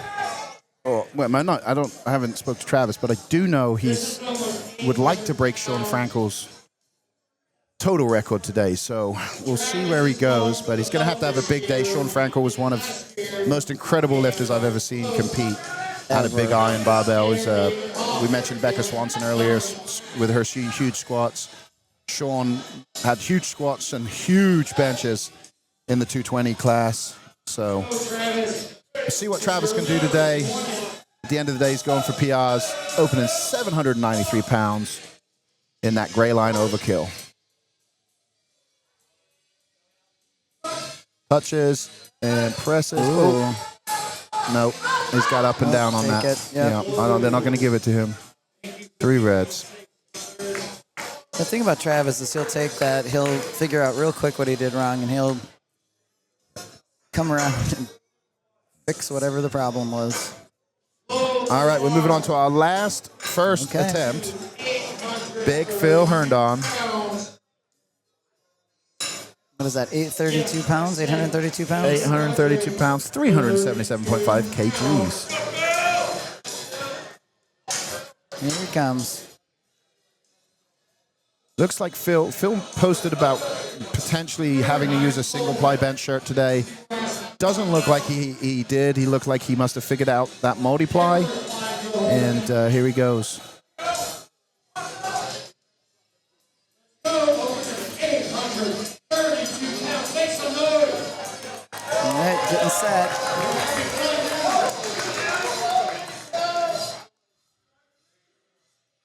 There he is. Pulling into it. Looking good so far. Got the press command. Oh, nope. Right arm. Something on that right side today. I know. Is it extra gravity on the right side of the bench today? Sure. Dang, what's happening over there? All right, going back to the top of the order. All right. Round 2. And that shakes things up a bunch. Two of our top guys right there missed their first attempts. Now, they could jump if they wanted to, but they could repeat. So what we might see happening as we move forward is some of these lifters that open lighter end up ahead of them, which may shake up the totals by the end of this, the subtotal. So once we get through the benches, we'll do a little maths. You mean we'll look at lifting casts? We'll look at lifting casts. And By that, you mean? We'll let you guys know the top 3 to 5. All right, Ethan's coming up for a 227.5 kilo attempt, which is 501 pounds.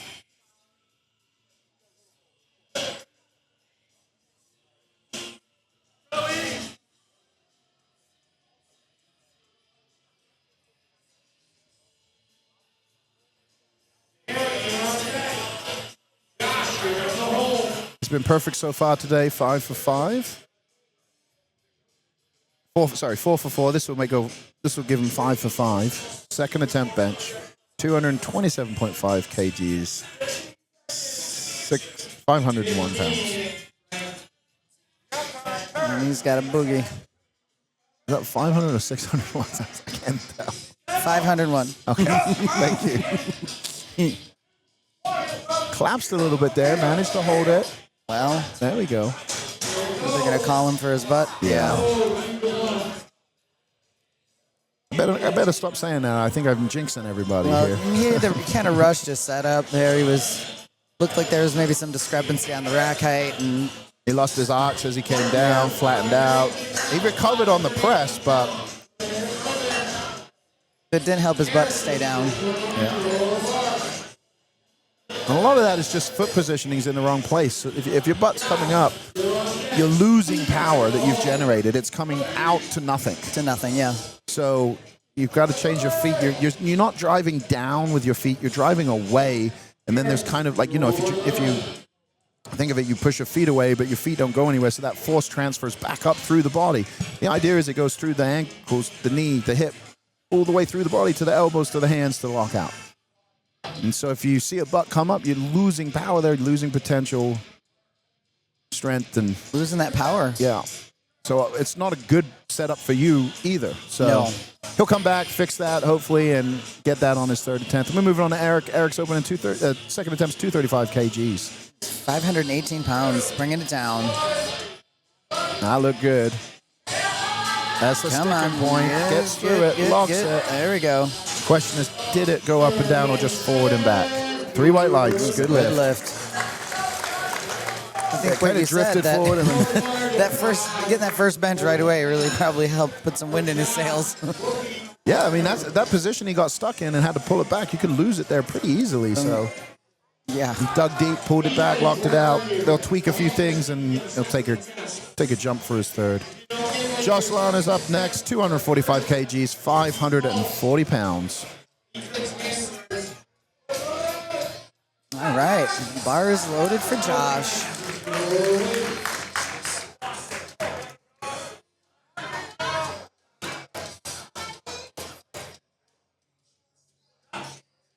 Josh was successful with a 412.5 kg squat, so he's looking to add to that today. Just 27 years of age. Trains with the night crew out of Anchor Athletics. Judges are on the floor looking at his butt. Got it. Guess they're at command. 3 white lights. And that is a PR. Yeah, that's Yep. It's a PR for Josh. He's having a good day. He's having a day, that's for sure. He got his first 2 squats, didn't get his third, but got his first 2 benches, so He's excited. yeah, and that was a PR. It looks like he's taking PRs on his second, so he's setting himself up for a PR total as well. So definitely he's not going to be disappointed on your first WPO with PRs. Nothing to be sad about. All right, Steve's up with 245 kilos on the bar. He had some issues touching with his first attempt. He's got those laces on his sleeves, which first you've seen. Yeah. So hopefully he figured it out. He's got short forearms, which makes it harder for him to tuck. Yeah. If you look at the top of his arm, is very short too, so he doesn't have the distance that some of the bigger lifters have He's just to really drift. having trouble getting He's down. right there. No. He's going to hit the bubble and dump. He just doesn't have the ability to tuck and move that bar forward to touch at a higher point. Yeah. So we'll see what happens. He gets one more shot at that. I'm sure he'll put it all on the line and give it everything he's got. Oh, absolutely. But I'm still really curious about his shirt, so don't think I'm not going to go chat with him and say, let me see that shirt.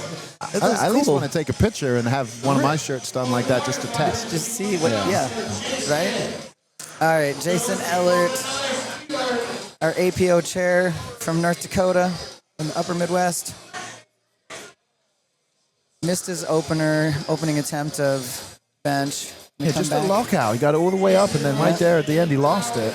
I think on the right side. Now, it looks like Jason wears some pretty grippy shoes. You know,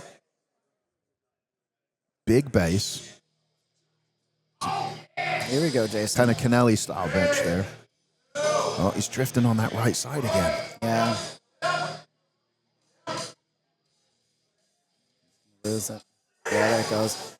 You know, it is his right hip that is bothering him from Yeah, the squat. so So, stability-wise, maybe he's not able to brace as hard on that side, and so Yeah. he's leaning to that side with the weight because he's not able to push back against the weight.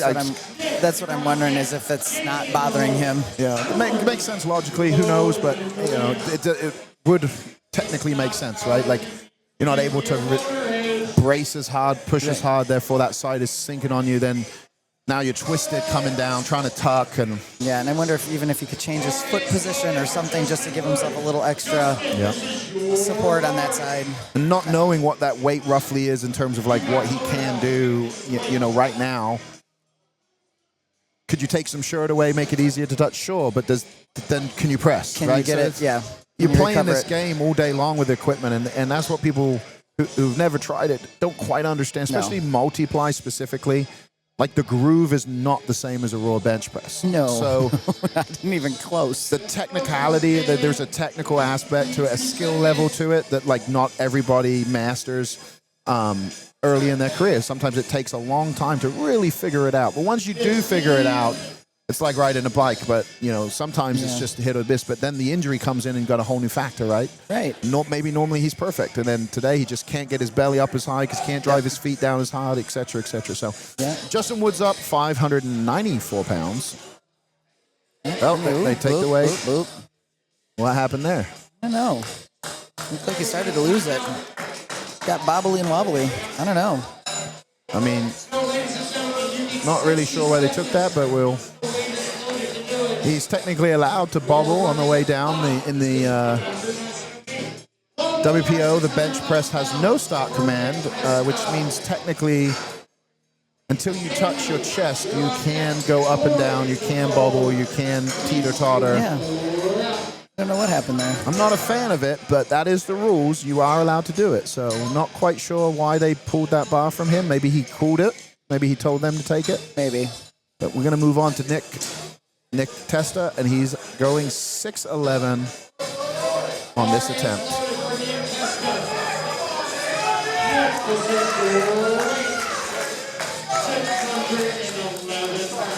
Nick got his opener, so he's building on that here. He managed to get his opener squat too. So he's probably hoping to make up some total number here on his bench. He's set. Looking good, coming down. Gets the press command. That's a much better looking bench. That looks good. 3 white lights. The judges agree. They'll take that shirt even lower and bump that up. Yep. All right, our next lifter is Jamie Raymond. He's going 277.5 kgs, 611 pounds. All right. Wiping off the sweat from the bench. Jamie struggled on his first. Came up about halfway, and then it's like as if the shirt just stopped working. Stopped working, yeah. It was all on him all of a sudden. So hopefully they adjusted the sleeves just a little bit, give him more tricep power. Yeah. He'll be able to come back and stay in the meet. All right. Setting up.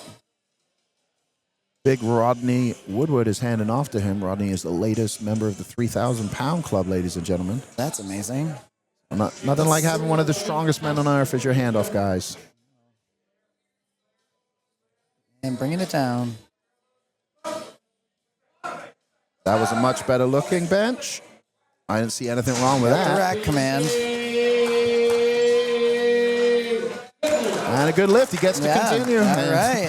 you saw the mini celebration there. That was great.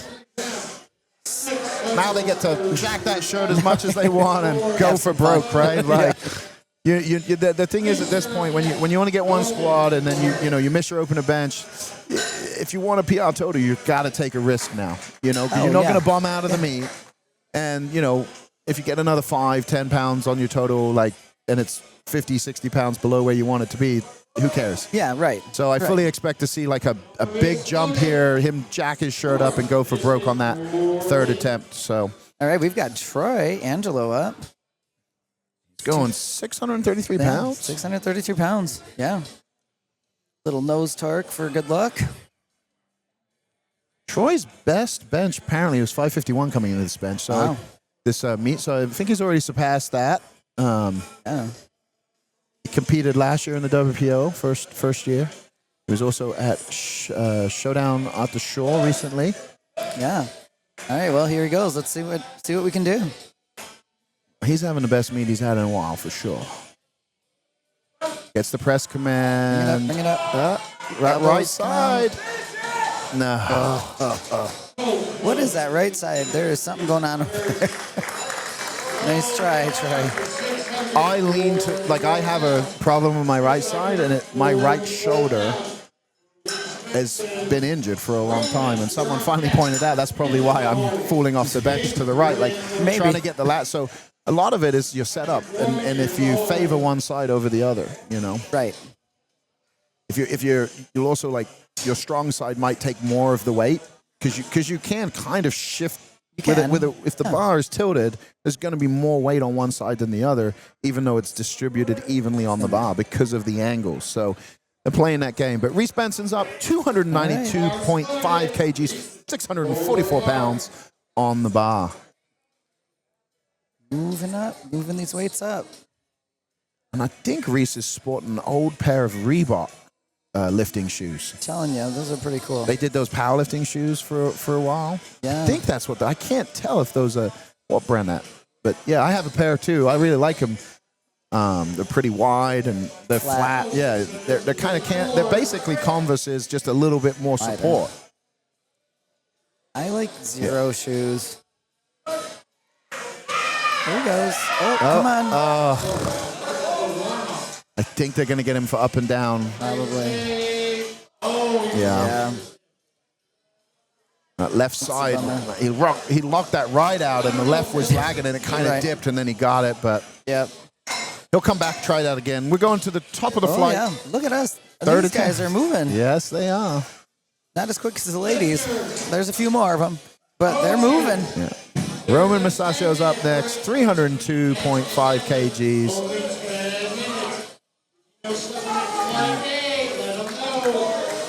666 pounds. All right, Roman.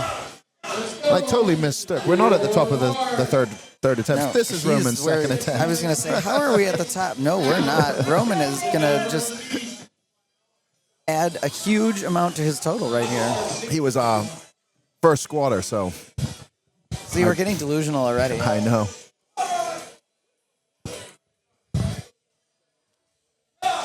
All right, Roman. Had a little trouble with this first. Slight foot adjustment there before he got the hand off. Bubbling. Gets the press command. There he goes. Oh, I think they're going to call him for butt, potentially an uneven a bubble on the lockout. Yeah, 3 reds. Up and down on the bench bar, and his butt came up. Oh, bummer.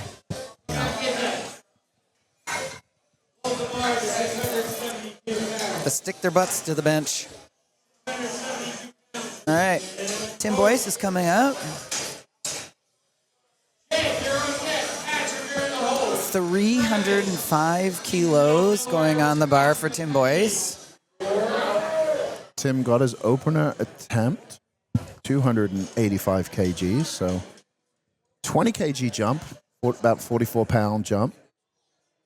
Reasonable if you're opening light, you know. Take a 40-pound jump, then maybe a 20, 30-pound jump to finish.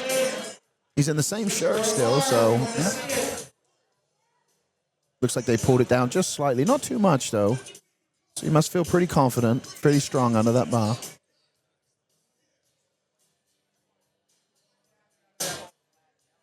He gets his grip set. Looks like he's as wide as can be. He's a big man, so no surprises there. Gets his hand off, goes straight into the down motion. Gets the press command. Oh! Good job, spotters.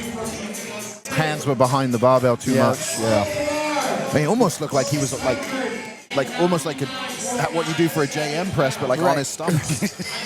Yeah. So like, not what we want to do. Yeah, I mean, if you have to tricep extend the bar first before you compress, it's going to be a rough day. Indeed. He got his opener, so we'll come back. We'll probably try that again, clean it up. Hopefully, we'll see it go up. Jake Siebert's our next lifter, 317.5 kgs, 699.97 pounds.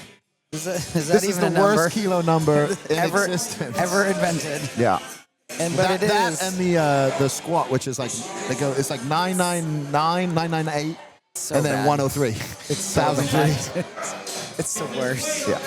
But Big Jake's up. He's in the Phenom. that looks like his PR is 694. It's like those arms might have been a little too jacked for him. He asked the handoff guy to pull him up a little bit. I do think he's the most intense handoff guy I've ever seen in terms of focus.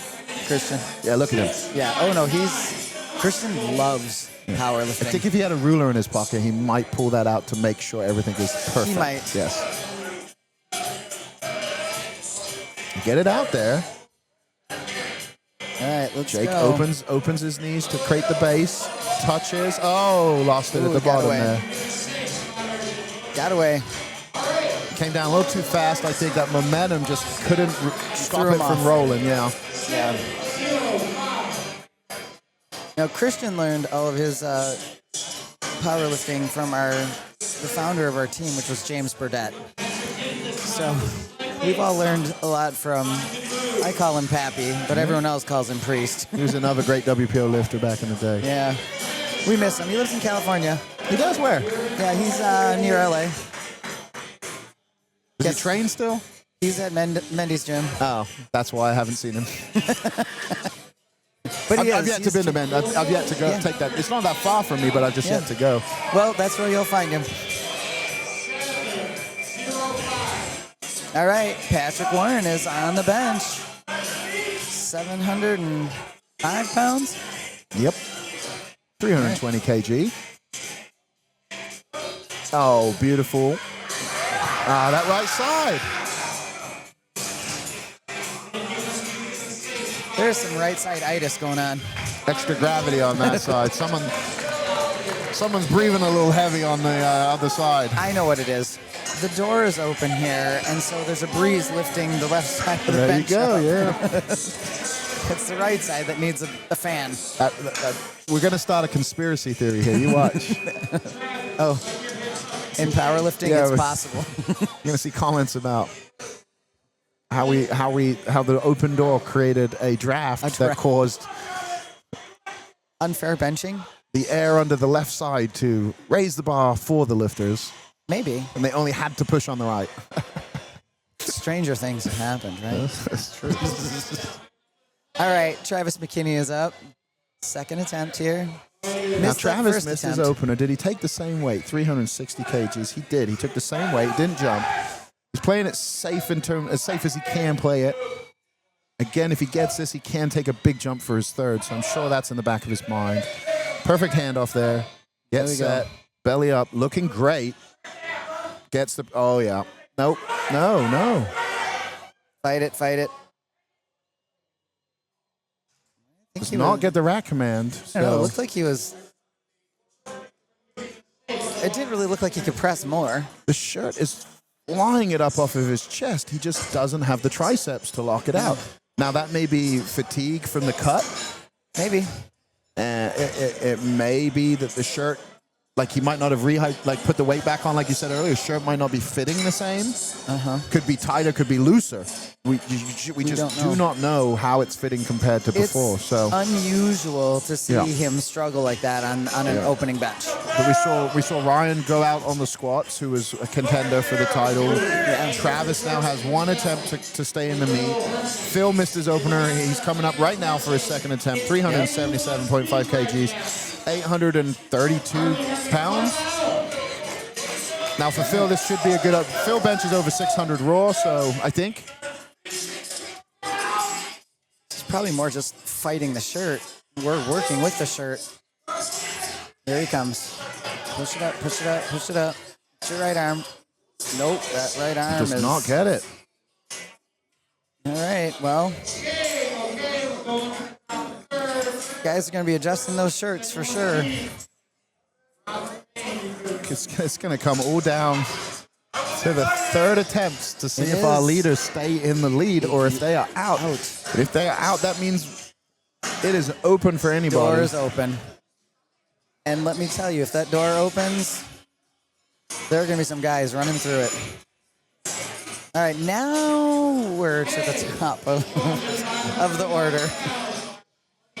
Third attempts, men's bench here at the WPO.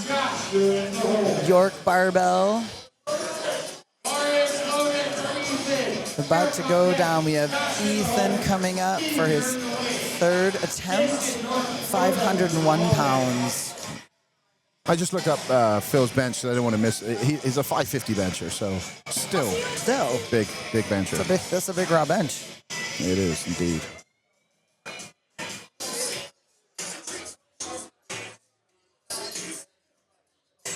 He's done a 760 single ply bench. He's yet to get a multiply bench in. His multiply bench is listed at 405 pounds. I'm going to assume that was a Raw opener before he put the shirt on. So, yes. hence why he said he may use the single ply today, because he has struggled in the multiply shirt. It is the hardest piece of material, I think, to learn as a multiply lifter. So do we think we see him come back out with a single ply shirt on? No, I think he'll come back and make the lift, but Here we go. Ethan locks out 501 pounds, 227.5 What kilos. did the judges say? I think his butt must have come up.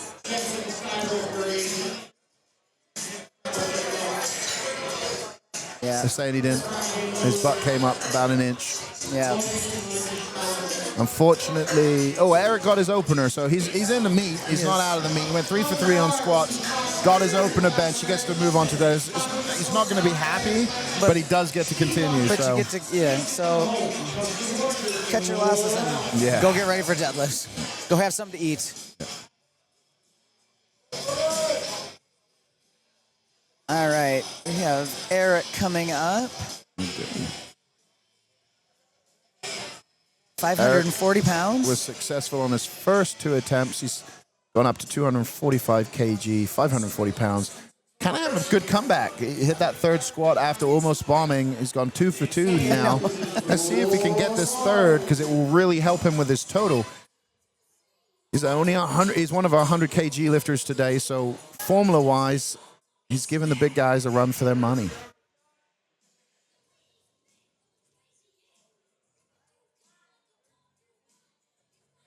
It's getting set. Good handoff there by his handler. Off he goes. Yeah. Looks smooth. Gets the press. Oh. That shirt said, not today, buddy. Not today. It's okay. I am doing nothing for you. Nope. You're done. Yeah, he probably got either in front or below the bubble there, because there was nothing off the chest, you know. Yeah, the bubble got him. All right, up next is Josh Lana, 250 kgs, 551 pounds. He went 2 for 3 on squats. He's currently 2 for 2 on benches. Last attempt was a PR, so let's see if he can bump that up a little bit more.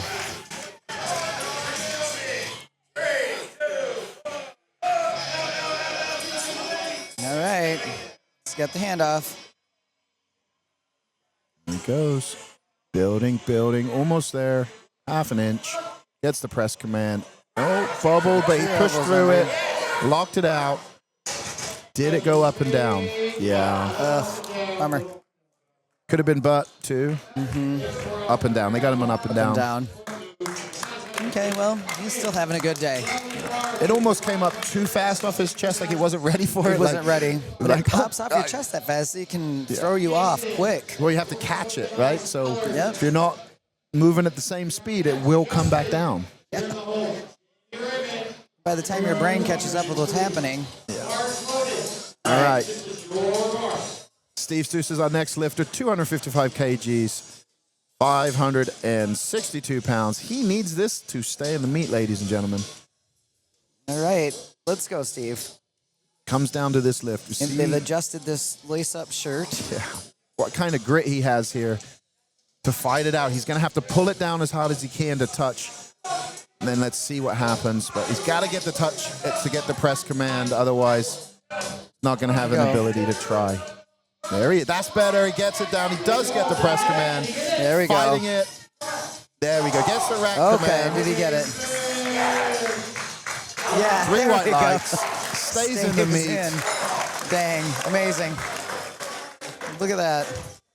And he was pretty excited walking off this platform there. So, Yeah. I mean, you just went from almost terrible day to let's go. Right. Like, all right. He is breathing a sigh of relief in that back room now. Yeah. He started great on his squat, and then it just went downhill, and he turned it around right there, and he gets to carry on. Same thing for Jason here. Jason got his opener squat, missed his next 2, passed on his 3rd, missed his first 2 benches. Opening same number he's taking right now, 257.5 kgs, 567 pounds. Yes. Looks like it. All right, Jason, you're going to have to... Now, he's blasted it off of his chest each time. It's just been the right side has been lagging, and he has not been able to lock it out. So let's see what happens here. Hopefully he's made the adjustments to the shirt to give him a little bit extra, but again, we just don't know if he takes too much out, will he be able to touch the press? Gets the press command. Here, and that'll be it for Jason. That injury, I think that hip just really took out, like you said, the stability, the ability to push up on that right side, stay even and stop that barbell from tilting, and just not his day to day. And hopefully he goes back, heals up, and we'll see him back on the platform soon. Yeah, that's always a bummer. Not how you want to end your day at the WPO. No. But he's been around a long time. He knows what to do. And like I said, he'll be back. 100%. No question. Justin Wood is up next. 275 kgs, 606 pounds. He missed this on his last attempt for technicalities. He did press the weight. So let's see if he can come back and do it again. He's in that phenom with his probably 6XL singlet. I mean, if it wasn't for those straps, that thing wouldn't be up. Yeah, whatever. It's on. Maybe that's the point. Right.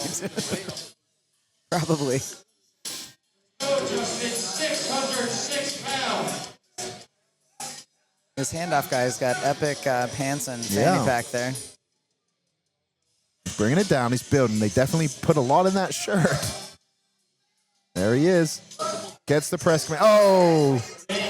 Couldn't keep up with the barbell on that. That just shot right up.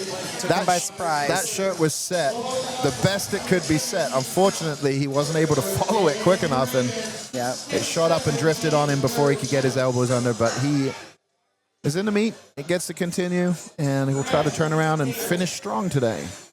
Okay, we got Jamie Raymond coming up. Jamie opened at 277.5 kgs. This is a 280 kg jump, so he's made a very small jump. I assume he didn't feel very comfortable, confident under that weight. I know that right side struggled on him as well, but we were talking, that the way the shirt's set. I see him adjusting it over there. He's got 45 seconds to get on the platform. Different. I was looking at the wrong lifter here. I think that maybe... What's going on over there? I think Jamie may be timing out. He might have just put that weight in to keep the flight and the timing of the flight. I think so. There, but is not lifting. Yep. Because there's not enough time here for him to get on the platform. So I believe our next lifter is Reese. Potentially he's taking the same weight, which may be why they only did 280. Let's see what happens here. It's 285 is our next weight. Nick Tesla is up. Testa. All right, 628 pounds. Nick's having a good day. Struggled on the squats, but 2 for 2 on the benches so far. I think he hit about 277.5 on his second. All right, here we go, Nick.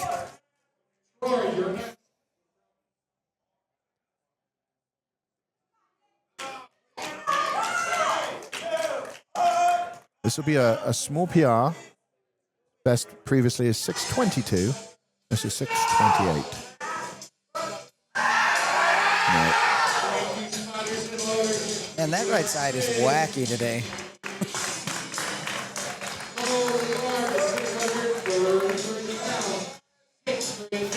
All right.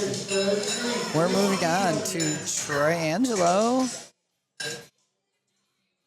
287.5 kilos. 633 pounds. Missed his second.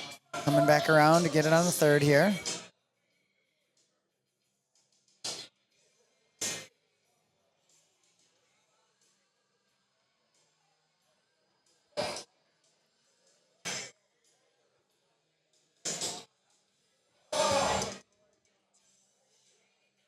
Troy missed this on his second attempt. He's repeating here. 551 is his best. This is 633. Yeah. So It's a lot more. probably changed shirts and has been having some success. He's in the meet, so Here we go. well, now that looked like an opener. He holds it at lockout.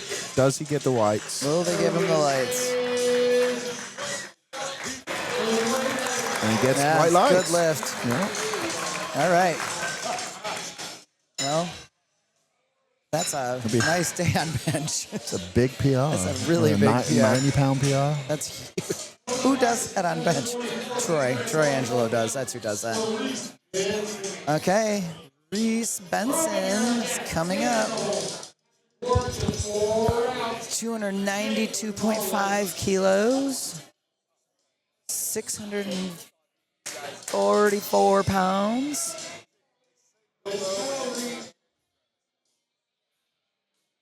Good.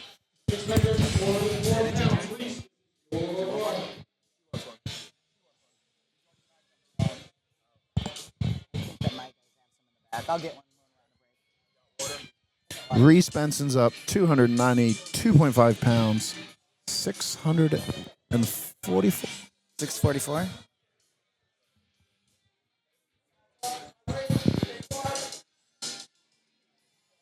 All right. About an inch away. Gets the press command. Shoots it up. Perfect bench. Steady. Look That at should be 3 whites unless his butt came up. Didn't look like it. No. 3 white lights. Yeah, there we there we go. That's great. Okay.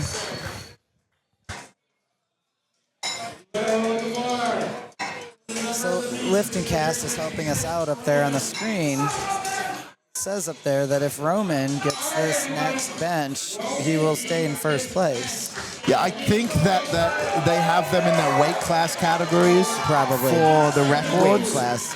And so it's showing that. I don't think they have a best lifter overall showing. So we will check in after the flight and see. where we're at. Yeah. Who knows? He's only a 90 kg lifter, so he does have a shot. And the way today's going, I have no idea who's going to come out on top. There's no guarantees. 0. There never is. Nope. All right, Roman has 302.5 kilos on the bar. Gets his chicken salad handoff. And side spots.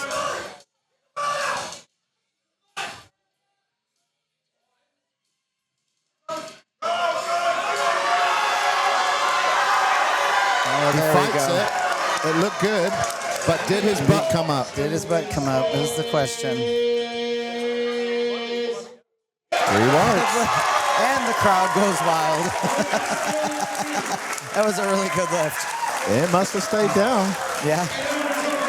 That was a very good lift for Roman. Yeah, and the crowd erupted with that. They were on the edge. The judges need to hold off on the lights more often. I know. Create some That was suspense. good. Right, that was good. Okay, we got Tim Boyce coming up.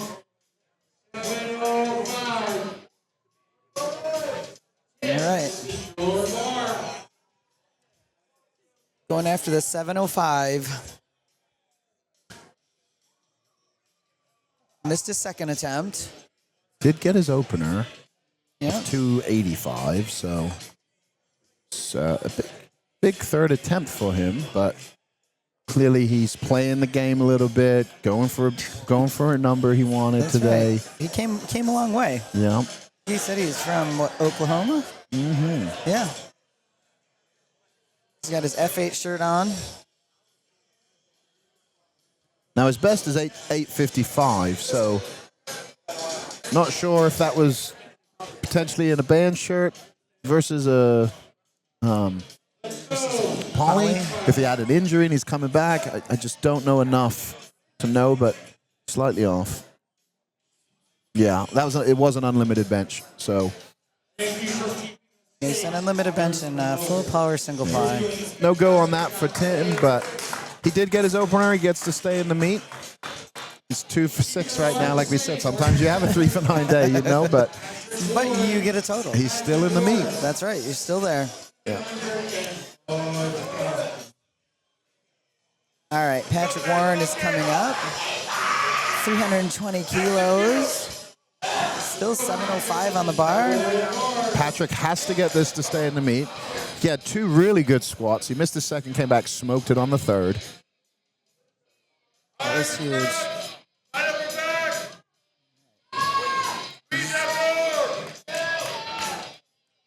He's got a good platform team there ready to help him out. Yep.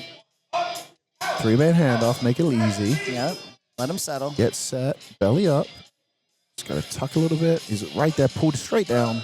Gets the press, Come on, and come on, off he come goes. on, come on. Oh, that darn right side. Oh, that is a huge bummer. And that'll be it for him today. He's going to be very disappointed. Never feels good to bomb out. But, you know, we're here in this multiply lifting. This is top level. It happens. You know, some of these lifters have grown up watching the WPO, like wanting to win the WPO before the break, right? That was the pinnacle of powerlifting outside of the single ply world. Yeah. And you know, it went away for a while. Wayne Pullman brought it back, and each year it's been growing, getting better. But these guys, like some of them, waited their whole life to lift here, you know, or to have an opportunity to win. And so they're going to take risks. They're going to put their bodies on the line, and sometimes it works, and sometimes it doesn't. No, absolutely. Big Jake Siebert here. He did get his opener, so he is safe. He will be continuing, but he obviously wants to bump that total up. He's taken 710 pounds. His previous best is 694, so this is a 16-pound PR, 17-pound PR. I need to learn that. I told you I'm no good at math. They put 2 of us over here with not good at math. All right, Jake, stay with it. Back, back, back, back. Come on. No. Ugh. That was a fight. Oy. He would have got called for butt anyway, so. So, I could see his head. It was a great effort, though. It was. No. All right, we got Travis McKinney coming up, and he needs this. Our next 2 lifters need this to stay in the meet. Travis McKinney will be first, followed by Phil Herndon. This is 360 kgs, 793 pounds. Now, Travis's best is 804. So this is about 17 pounds under his best. It is a heavy opener, but my guess is he felt like he had a lot more in him today. Yeah. Maybe those squats just took a little bit more out of him than he wanted. With that weight cut too, you know, we don't know what the factors are that are affecting him today. So. Well, let's see how he goes here. Let's go, Travis. Beautiful handoff. Quick touch. Gets the press. Just drive it. Doesn't have the tricep strength today. He's fighting. Oh. Thought he was still fighting that, guys. No. Did he get the rack command? I don't know. I mean, the bar wasn't moving. What did they red light him for? That's a really good question. Maybe his butt came up. I wasn't watching the butt. Yeah, I'm not sure. Maybe he wasn't fully locked up.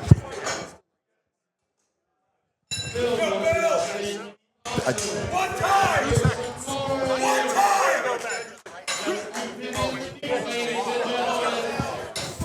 One stupid lift, down and up! Alrighty.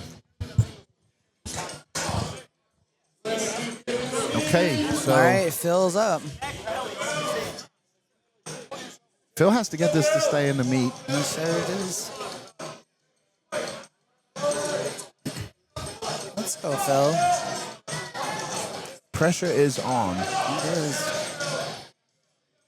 One of the greatest lifters of the modern era. Raw, single ply, and multiply in the squat. Trying to make it up and get that total that he's been working towards for so long now. Okay, here we go. Gets the press command, pulls it back, but that right side He is had a not big going. Oh, shift. oh. He had a big shift to the right just before he hit his belly. And that'll be it for Phil today, too. So, Wow, that was quite a bench flight. that shakes stuff up considerably. We had Sure many does. people drop out. Let's pull up Yeah, lifting let's see cast, what we have. refresh here. See who is going in to the finals deadlifts with. The door now is open for first place.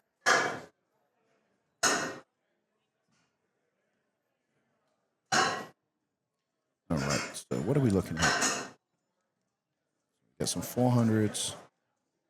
One over there. Okay, so let's have a look. So in first place right now is Troy Angelo. Okay, okay. In second place is Jamie Raymond. Reese Benson is in third. All right.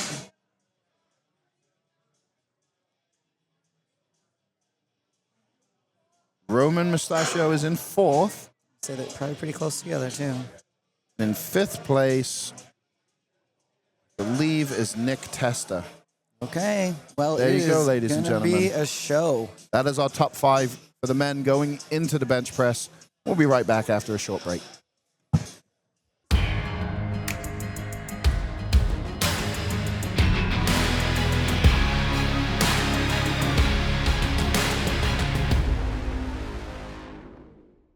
All right, ladies and gentlemen, we are back with our deadlift.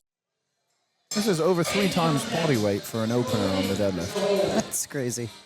And I don't care what people say, unless I'm just an idiot. I've never seen anyone get too much out of a deadlift suit. So Lift suits are crazy. yeah, they do help, just not as much as people imagine. Unfortunately, I wish they did help more. Trust me. Same. She's slow on the lockout. She gets the down command. But she's very White patient. lights, yeah. Jillian's just a patient lifter.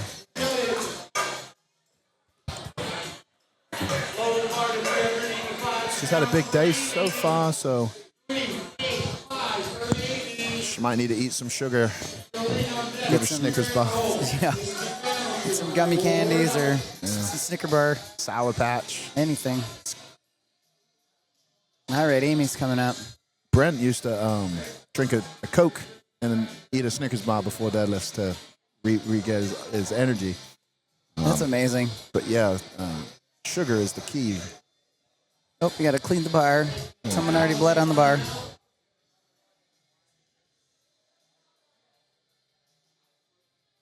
Just going to take a moment to clean the bar before Amy's up. Amy is going 175 kgs for her opener 385. It's going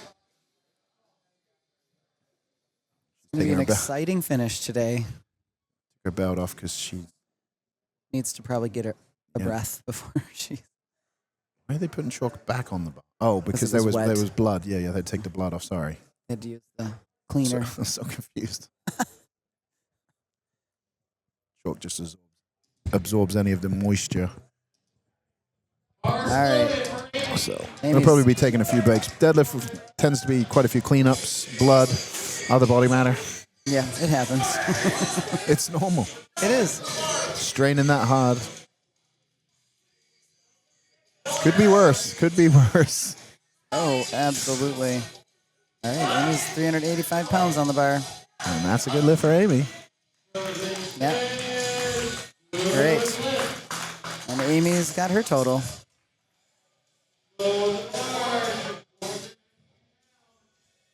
All right. Julene Hurley's coming up next with 182.5 kilos, 402 pounds.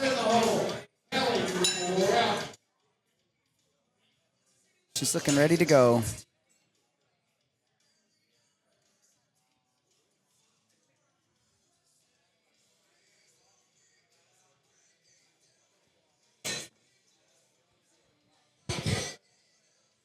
Just over 2 times body weight for Julian. Platform cooler's trying to clean up here and get ready. Yeah, she's in contention for the top spot today, so let's do forecasted based on that, see what we're looking at. All right.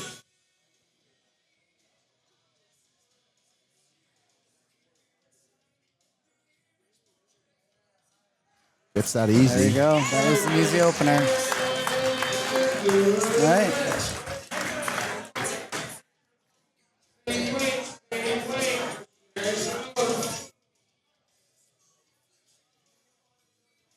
Okay, Sherry is up next. Same weight for Sherry.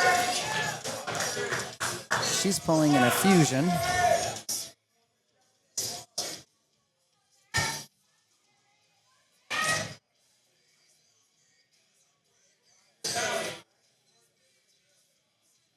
You're gonna have to wedge yourself down there. That suit looks pretty tight.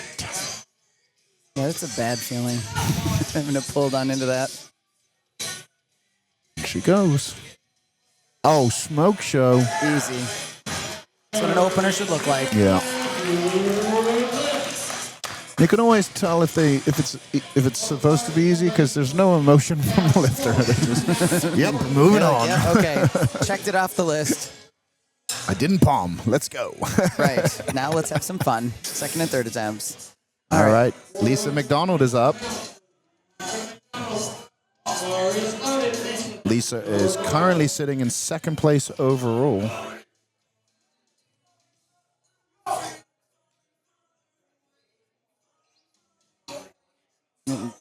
Lisa uses some shin guards.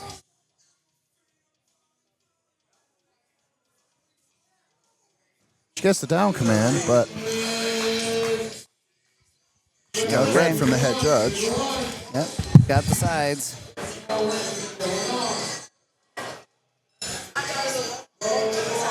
Okay, we're loading the bar for Kelly.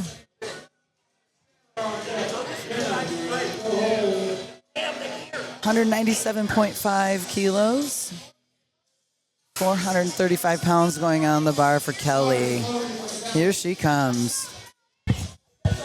All righty, Kelly is up. Kelly's got great socks on.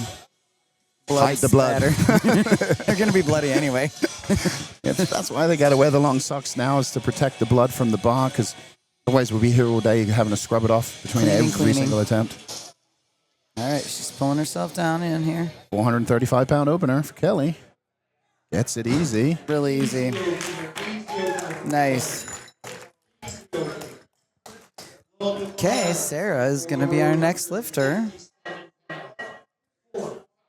She's opening with 207.5 kilos. It's 457 pounds, folks, for an opening deadlift.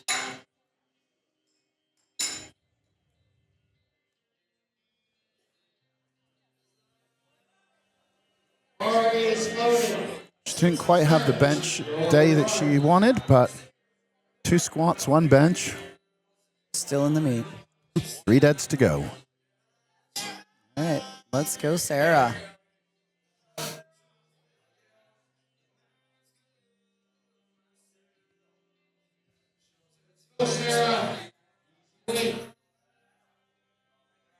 Got her air. Goes. Accelerating all the way through to lockout. No sticking point there.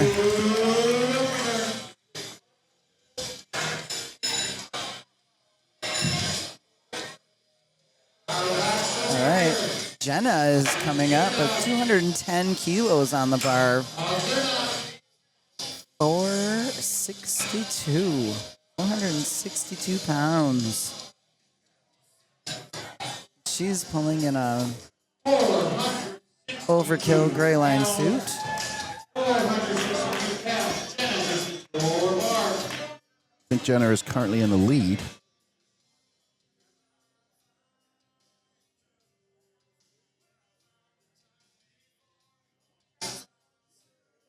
Taking her time to get her stance right.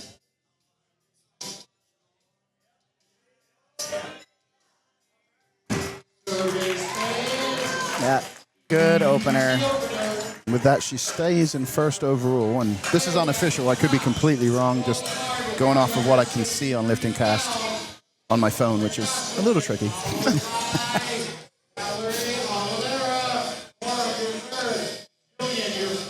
we're back to the top of the flight.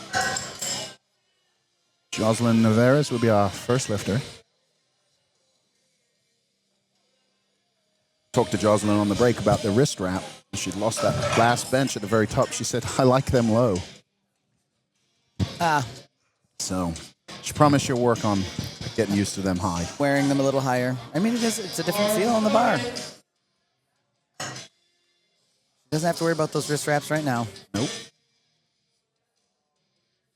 Yeah, she's 5 for 6 so far, so let's see how the deads go. Oh, sorry.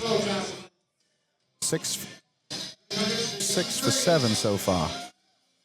We're on our second attempts here. And there we go. Yep. Look good to me. Good lift. The judges agree. It's building that total. All right. Bar is being loaded for Valerie Oliveira.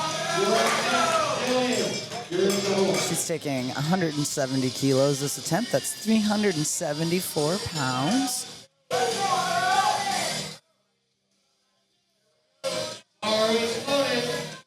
She's not happy. Wait, looks like her attempt is maybe not right. I think that's lower than what she opened with. Yeah. So just trying to figure out I think the deal here. We have a little misload. We're adding some weight. They'll figure it out.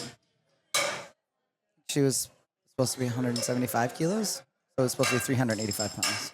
Yeah. I guess it wasn't that off, but she knew it was off. All right, here we go. Now we've got it right. 10 or 20 kilos off. I don't know what they added, but we're ready to go now.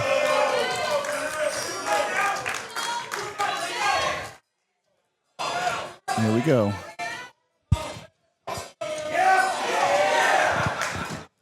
Easy money. There we go, yep.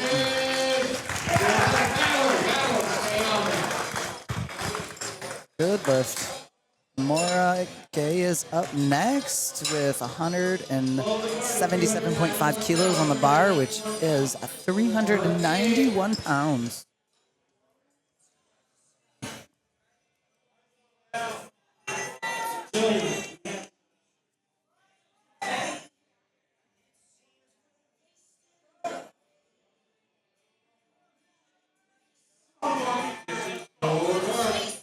All right, Mars setting up.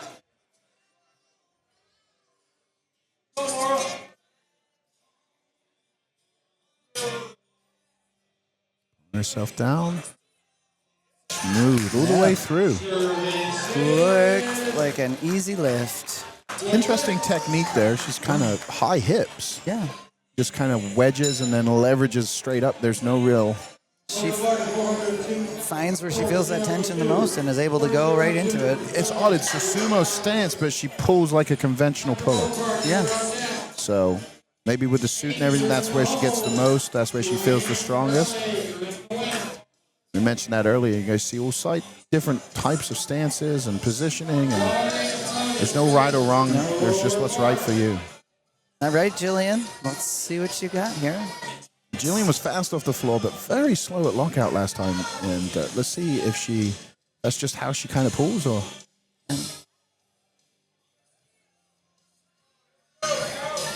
Good position. Fast off the floor again, slowing down. She's pulling through, she's patient, her legs are moving. And there it is. There it is. She pulls all the way.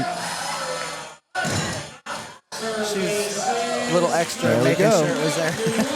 No idea what the red light was for. Clearly locked it out. Yeah. She is. Seems like Very there might have been a patient. little up and down movement Maybe. at one point, but All right. We have Amelia coming up next with 413 pounds. And if she gets this, it will be a PR pull. Oh, we got a little break to clean the bar here. Just heard Fred say over there on mic that this will be a PR total for her as well on this pull. So we shall see. I want to make sure that bar is clean and dry.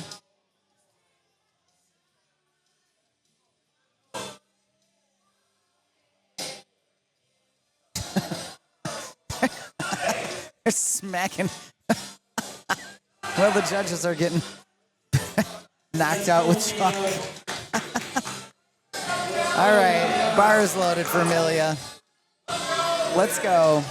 PR deadlift, PR total. And she finishes this lift. Yes, that was so easy. Way to go, Amelia. That was amazing.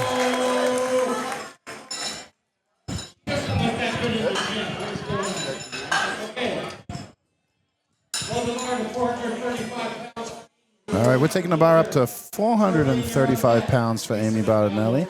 Amy's up. Bar is loaded for Amy. She's ready. Amy, this is your bar. 435 pounds.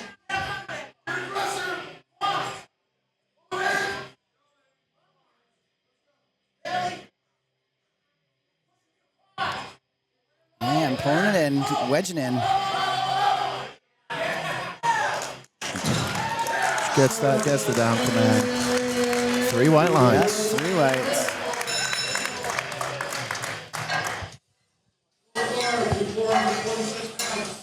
All right, Julian Hurley is our next lifter. Going up to 202.5 kilos, 446 pounds.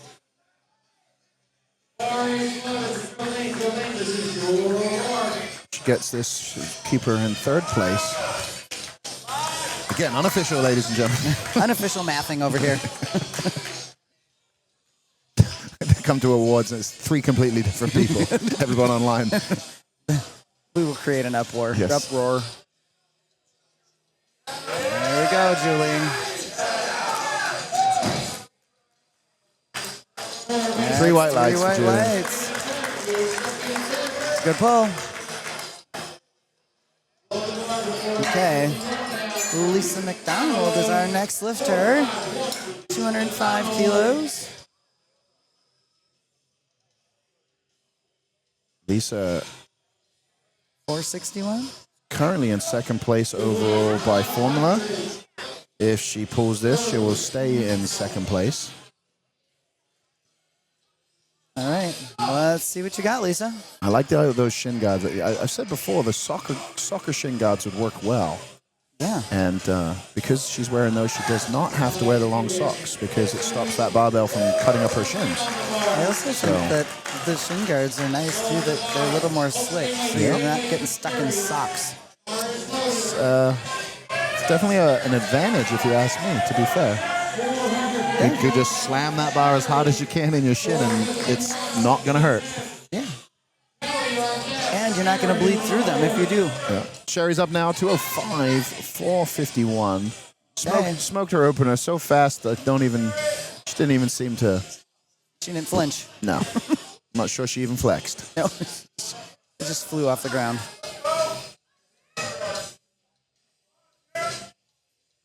Wedges herself in and little harder than the first, but not much.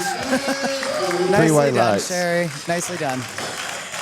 Now, do they take a big jump on the 3rd because she's obviously got more in her, or do they be conservative for the total? We'll see. Depends on what her goals were for the day and for this meet, you know? I feel like you come into a powerlifting competition, you've always got to kind of have a plan A, B, and C. And also, going into the deadlift, your plan may change based on where you are. Yeah. Right? What's your squat? What's your bench bend? Where do we want to finish? Yeah. You know, how do we make this a good day versus a bad day? There's so many factors that might go into that. Absolutely. All right, Kelly is coming up. 217.5 kilos. 279 pounds. 479 pounds. What day is it? It's going to be a long day. All right, come on, Kelly. There she is. Yep. 479 pounds. Look at that. Holds on to it, locks it out. That is a small PR for I Kelly. think she is happy about Nicely done. Excellent work. Looks like about a 4-pound PR. And based on that celebration, I'm going to assume that it's been a minute since she's hit a PR on the deadlift. Maybe. Yeah, 'cause she was very happy with that. That was a good lift. As she should be. Bar is loaded. For Sarah, she is taking 490 pounds, 222.5 kgs for her second attempt. All right, Sarah.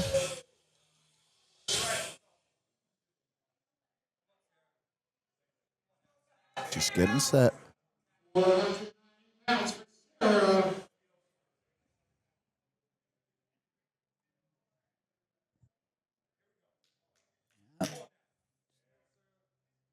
Got her mind right.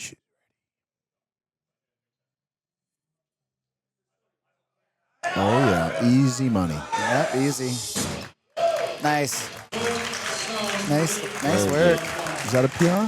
No, it looks like her PR is a 5'10". Okay, so she maybe take 515 or whatever the kilo closeness is. She had a PR at the last year's Women's Pro-Am. Oh, okay. All right, Jenna's our lifter. 225 kilos. At 496, 98. Something.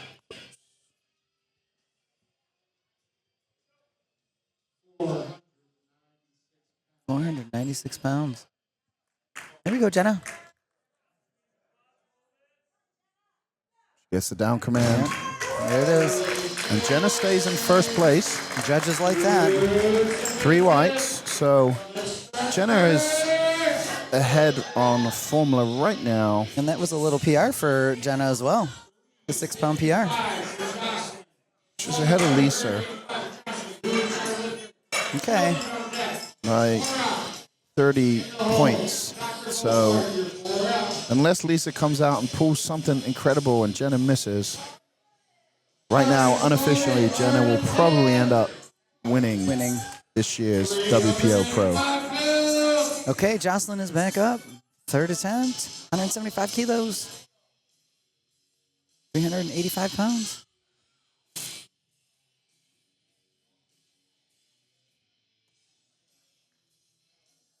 Setting Here up she for a big goes. pull.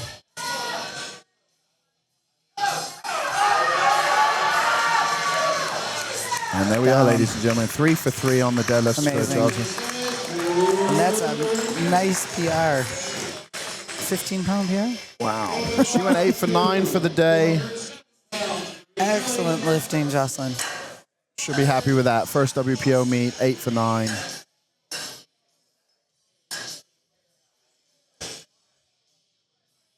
Okay, Jillian's coming up.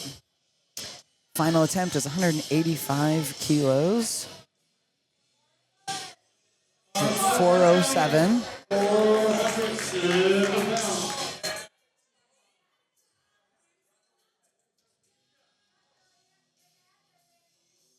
And Jenna's a grinder. She gets it up. Slow lockout, but she never quits. She never quits. She keeps pulling. She got the down command last time. She didn't think she was locked out, so she finished the lift. Kept pulling. Put it down when she was ready. She said, I'm going to make sure I earn this. And we're going to do it again. Here we go. No. Nope, up and down. Oop, catch her. There, she's good. There we go. Must right there around her knees. This must be the sticking point, you know. She can get above. She's able to squeeze it out. Squeeze it out. It looks like the bar is catching her knees and opening her skin up on each of those lifts. Now they're going to need to clean the bar here, so it's going to be a minute before Mara gets to go. But Mara Gay's up 407.85 is the attempt. She's also gone 2 for 2 so far. So, and honestly, the first two did not look that hard. So let's see if this poses a challenge or whether this goes up easy too. She gets this. This will be a small PR, 5-pound PR. Nice. Gotta love a PR anytime you get it, especially at the WPO. This is a great, huge stage to get a PR. At the end of the meet, 8 lifts in, coming out, third attempt, pulling a PR, finish the day best way possible. All right. Let's see it, Mara.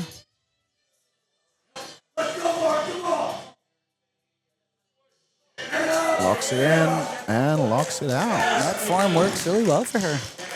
It's really strong. It's a hybrid sumo, right? Where, you know, hands start on the inside, finish on the outside. Eddie Cohn used to deadlift with that modified stance too. And I think a lot of people, that's for some of the people, like sumo's too much on the hips, not enough back, and conventional's too back, not enough hips. Not and enough so hips. it's a good middle ground.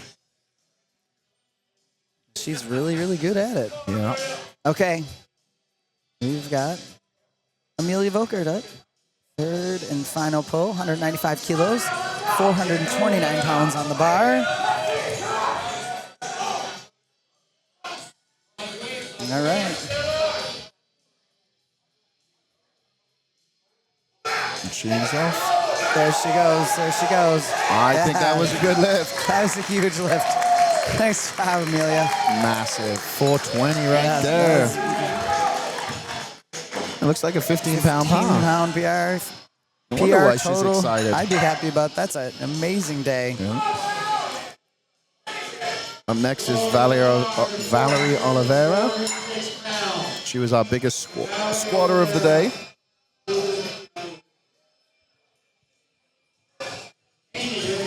I think her last attempt was a PR. She was pretty happy after it, so she has gone up. Took a nice jump. Yeah, 407 was her best coming into this meet. She is now attempting 446 pounds. Yes. And made it look easy. Oh, no.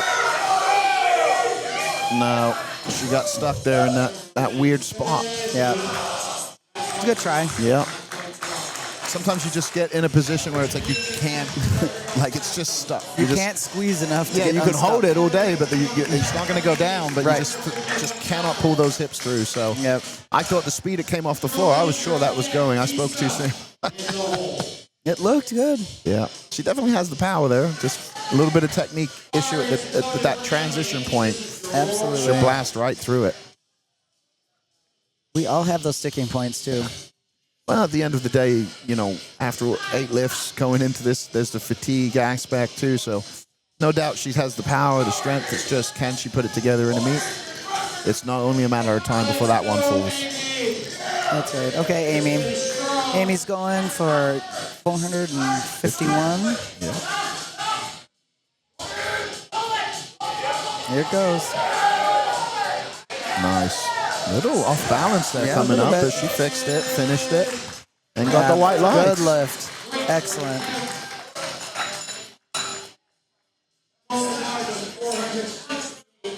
We're going up to 468 pounds for Julian Hurley.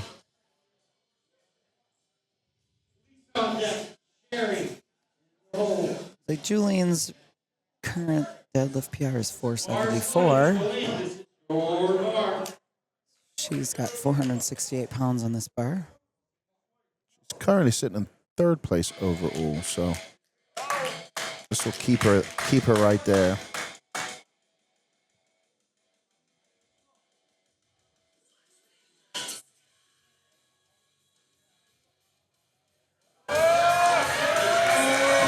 Oof. Slipped out of her hands. Slipped out of the hands, which could create an opening here.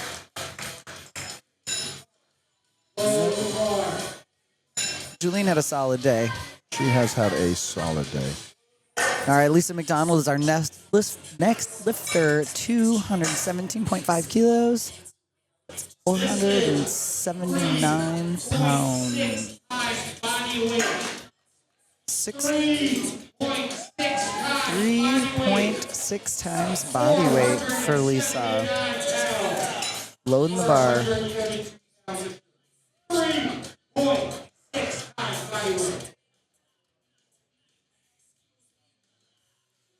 Brushing the bar off real quick. All right.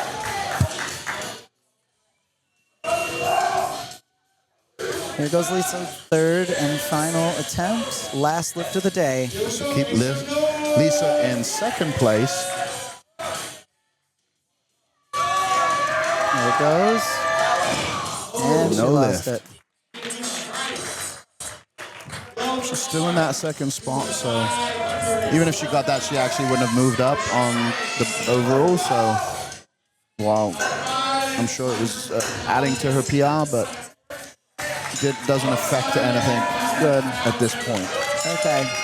Well, let's see what Sherry's got for us. Sherry's going 501. This will be a big pull for Sherry. No question she can do it. She's looked solid in her first 2 attempts. Let's go, Sherry. Great attempt. 501.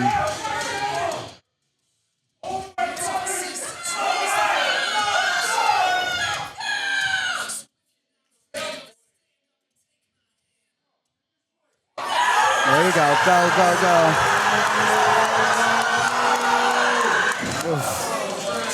I mean, someone close. turned those magnets on right there at her knees. Like, boom. I know. That was a hell of a try. It's at that transition point when you're shifting from the back to the hamstrings to glutes.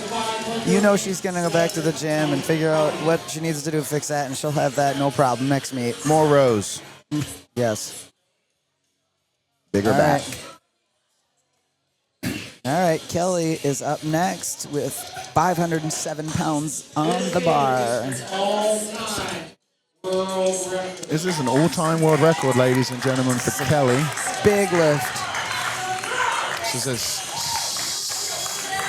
507 pull at 67.5 kgs. I have no idea which master class Kelly is in, but all-time world record here. All right, let's go, Kelly.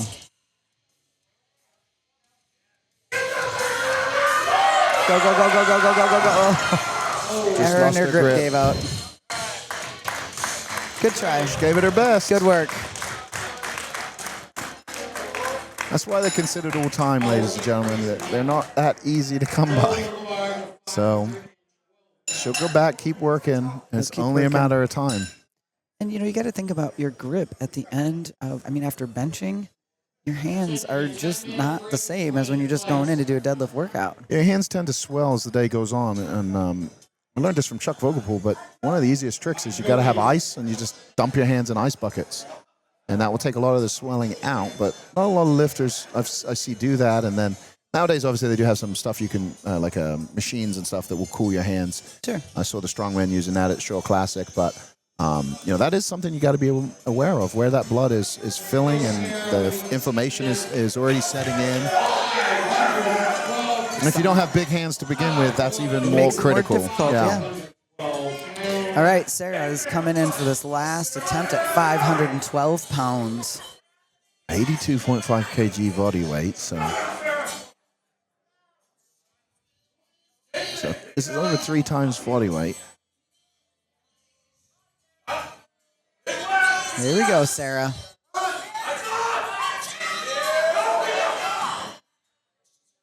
Nope, not today. Went 2 for 3 on the deadlifts. Took a big shot at the third. Didn't go away, but she gets her total. Another successful WPO. She had a great training cycle. Successful day. Okay. Jenna is up. 235 kilos. This will 518 pounds on the bar. pretty much, This is 400. looking at the forecasted numbers based on what everybody has for their thirds and who we have left to go. Jenner is unofficially in first place. And this will right, Jenna. unofficially give her the WPO title for the year. For the women. She lost it. She lost it, Hell of a but try. like I said, she's still in first. unofficially. Yes. So unofficially, Our unofficial mathing. a new female champion for the year.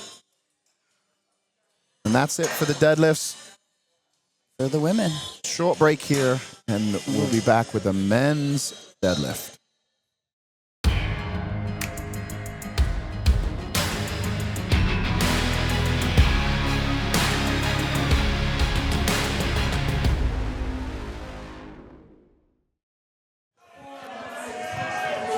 Okay, we are back with first attempt deadlifts for the men's flight here at the WPO. York Barbell, the new home of the WPO. We have Roman up first here with 255 kilos. Looks like an easy opener. 3 white lights. And the men's flight is off to a good start. Bars being loaded for Steve, 260 kilos, 573 pounds for his opener. Steve got a squat, got a bench on the board. Coming back to get a total. Bars loaded, it's your bar, Steve. Eric, you next. Yep, Steve's a conventional puller.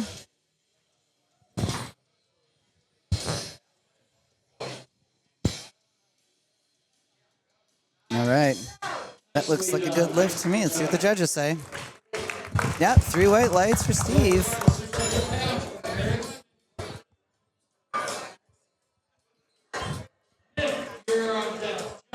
Eric's our next lifter. Opening at 600 pounds, 272.5 kgs.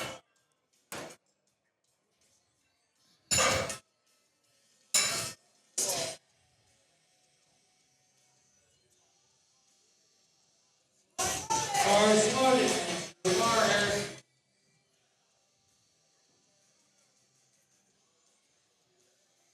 All right. Eric hasn't had the best day, but he is here to finish the meet. So Yeah, he. you never know. He could go 3 Yeah. for 3 here, hit a big PR. So That's right.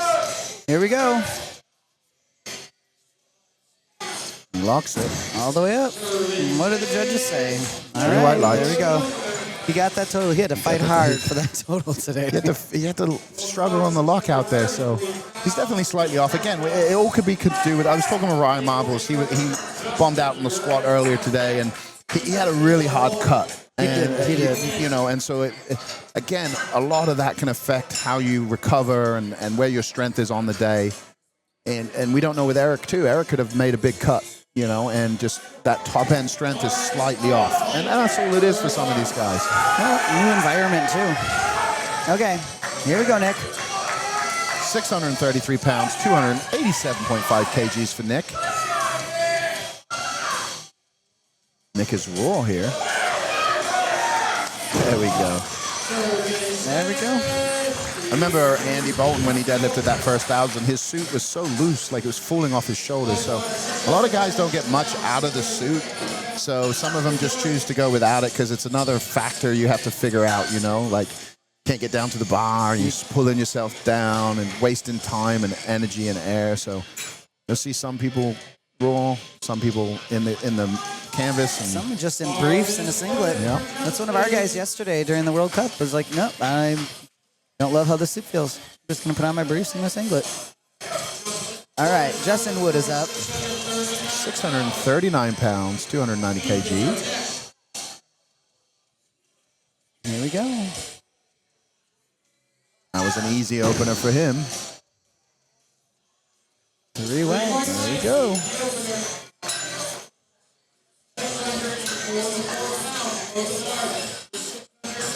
I'd like to thank our sponsors. We have Spud Inc., Elite FTS, Functional Life, Anchor Strength, Wild Gym, Stronger Than, York Barbell, Ironman Barbell, Twin Cities Barbell.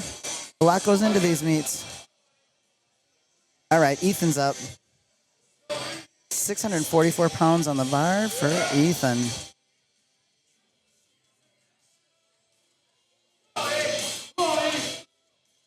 this deadlift's going to shake things up on the men's side, looking at the forecast. So Ethan gets that, 644.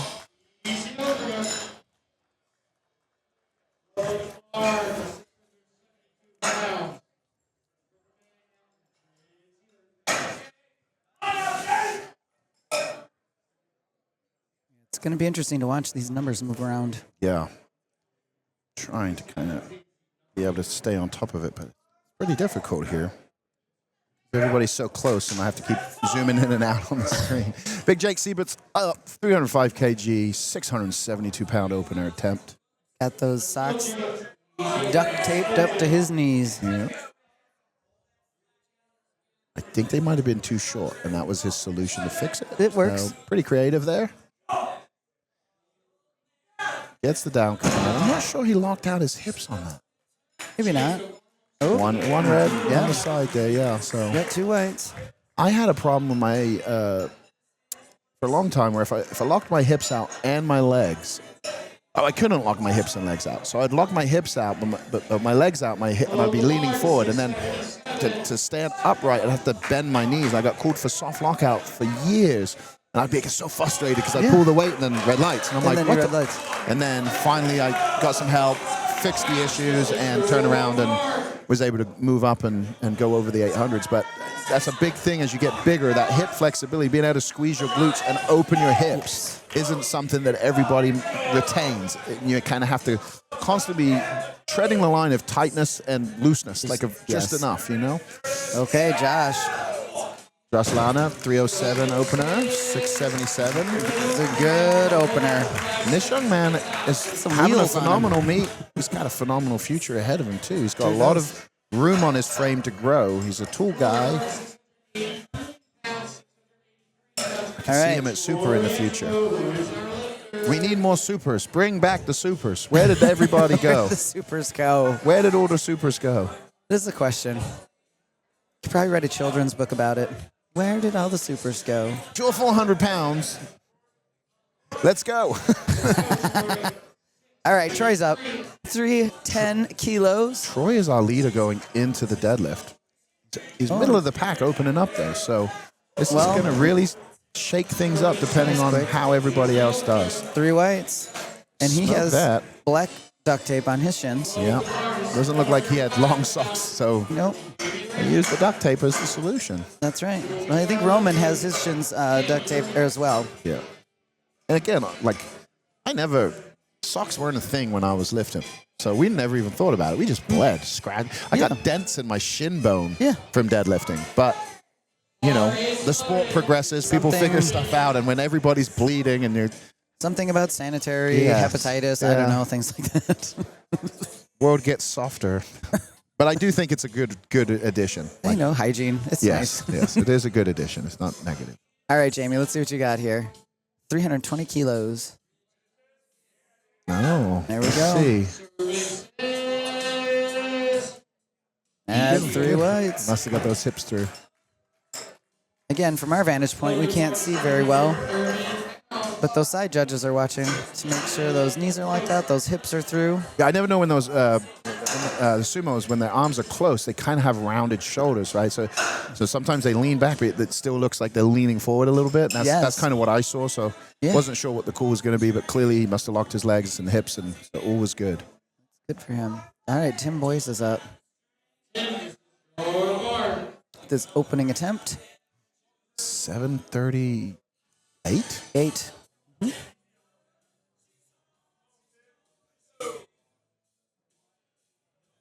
335 kgs for Tim Boyce. Opening deadlift here. Give him a total. Oh, oof. Have a little balance there. Bar just pulled him back down. Yep. He's going to have to come back and get that.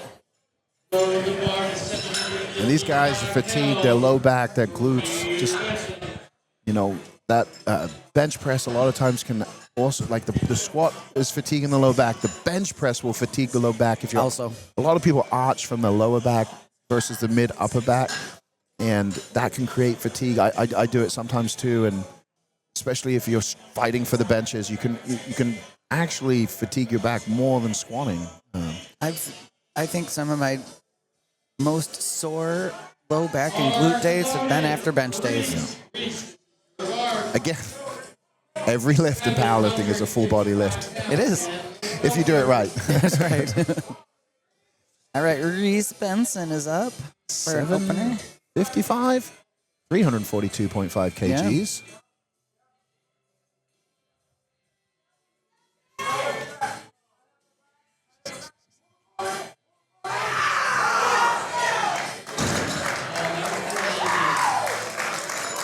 All right, 3 weights on that attempt.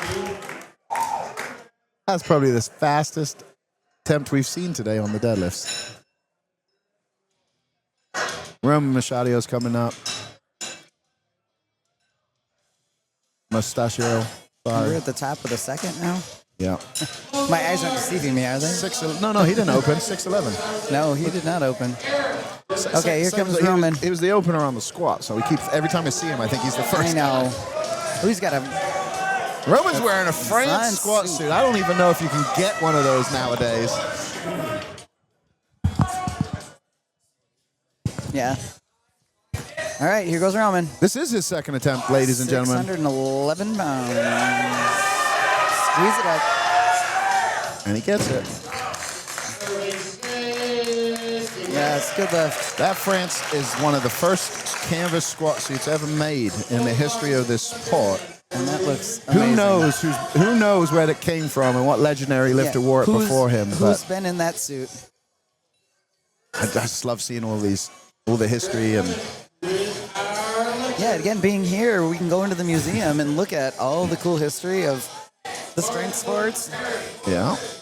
All right, Eric is up. Eric got his opener pretty easy off the floor, but lockout was a little slow. So let's see if he made some adjustments here. He's pulling in that Inzer lace up. 287.5 kgs. Gets it. Can he hold it? Locks his legs, gets the shoulders back, gets the down command. Should be a good lift. 3 white lights. Good lift for Eric. And that might be it for him. We'll see. You never know. Sometimes you can tap into some reserve energy for the last attempt because you know it's the last attempt. So you can kind of get a little hyper, get a little crazy, let it all go. There's nothing left after it, so you might as well just leave it on the platform. Empty the tank. Steve's coming out like a bull in a china shop here. Here he goes. 633. Kind of got that wide conventional stance. Gets it up, leans back, locks it. He kind of dropped it there at the end. He got 3 wides, so it's okay.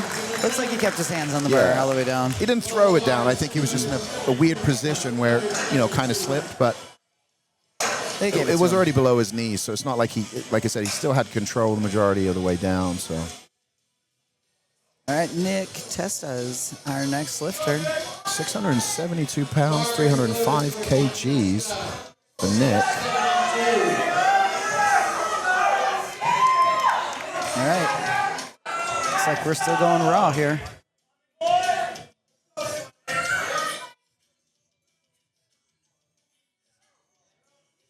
Well, He gets it. there we go. I think Nick likes to deadlift. It's a good lift.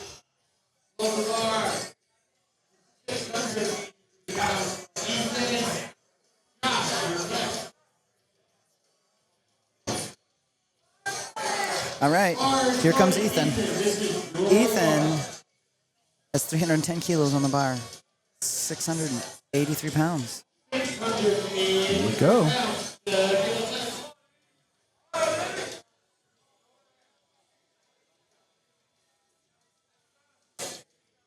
Make sure that belt is just right.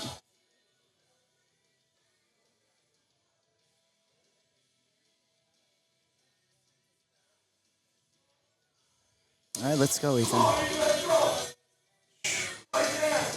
Guys, I'm telling you, we got 6 or 7 people within 10 points of each other for the total. That's intense. Ethan smoked that. That was quick. Yeah, I think he'll be over 700 for his last attempt. 3 whites. All right, 3 whites. Okay, on to Josh Lerner. Jumps to 705 pounds. 320 kgs.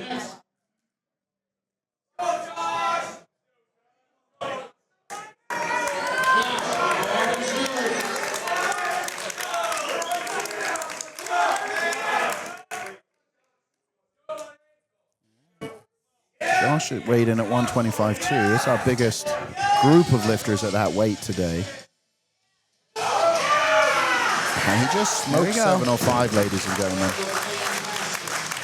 If I was calling him, depending on what their goals are, but I think he's probably good between 730, 740.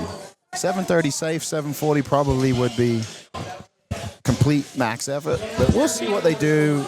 That's a PR, I think, so...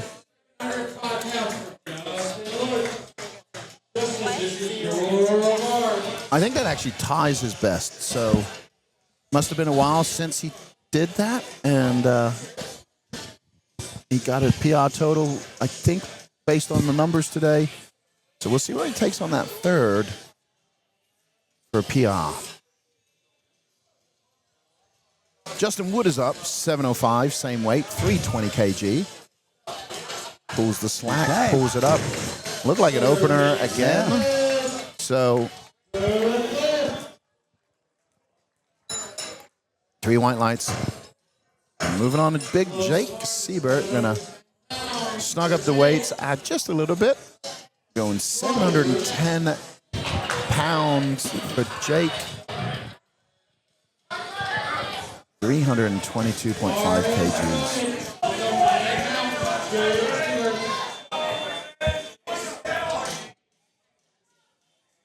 All right, here we go, Big Jake. Jake's almost pulled 800 before, so he must be feeling some fatigue from those squats. Stand up. No. Got stuck in that sticky spot. Just that top. Now, the only thing here for him with that is you could crank the straps as hard as possible, and they'll help you lock out. But the problem is, can you get to the bar? I was going to say, as tall as he is, as long as his legs are.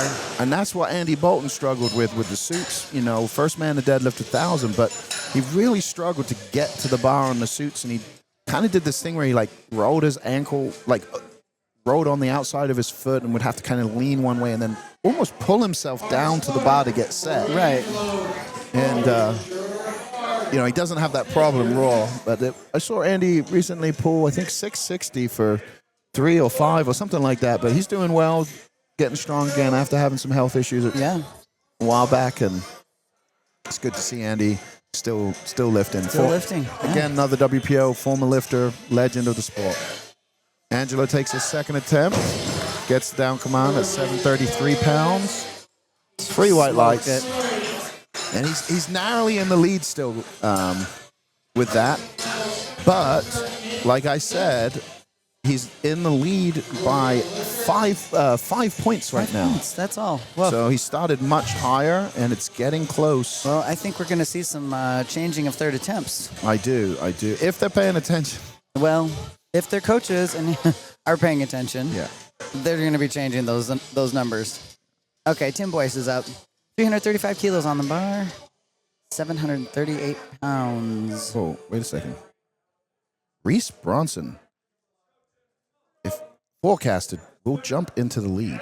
There's Tim. Tim struggled at the top again. Did not get the down command, so like 3 reds on that. Keeps getting pulled forward. That bar is that is the F8 deadlift bar. It's very similar to the it's kind of in between a Texas and a Kabuki in terms of like the whip. So it's a little nicer than the Texas. You know, pulling the slack, you can get a little bit higher, so you're starting in a better position. But it's not as aggressive as the Kabuki at the top. But for some lifters, you know, that can be a surprise to them sometimes at the top of the lift, especially if you're pulling aggressively. There's going to be more whip. Can throw you off at the top. And that's what will pull you forward and pull you out of line. So seems as if Troy's been having some problems. Tim had some issues there both times at the top. So see if he can finally fix it. Obviously, the weight is a reasonable weight for him. He's pulled it twice all the way to the top, just can't lean back. So Just got to maybe take a little more time to be patient and squeeze the slack out of that bar before he goes. So he's got a better feel on that bar. all right. But right now, we got Jamie Raymond coming up with 340 kilos. Jamie is currently sitting behind Troy in second place. Okay. 749 pounds. Oh. And he lost it. His grip. That was his grip. I thought it was his hamstring the way he jumped back, but looked at his hand. I'm going to assume it's the grip. So he'll come back and try that. That was 804 pounds. And if he gets it, he will probably... Well, Troy has one more. Troy hit that. So if Troy hits his lift, then he'll stay in front. But Okay. yeah. Here comes Reese Benson. It's going to be... What are we going to see here? If Reese gets this, I believe Reese goes into first. Oh, no.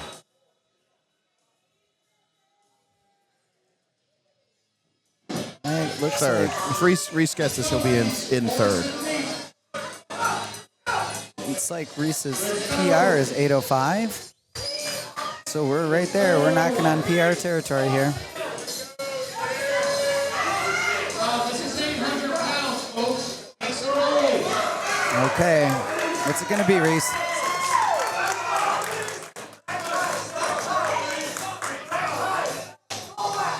And there we go, ladies. Oh, no.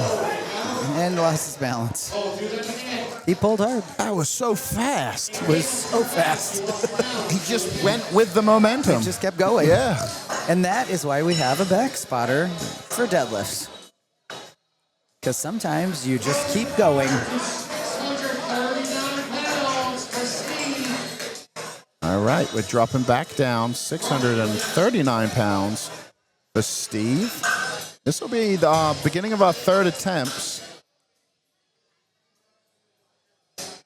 Top of the order.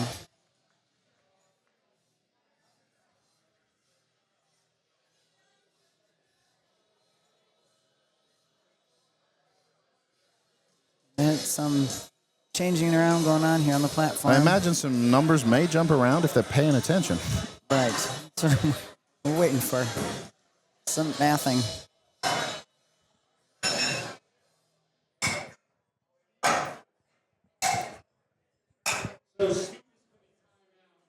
So interestingly enough, Angelo pulled 332.5 kgs, and he's gone to 342.5 kgs, which will give him a significant lead. Okay.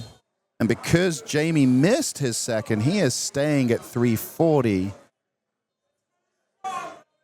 It looks like Steve Stutcher decided to scratch his third attempt, but he's just letting the clock run down to Correct. give lifters the time to catch their breath. And when Angelo goes, if Angelo does pull his opener, he will win.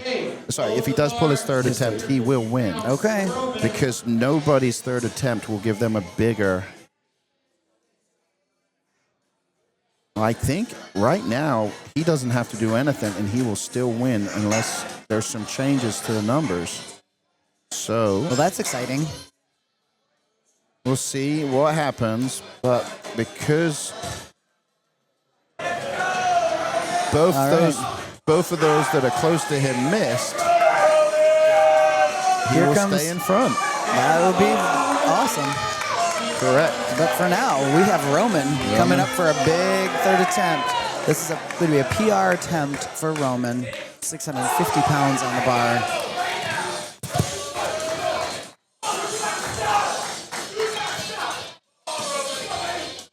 Here he goes.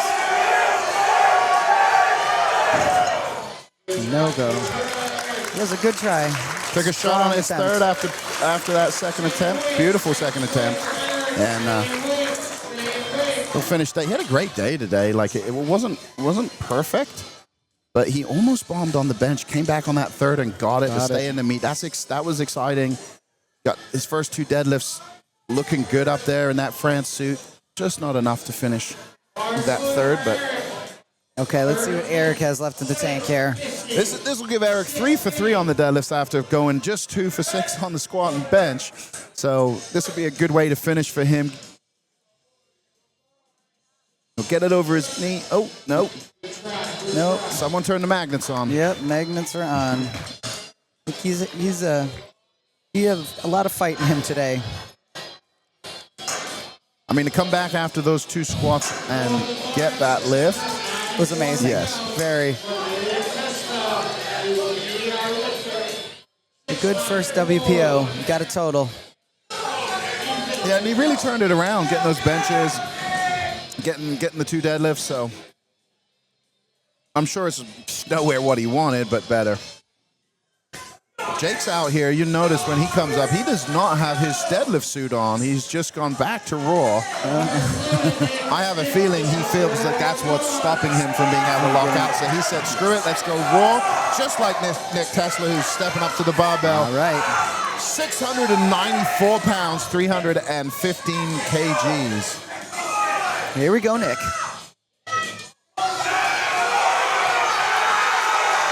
Look at that. That's a big lift. That's good lift. 3 white lights for Nick Testa.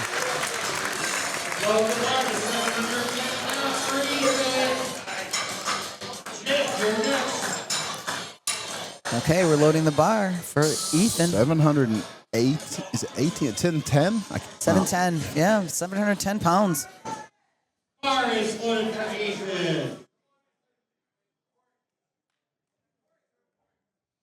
727 is his best, so this is slightly under the best he's pulled. Okay. But he's building that total. He went 3 for 3 on squats, 1 for 3 on benches, gone 2 for 3 here on deadlifts. So obviously the bench wasn't what he wants, but this may give him a total that he was looking for. Hence why he did not go for the PR. Getting his belt tight. He's got plenty of time.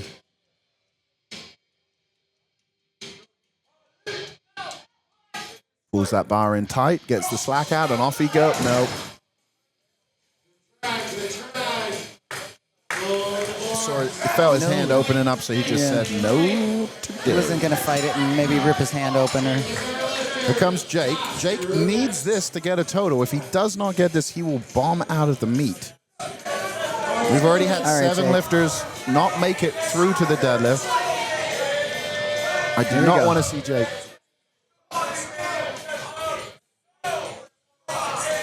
All right, Big Jake, let's go.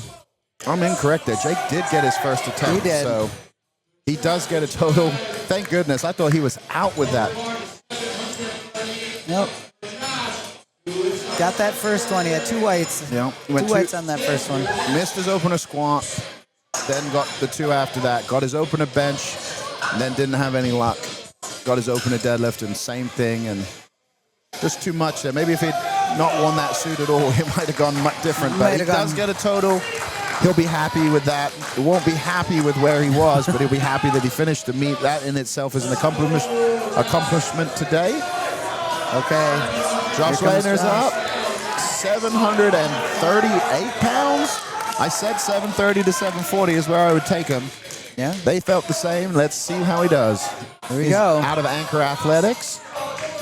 Sponsor here for the WPO this weekend. Oh, yeah. Now, he got it. Looked good. There we go. That looks good. And he gets it. 3 white lights. He's got a bright future. Multi-point powerlifting.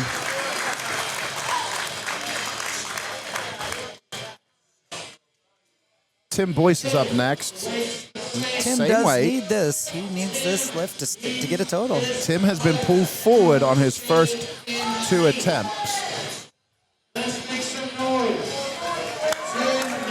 One of the things you can do if you keep going forward on your toes is just lift the big toe up, and it Yeah. keeps you on the outside of your feet. Now he's switched now. He's got a deadlift suit on. Velocity, he's gone sumo. So he said, screw conventional, let's go sumo. Why not? Gets the down command. I do not know if that's locked out. We will see. 3 white lights. Here we go. I mean, if you get the down command, the assumption is you are finished with the lift, Yes. right? So All right, good for him. He's Yeah. got that total. Yep. First WPO. he Cool has, trip he has with his big boys. quads, so from the front, it's, it's hard to tell if the from the back. It's locked out. But it was. He stays in the meet. He gets a total. And I'm sure he's going to celebrate tonight. I think so. Justin Wood is our next lifter. It's like 738 pounds? 738 pounds. Okay. All right, let's go, Justin.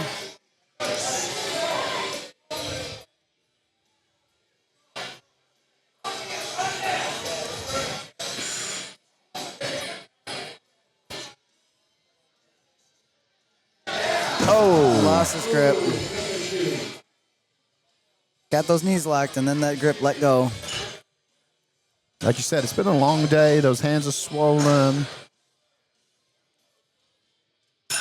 And really, you got to figure out how to keep the body as healthy as you can throughout the meet, you know? It's real easy in the gym to squat and then another day bench, then another day deadlift, but putting them all together, Got to do it all in one day. you have to be conditioned enough to get through those 9 lifts. I mean, it's not like you have to be able to run a marathon, but, you know, It's a different kind of marathon.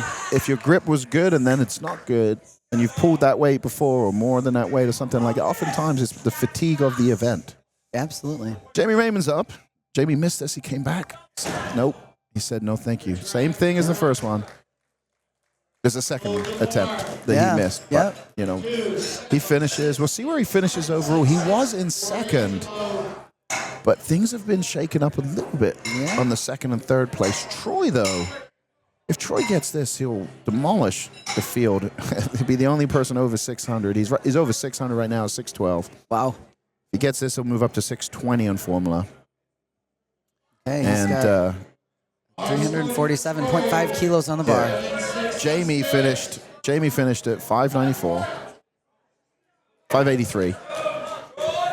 Okay, let's see what that Troy's got. shakes out at. Oh, wait. We've had a change.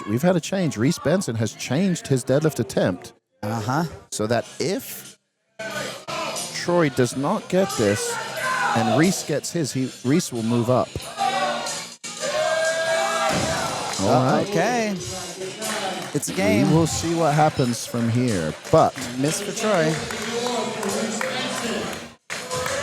Reese does need. Okay, so Reese has 372.5 kilos on the bar. Is that 821 pounds? Now, here's the thing. Let me go over the forecast. Because I do not know if this is actually going to move him up in the first place. Okay. All right, we've got a big pull coming here for... This will give him 604. Troy is already at 612. So this does not give him the win. It will give him second place. Second place. All right, let's see it, Reese.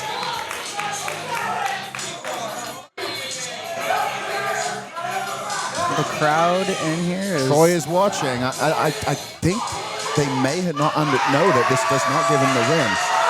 Up and down motion, maybe a little. They get the down command, but it got stuck on his leg there. Now was like he there? got stuck, Yeah, yeah. 3 reds. No, wait. Yep. A little up and down, a little ramping. Yeah.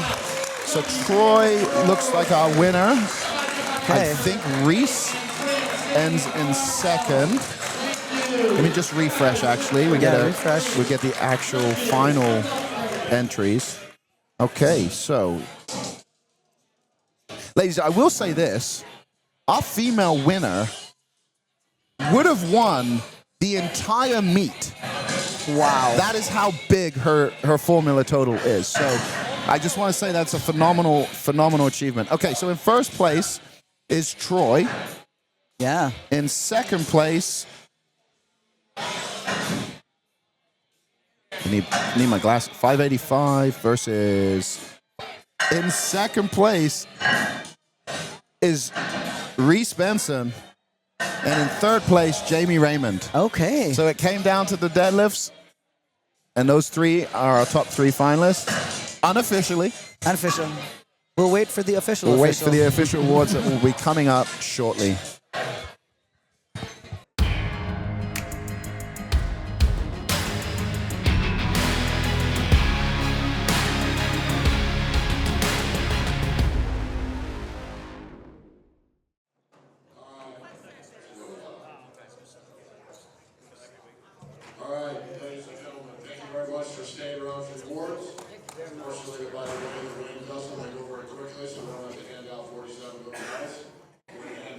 money. So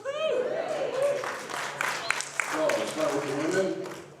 Third place, Julian Hurley.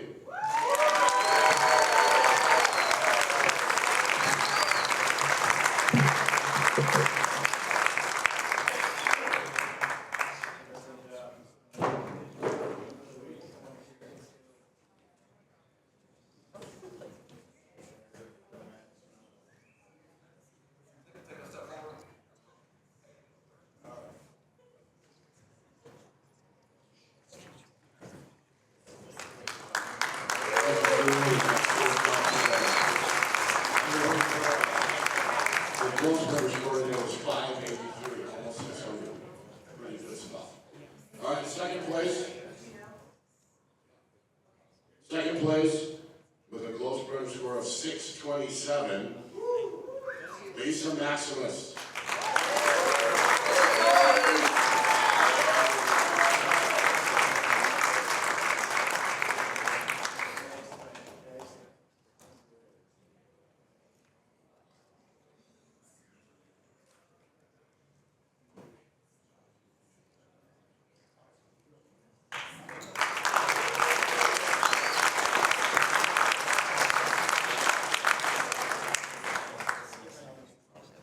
And first place women with a whopping close runner of 673. Damn! Better than most of the men that have ever been on this stage. Jenna Oziana.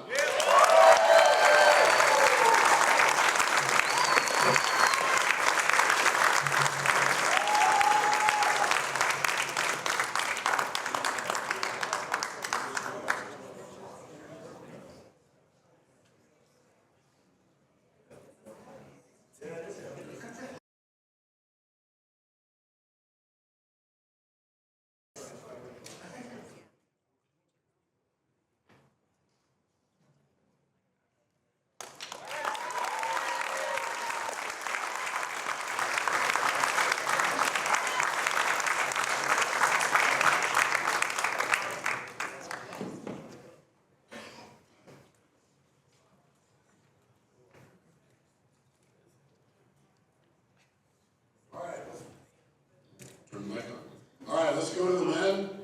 I think he is a first-time WPOer, if I'm not mistaken. Third place men, Jamie Raymond.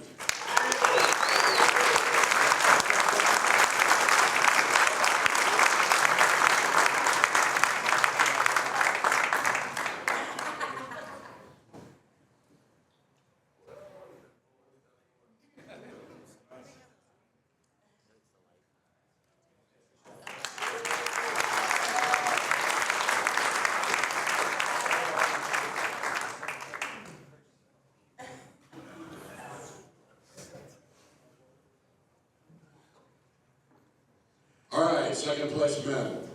This person here is a second-time WPOer. He was in Vegas last year, and you can see there was more good things on his plate coming. From down in Texas, Troy Angelo.